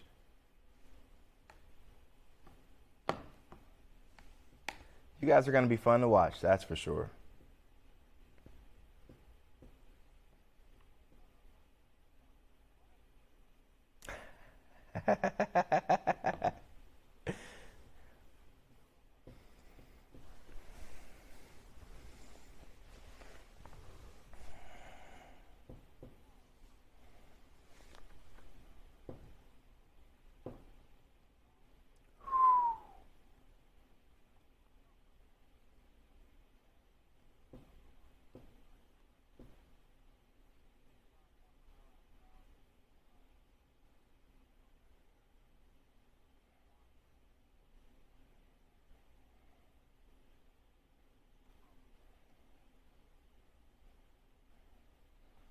That's good.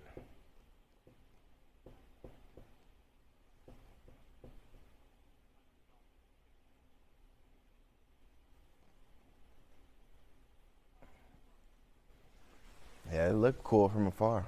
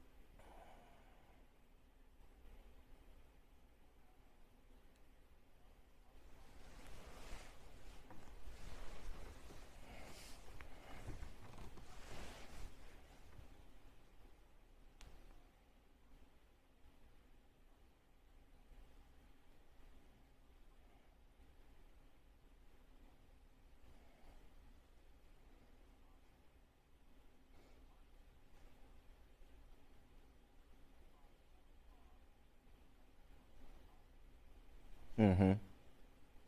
Oh my. Oh my. If that parking was $200, I wonder what the Airbnb rate was for those houses around the field. Jeez.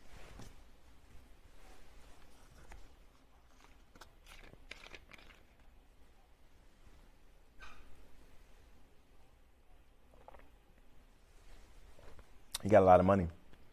I think that's why we didn't go. The hotel rates were just astronomical, I think, at the time that we booked it. Oh, did you?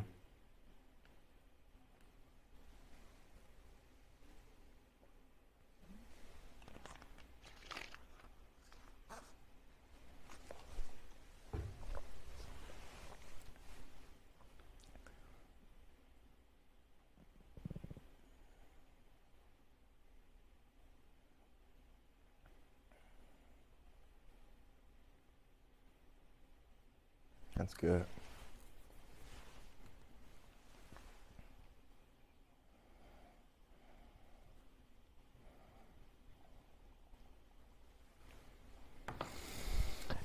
I'm sure they'll take it. I mean, but I have no idea. I have no ends on that type of stuff. But I'm sure if it comes available, they'll take it. Minnesota will do a good job hosting it. I'm sure the amount of people that they have show up for the draft party every year in US Bank Stadium is pretty wild, I think. So, yeah.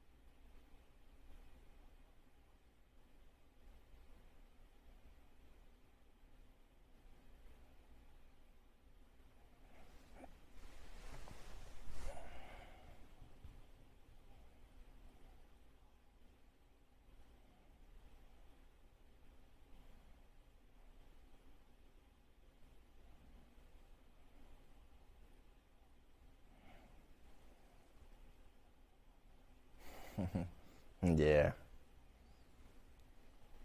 It's very true. Pittsburgh.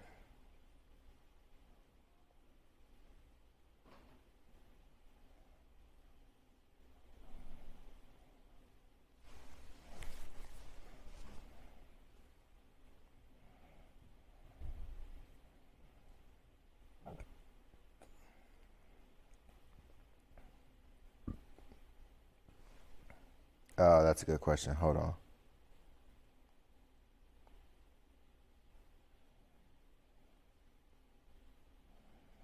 San Francisco.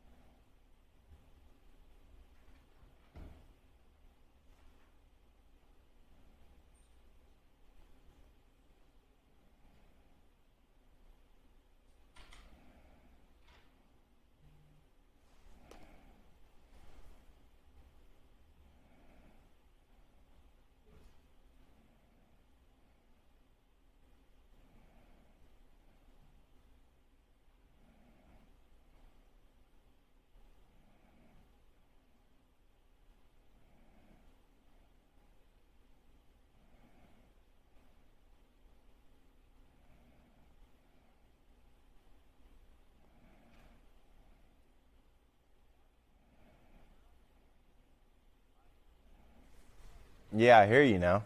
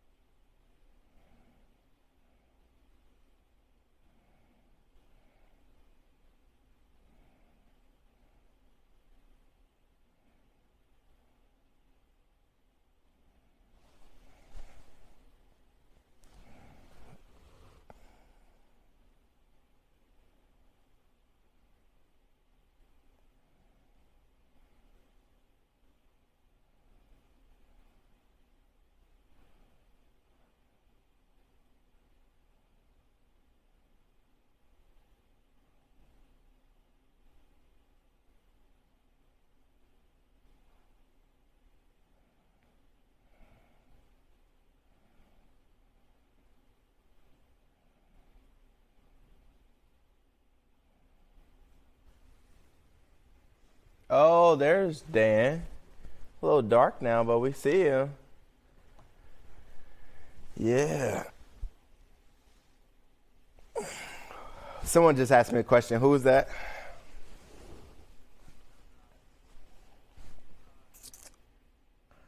Man, they're going to need their role players to step up tremendously. I'm talking Nikhil Alexander-Walker, Jaden McDaniels, Dante, Naz Reid, because you know you're going to get 70-plus points from Luka and LeBron in a closeout elimination game. So that's tough. I mean, I think they'll win, but it's going to take everyone but Anthony Edwards to help win that game.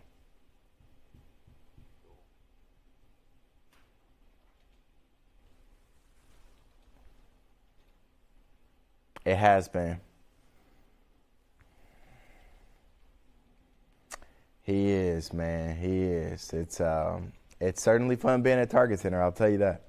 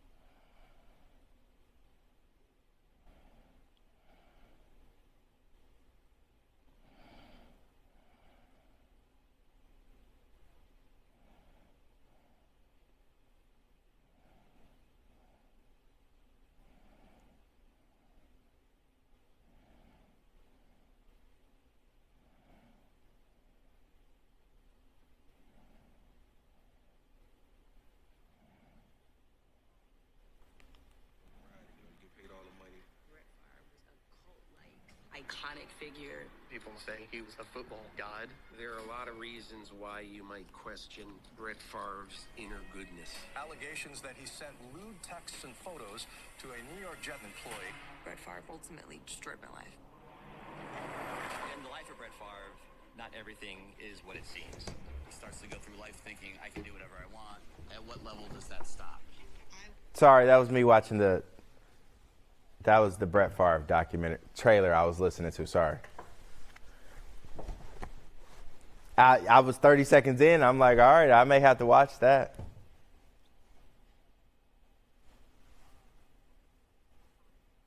I'm sure. All right, I'm ready whenever you guys are. It happens. It's normally me.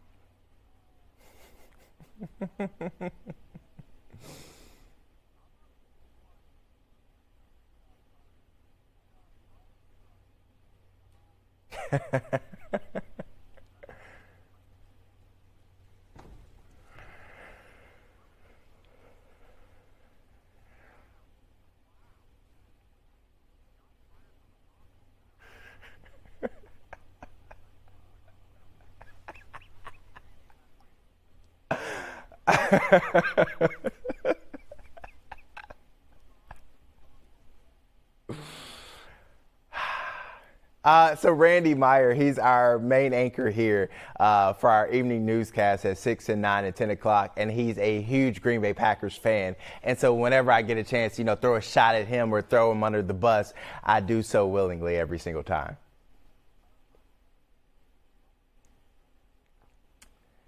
I think the Packers' problem was young wide receivers before, and they just added another young wide receiver to their core. And the Vikings needed an offensive lineman, and Donovan Jackson seems like a guy who could have gotten drafted higher. So maybe my prediction stands true right now, but only time will tell. We'll have to see these guys on the field.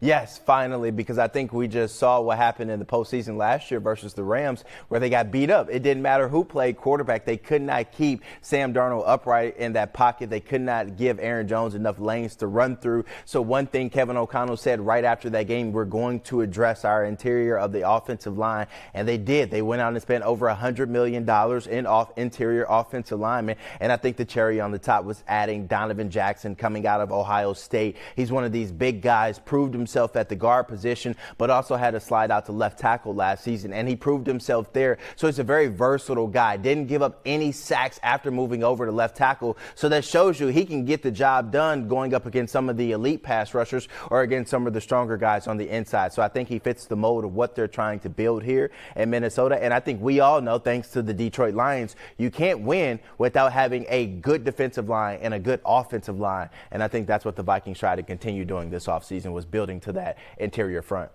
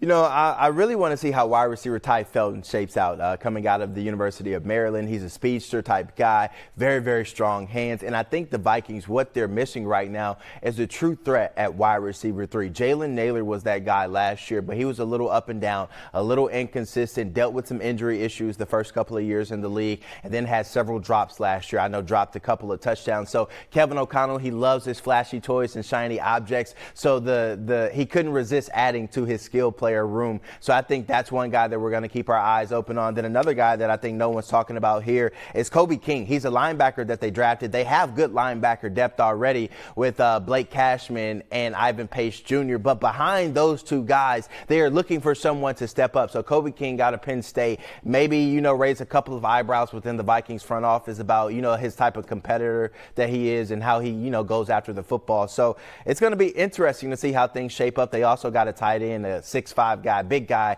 out of the University of Pittsburgh. So it's going to be interesting to see how Brian Flores and Kevin O'Connell kind of shape up their draft picks and develop them.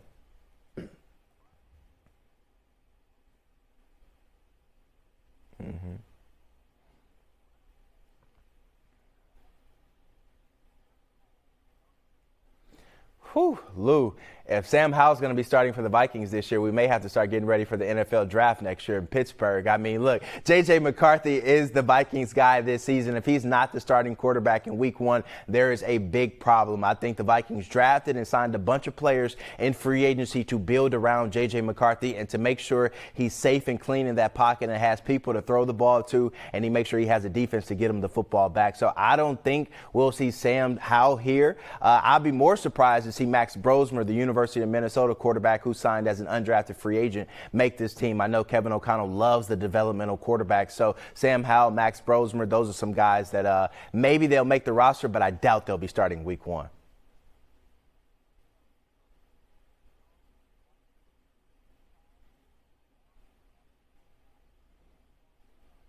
Yeah, and I think Thaddeus Moss, he's a big guy, if that's what we're talking about right now. I didn't see the news. I know our Don Mitchell's over there at TCO right now, but if it is Thaddeus Moss at tight end that we're talking about, this is another skillful type guy who can be good at catching after the ball. So if they did add him to the room, I know certainly that would be a good thing for this offense. The more weapons, the merrier.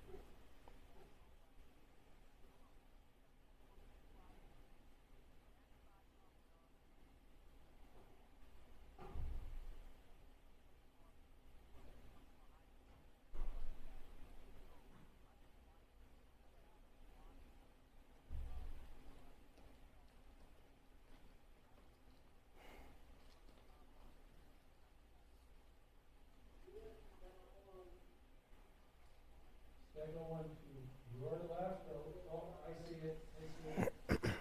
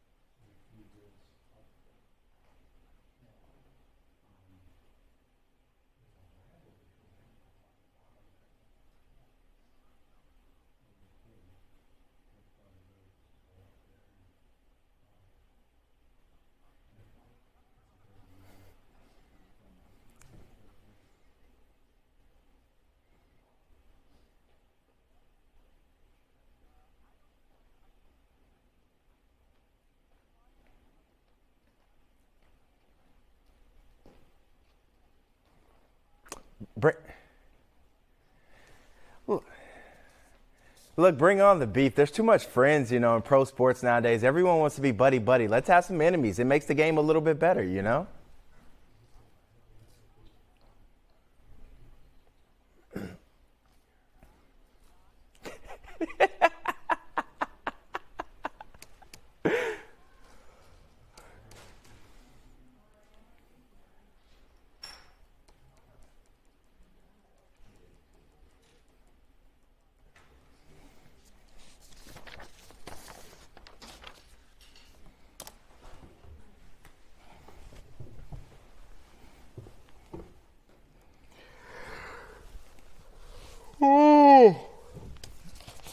shoot.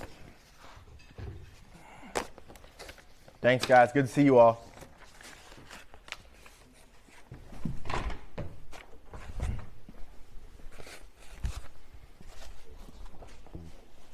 No day off after yesterday? I know, right? I'm just saying, don't get too old for this. I'm about to say, dude, that was long yesterday. You did good. Thank you. It's not my longest. My longest is 12 hours. What was yesterday total? 8? For me, 7. You're going. I'm surprised you're in. I thought you were taking a PTO day today.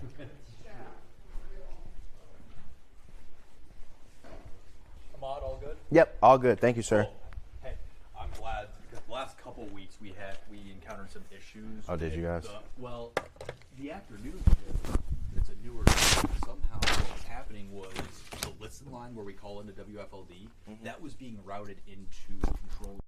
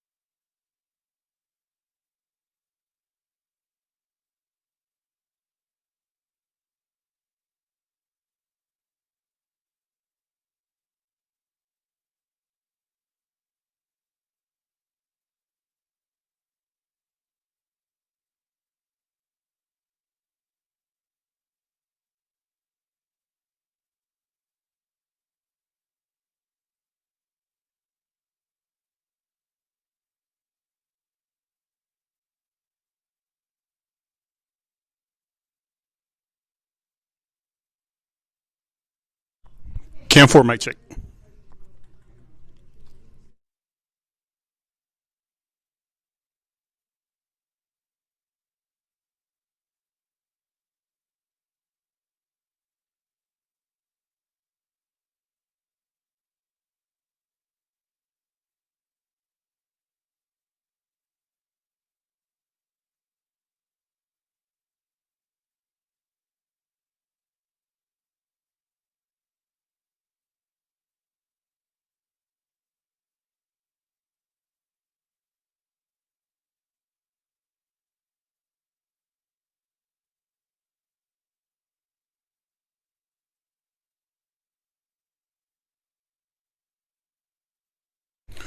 Mic 1.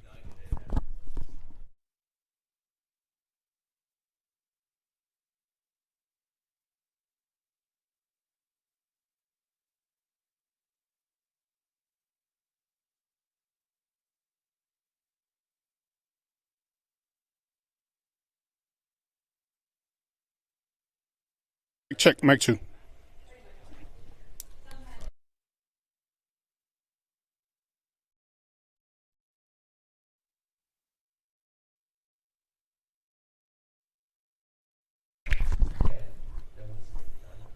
Three, three, check, check, check.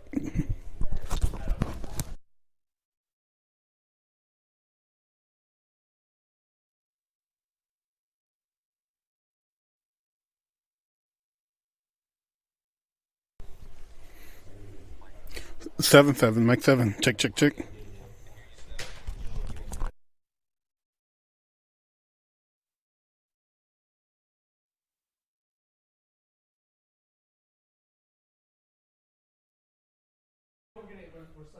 Mic 8, check, check, check, mic 8.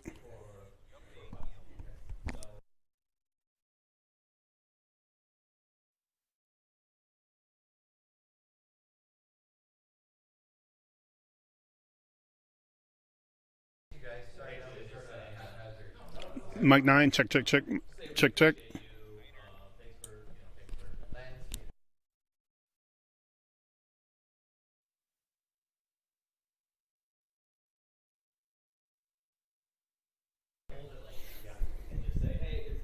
Mic 9, check, check, check, mic 9. 10, yep, that one.